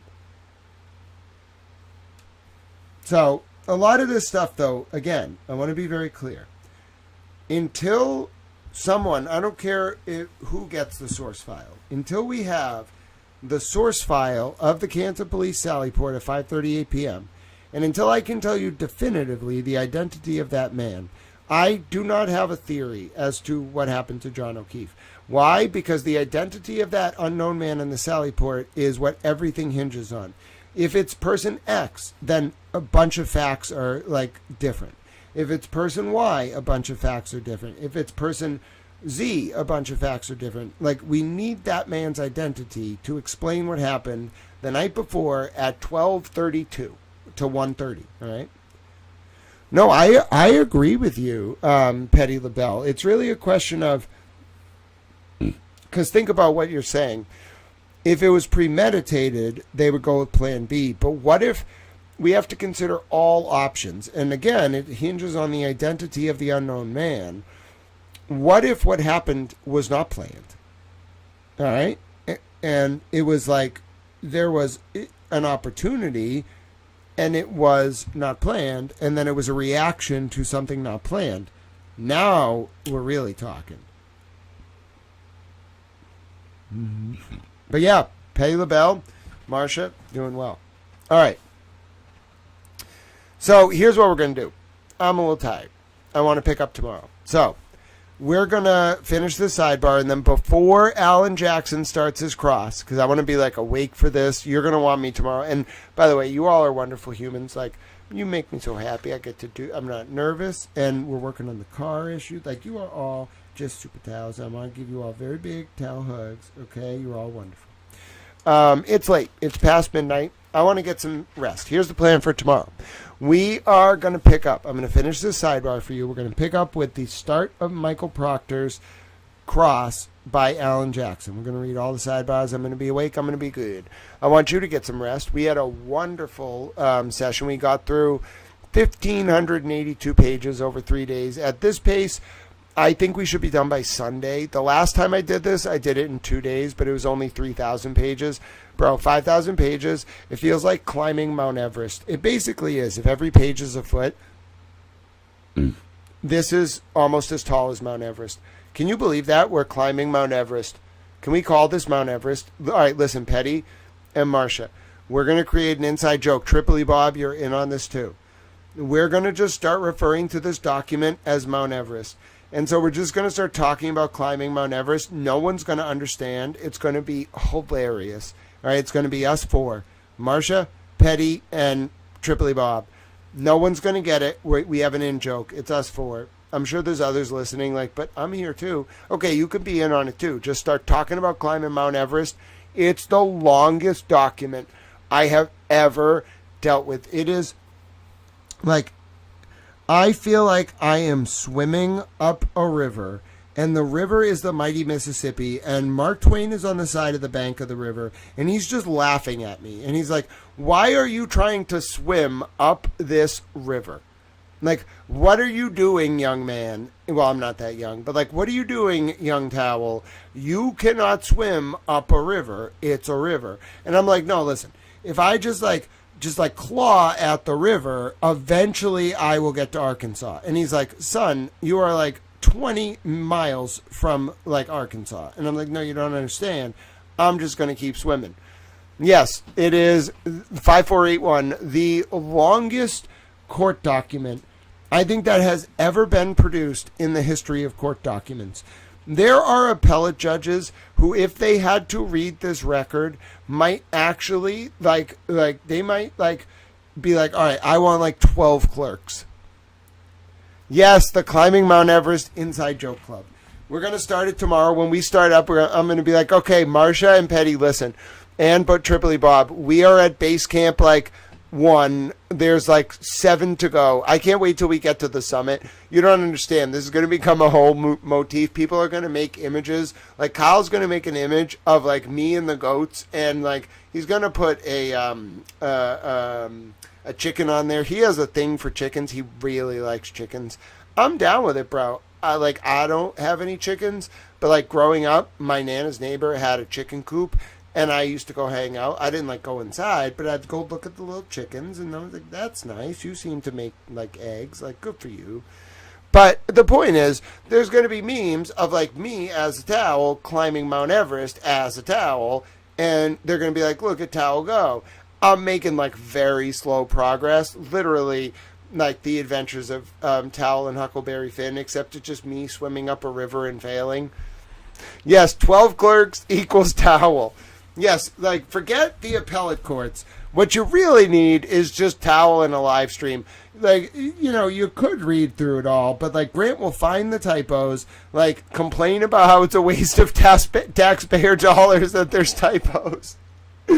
and at the same time randomly tell stories about his trips around the world. He's the only person that I'm aware of that can actually like present this material to the public in a way that is engaging, and he still feels like he's swimming up a river because it's the longest court document of all time.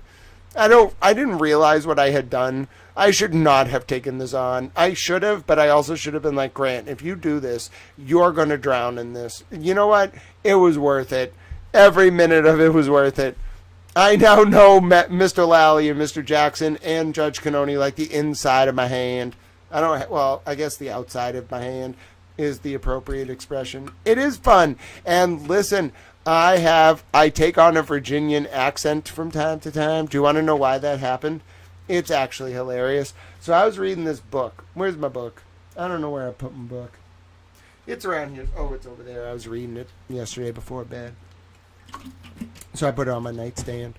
I was reading this really good book. Let me get it from my nightstand. So, before we go to bed, this will be my closing, and then I'll finish the Sidebar.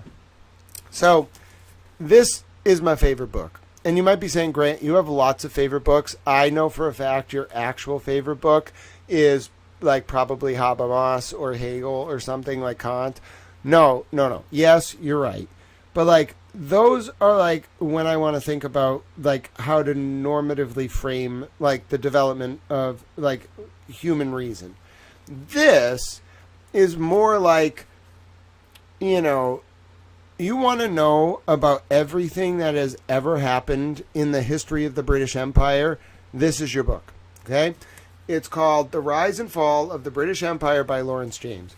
Now, I don't know, I probably listen and read like a total of like 500 to 1,000 books a year. So like my reading list is pretty extensive. I can show you it one time. Like I did a yearly reading list, not yearly, but like I published a reading list once. Bro, I have some really good books on there, mostly Audible books, but the point is I'm pretty well read. This is the best book I think I have ever read.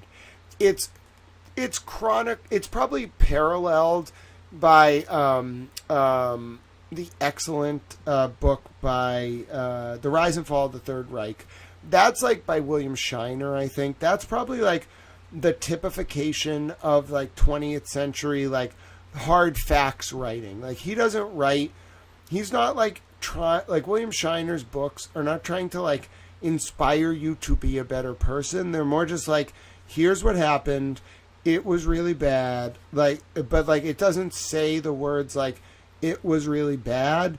It will just be like, they were at this battle, like then the American soldiers went into this city and they found this, and this is what the records say, and like after the war, like this declassified record said like this about what the Germans knew about what they were doing in this city. So it's really horrifying because it's like a cross-reference, like here's what the Americans found but didn't know at the time. Or like the Allied powers. It's from a Western perspective.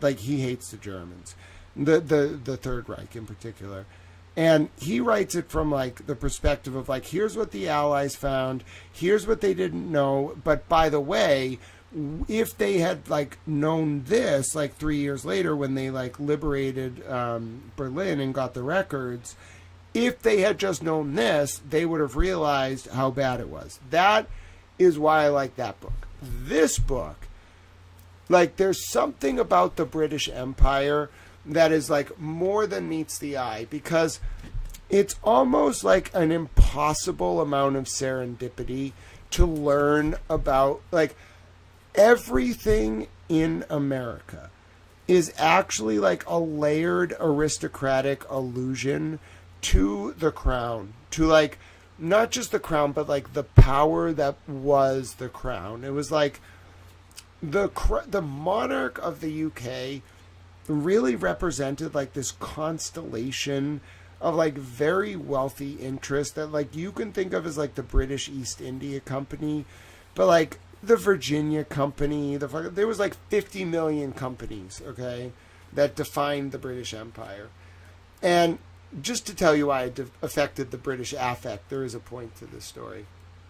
I was reading this book, right? And I wanted to, the Glarer came in the chat, and I had been reading this book, like, over the past, like, 6 months, and I hadn't picked it up in a while, and I was, like, looking for a reason to pick this book up. I wanted to talk about, like, my favorite reference. And the Glarer comes into the chat, and for whatever reason, like, I wanted to troll him about, like, the state of Virginia. He doesn't live in Virginia. He's never been to Virginia. But, like, of course, Edinburgh, Eningborough, thank you for being with us. This is the close of tonight. We're having a little reading session with Tao. So Will the Glarer has never been to Virginia. As far as I know, he's not from Virginia. He has nothing to do with Virginia. I just thought it was fucking hilarious. And I was like, you know what? Will's kind of, like, hilarious sometimes, even if we don't always agree. So, therefore, I'm going to troll him a little bit. So, I opened this book, and I'm like, hey, Will, do you want to know, while I'm live, like, in front of a lot of people, we're doing something else, and I just stop, and I'm like, Will, I like this book, and have you ever wanted to know the origin of the state of Virginia? Have you ever wanted to know why it's called Virginia? He didn't, like, I don't think he even had time to answer. I was like, I don't really care whether you want to know. I'm going to tell you anyway. So then I go ahead and I go to page 4 of my copy, which I think is the paperback. It's a pretty good book, so it's worth getting. But I get the paperback, and I read it, and it says, all right, hold on 1 second.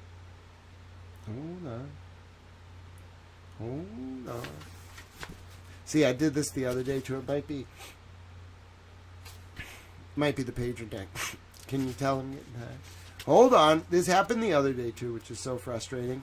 Because I had to go all the way to the index and then look up the word Virginia just so I could tell this story. And then I was like, I'm going to remember what page this was on. And then I totally forgot.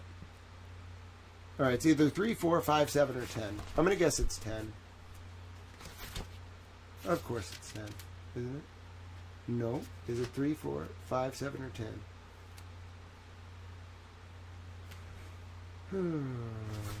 All right. What about 24 or 27?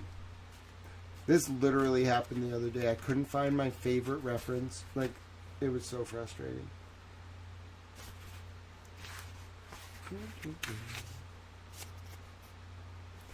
So where did I find it the other day? 28, 35, 38. All right, so is it 28? Was it 35?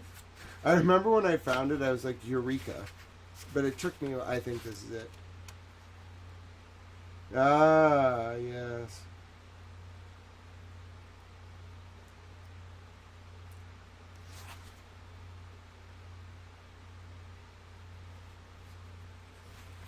So where is it?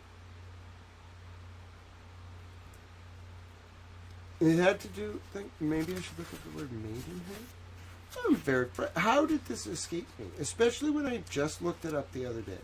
So, basically, Will came in here, was like, oh, here it is. Here it is, it's page 12. Ah, yes, page 12. I gotta make a note of this. Maybe I should just put a bookmark here. I have a paper towel. I keep lots of towels around. I'm gonna make a bookmark. Ah, yes. So I read to Will, the conceit that the American continent was a richly endowed virgin bride awaiting a husband enjoyed considerable usage at this time.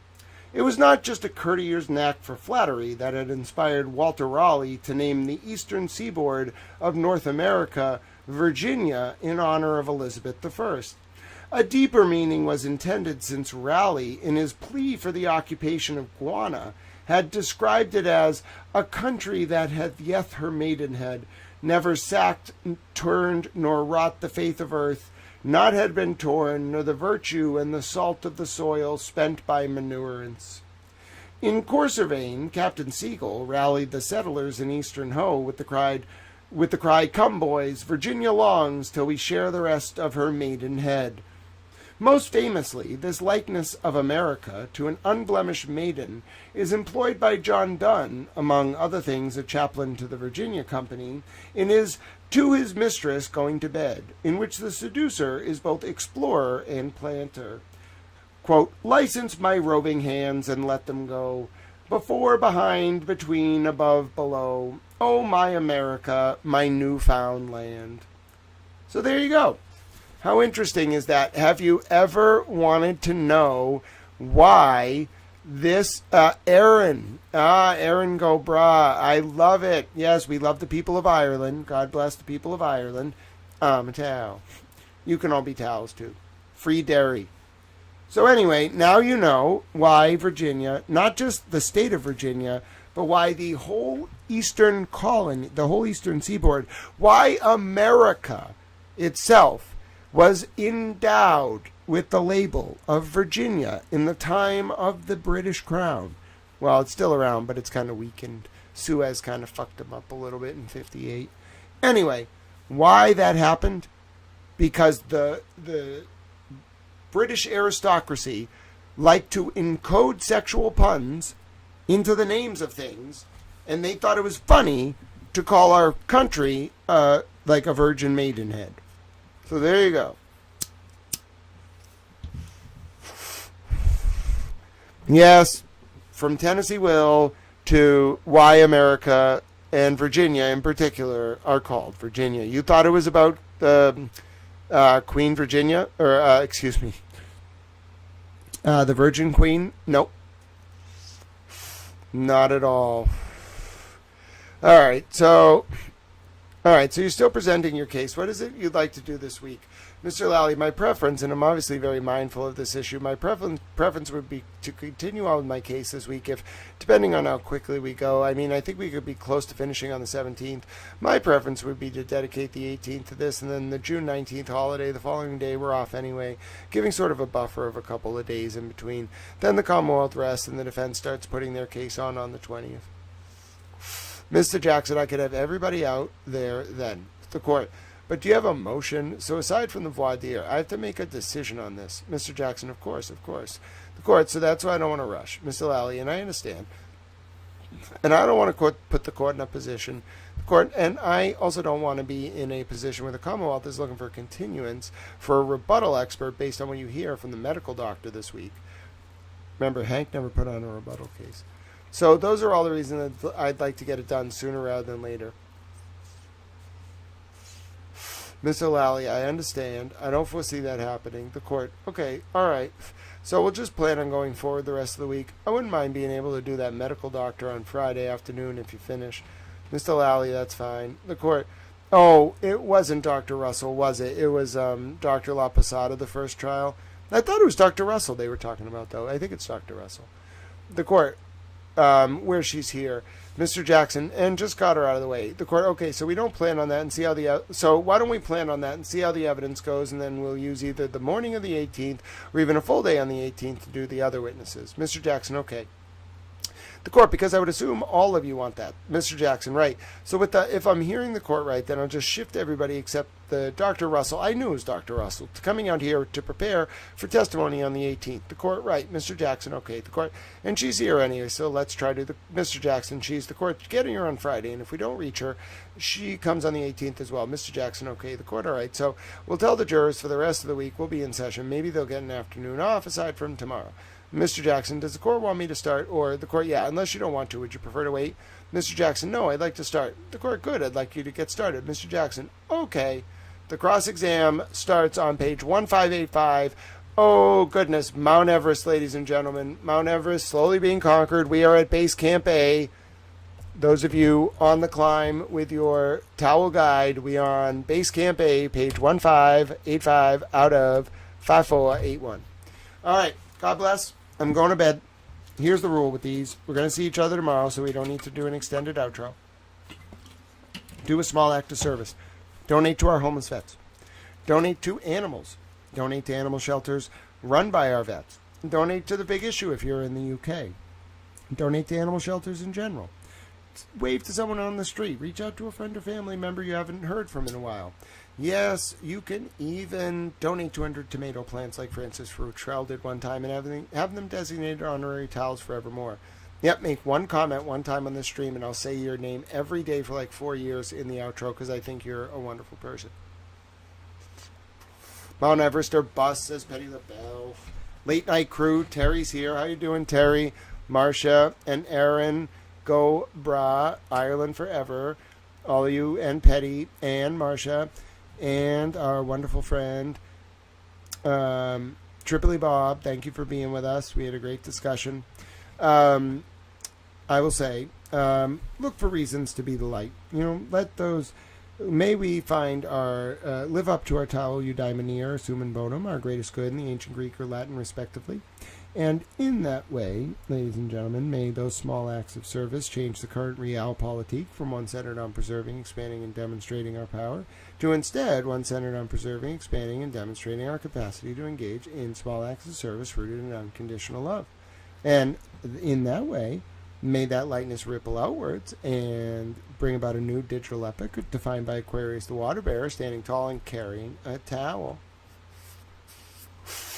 I think it's possible because of you all.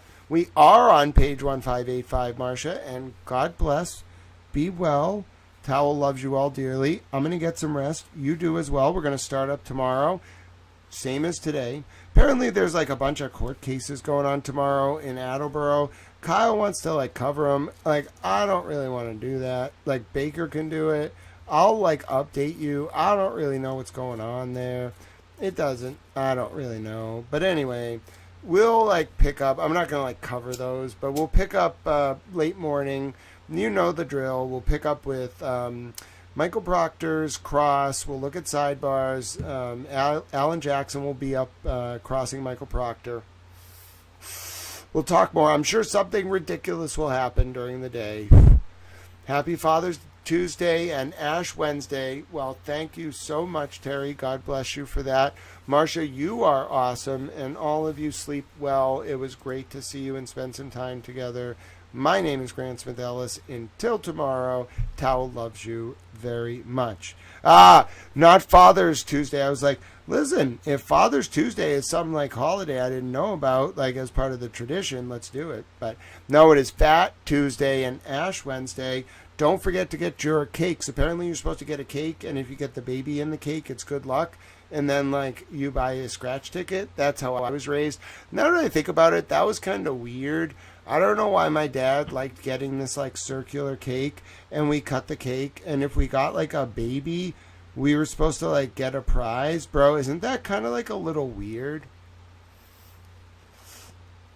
Now that, before I go to bed, I just want to make note, I didn't think it was weird. I thought everyone did that growing up. But now that I think about it, my dad, oddly looked forward to, on Mardi Gras or, Ash Wednesday. He didn't want to, do a religious celebration. He got, a cake, and we cut the cake, and if there was a baby in the slice of cake, we got a prize.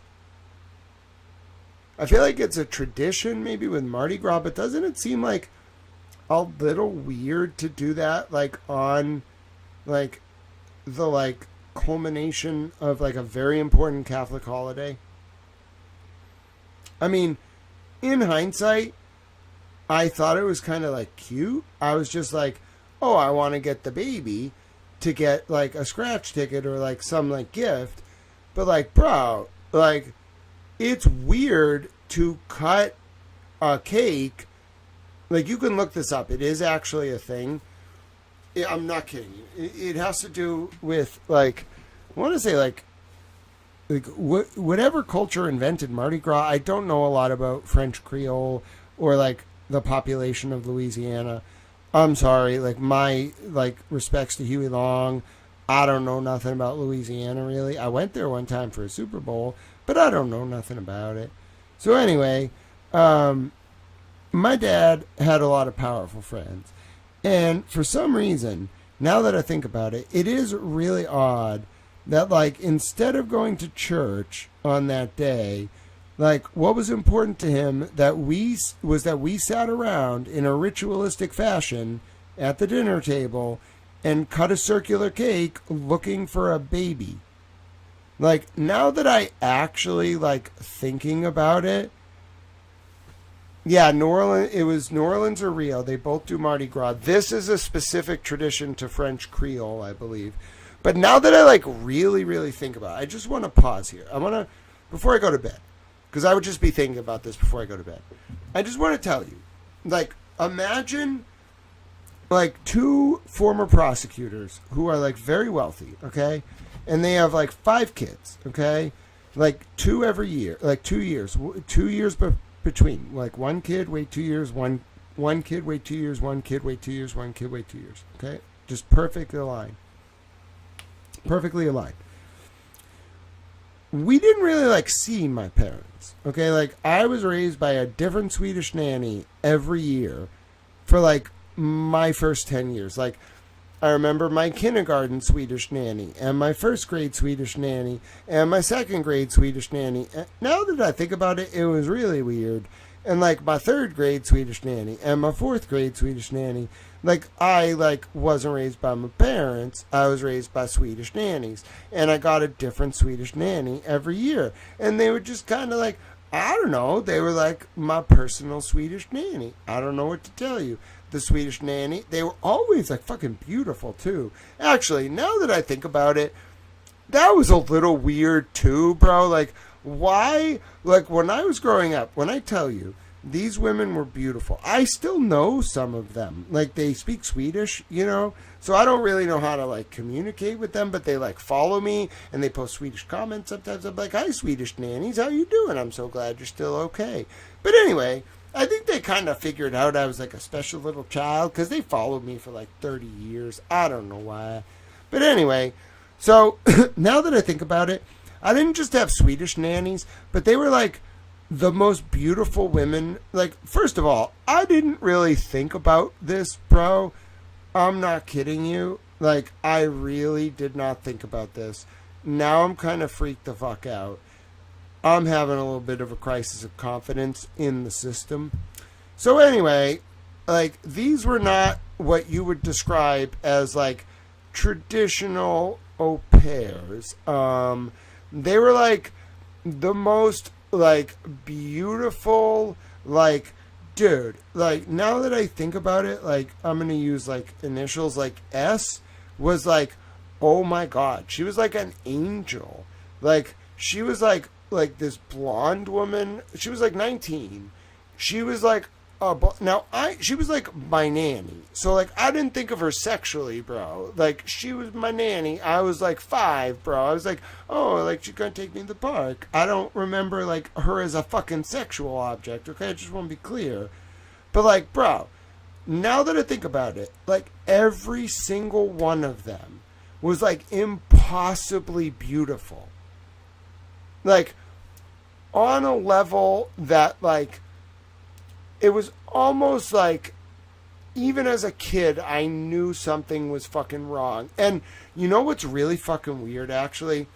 I have this distinct memory of, as a kid, of, like, one of the nannies going out in Boston and partying until, like, 2 in the morning or something. And they were live-in nannies, which was even weirder, bro. And I remember, like, they had to be living. They moved from Sweden for a year each. I remember my dad being pissed that this au pair, which is what we called them, but I called them my Swedish nannies, that this au pair went out, like, late at night. He was so mad. He was like, I have to impose a curfew on them. Like, he would call them. Like, I have to impose a curfew on them. These girls just, like, can't behave. Like, I mean, listen, dude, this is not okay. Now that I really think about this, like, wait a minute. I realize, like, having Swedish nannies, like, rich people have Swedish nannies, I guess. Maybe this is not that common. Like, maybe most people aren't raised. I'm starting to realize most people aren't raised by Swedish nannies. I thought it was really normal, bro. Like, I'm not kidding you. I was just like, oh, it's my Swedish nanny. Like, I don't know. They taught me, like, it's a bitsy spina. Like, they taught me how to, like, do itsy bitsy spider in Swedish. And I don't know. Like, they were just, like, Swedish nannies. But now I'm, like, kind of looking back, and I'm like, wait a minute. Like, everyone, like, some of them, like, were, like, had to, like, leave early, too, because they got all, like, messed up in the head. And now I'm thinking, like, wait a minute. Like, wait a minute. They were, like bombshells. Like, the most beautiful women, like, I've ever seen. Like, all of them. It wasn't just, like, one was, like, you know, like, someone who wore, like, you know, like, plaid vests and was, like, 45. Like, all of them were, like, 19. They were all, like, just beautiful. Like, bro, like, hand-picked, like porcelain dolls, almost, now that I think about it. Like, they were, like, showpieces. I'm, like, really thrown off by this. Because I kind of remember them, like, being in, like, lingerie around the house. And I would be like, why are you in lingerie? And I just thought it was, like, a bathing suit. Okay. Now, like, I'm starting to... Wait a minute. How did I not realize this? I am really oblivious. Like, I'm really dumb. Oh, man. Oh, God. Oh, my God. Dude, this was a long time ago. We're talking, like, 19... yeah, I'd say, like, 1994 through 1999 or 2000. Maybe, like, 2001. Yeah, so I'd say, like, 1993 to 2001. And, like, I don't know. I thought it was normal to have a rotation of beautiful Swedish women come. No, it's totally not normal. Oh, my God. Listen, I don't know who they knew, bro, but I'm just telling you right now. Growing up, listen, I'm having a little bit of a moment. I am promising you, growing up, thought it was totally normal to have a rotation of beautiful Swedish women living in your home. Every year they would, like, rotate out. I just thought, like, oh yeah, like that, like, every kid has a Swedish nanny rotation, and then they, like, you get a new one every year. Like, no, Grant, no. I get that, like, there are au pairs, but bro, these were not, like, they were nannies, but they didn't really know how to watch us. Like, they weren't, like, trained childcare professionals. It was just, like, a beautiful Swedish woman who would, like, take me to the park. Oh, my God. Oh, my God. I'm a moron.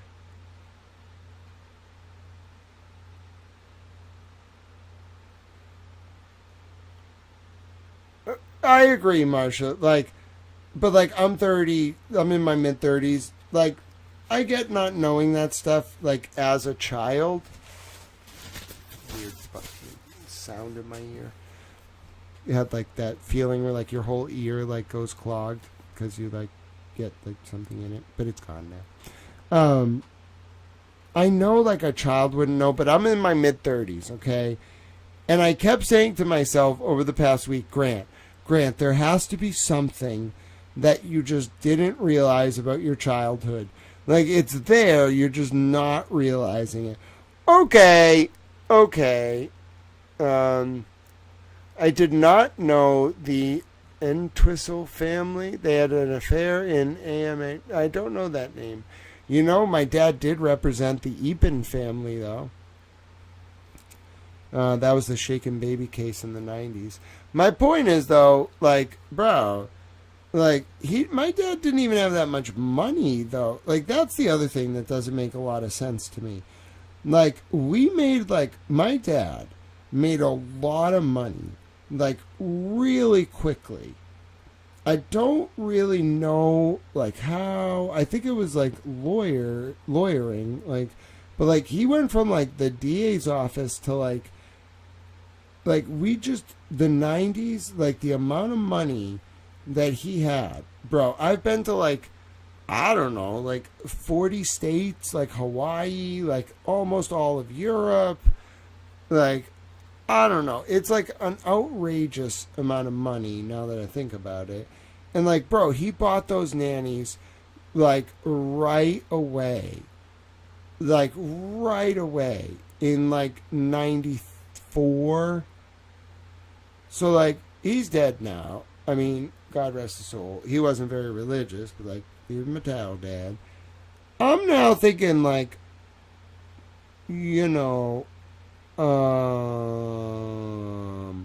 those weren't nannies. I mean, I just want to put it like very gently. They were nice women. I'm just not convinced they were nannies. Like they were nannies. They were nice to me. I was a little towel. But now I'm just like, oh no.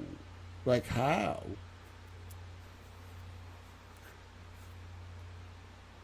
Yeah, I think I have been gaslit a lot of my life.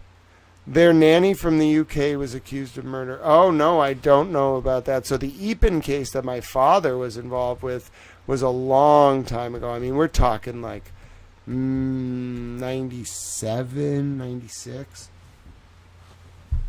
But it is weird. Right after that case, we switched from Swedish nannies to an American nanny who was like, you know what's really weird? Like, we switched from, like, Swedish nannies who were all 19 and beautiful to, like, a 37-year-old woman who was married with kids who was, like, it was great, but, like, she was more like an au pair, like an actual babysitter. And then we had her for, like, 13 years. So...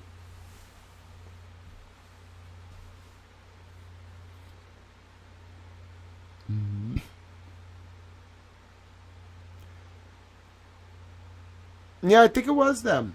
Like, I really am starting to wonder, like, those girls had no reason to be in America. Like, no reason at all. Like, they were fine with kids, but bro, they were kids themselves. That was the thing I kept saying, like, why am I being watched by, like, a kid? Like, these girls are, like, teenagers, bro. It was like having a big sister who was Swedish and, like, looked like a fucking, like, doll. I would just kind of look at them, and they would, like, sing, too. Like, that was the weird part. Like, they were kind of, like, you could, like, have them play the harp and shit, now that I think about it. Like, they were all very, like, talented. Like, they would, like, sing. You know, like, they would just get up there and be like, here's a Swedish song, and then they would just, like, sing in a dress. And now that I think about it, like, that's weird. Like, the whole thing's fucking weird. All of it's weird. I thought it was very normal, but, like, I don't think that's very normal. I mean, they were very... I'm not kidding you. I could go through, like, 7 names. I still know some of them. Every single one of them, like, 19 years old, either, like, blonde, like, to a fault, like, and not just blonde, but, like a doll. Like, I don't know how to explain it. Like, they were, like, Victoria's Secret models, basically. That was, like, the only way... Like, they weren't all, like... I don't know, like, voluptuous, I guess. Like, they weren't, like, obvious. But, like, when you saw them in person, bro, like, they, like, glowed. Like, there was just something, like, they were, like, angelic. Like, all of them, like, were the same. Like, 19 years old, Swedish, blonde hair, except for one of them, who I think even, like, dyed her hair blonde while she was here. Like, blonde hair, like, very specific face. Like, not young, like 19, but like angelic. Like, all of them had this kind of like doll face, like very like attractive, but like small, and like always like a very like specific body type. Like, they had to be like 5'2", and like they all like would wear, like, I don't know how to explain it, like, kind of like if you see a Victoria's Secret ad with, like, the girl with, like, the wings behind her. Like, they always wore, like bras. Like that was their, like, outfit. They would wear clothes, but, like, they wore bras around the house, like, very openly sometimes. And it was always, like, I kind of, like, thought of it like the Victoria's Secret ad. Like, I don't know. It was just like they had like Victoria's Secret stuff on, and they looked like angels, and I was just like, oh, I thought it was very normal. I don't know what to say. I'm a little baffled by this. I have a lot to think about. It was a long time ago. I was very young. I didn't really know what was going on. Oh. Yeah, I'll take a look at this. Thank you, Dave4890. I don't know what it is. I don't know what you just linked to, but I'll save it. I'm sure it's interesting. Yeah, I'm gonna. Oh God. Oh God. I'm afraid to click this. Let's look at it. I'm gonna open in my sandbox. What did you send me? Yes, I do. It's okay. What did you send me here?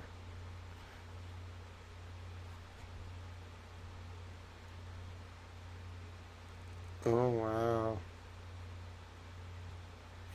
Yeah, I want to figure out what the agency was, bro. I can probably figure. I don't even want to ask too many questions about that. But yeah, let me just tell you, like, looking back, I just have a lot more questions than answers about my childhood now. I always thought it was so, I don't know, like I never had any questions. It hid in plain sight. If it is what I think it is, it hid in plain sight really well. All right, I'm going to bed. God bless you all. I can't believe that was what we ended with. I know. Marsha, I'm telling you, like, I don't think they did it on purpose, but like, yeah, like now that I think back, it's really good cover, I suppose. Like live-in nannies, bro, like changing every year, like they're in the house, like the wife is like powerful, maybe like wants the husband. I don't know. Like I've heard like, I don't know. I've heard that's like a thing. It like keeps the man from straying. I don't know. I have questions. I'll never get answers, I don't think. My dad has passed away. But yeah, it would be interesting. I really want to know. I have a lot of questions about like Cambridge, Massachusetts in the late 1980s and then like Boston in the 1990s. But I don't think I should ask too many questions because I think I'm going to find out that Towel Dad was not who I thought he was. I think Towel Mom is not who I think she is. But isn't that true with everything over the last few weeks, though? Like, the Karen Reed case, listen, I want you all to be prepared for it to be something that just none of you expected. Like, it's definitely going to be, like, what we all think, but expect it to just not be anything that you predicted. It is a Mount Everest of a convo. But yes, it just expect, like, just look at the pattern in the world, right? Like, all these revelations are kind of the same. Like, everyone kind of knew there was, like, powerful people, like, doing bad things. But, bro, like, now that the names are being named, do you see the people resigning? Pritzker from the hotel chain, Rumler from Goldman Sachs, like, every powerful academic you can imagine. People's, like the dead academics, like surviving widows being like, I'm so sorry. Like, it's unbelievable. Like, would you have predicted that? Like, yes, I think we all felt it was coming, but to actually see it on paper is different. Same thing with the Karen Reed trial. I think all of us, like, know at this point, even, like, the apologists for the, like, people close to Proctor, Higgins, whatever, I think they all know we're inevitably barreling towards, like, a conclusion that is not going to be pleasant for anyone in terms of what actually happened being revealed. But I don't think anyone's going to be right. I promise you. Like, everyone is going to be a little bit right. There's going to be, like this, like, answer, and then people are going to be like, oh my God, that's why I thought this. It makes so much sense. That's why I thought this. But nothing is going to be what you predicted. That's how this always is. It's always like it's always like so obvious, but it's never what you think. That's the best way I can put it. It's obvious, it's in your face, it's there, and you were most likely like right, but not, you still won't believe it when you see it. I'm telling you, that's what this whole like new era is about. It's like you're forced to confront what you thought was true, and it turns out to be like you were right and more. But in forcing to confront, in being forced to confront that reality, you like go through this kind of like ego death, where like you must both accept that you were right, and then also that it's like not exactly what you thought, and also worse. You see what I mean? And then in that like humility, you then come to see the truth. That tends to be like what this is right now. I don't know what is happening to the world. I am just trying to help everybody get through it. I don't really understand. I never thought we'd see the day where like the entire political apparatus is just like collapsing and like the world is still going. So it kind of shows we didn't really need them. And I guess that's the whole point. So, but yeah, truth is never pretty, because the lie races around the world before the truth can get her clothes on. And so like when you see the truth naked, like which is like what it really is, it's just kind of like a naked truth. Like, yeah, it's kind of like, I don't know, seducing, but at the same time you're going to be like, oh, like why am I staring at her? Like she's naked. I should like give her clothes, give her some dignity. You know, it's going to be that's the best way I can analogize it, because of the infamous metaphor in painting. It's going to be uncomfortable. Like she doesn't want you to see her naked. Like I'm talking about the truth as a metaphor here. So like she's going to try to put her clothes on. Why are you going to stare at her naked? Like understand it, I guess, but like do you really want to do that? Like it's like going to be unpleasant. That's where we're at right now. That's the best way I can explain it. Like, the lie for like 2,000 years ran around like unchecked, basically, except for when Jesus was around. And now, like, the truth is here. We're looking at it in the Epstein files, in the disclosures about this case. You can look at any area of society right now and see this microcosm popping up. But, like, is this what like we want? I know we have to like rebuild, but like looking at the raw truth, looking at like what these people, some of these like people in the Epstein the political class, etc., was up to, looking at it, we've done that. We're still doing it, but like that's not the project. It's not to look at the truth and just like gawk at it.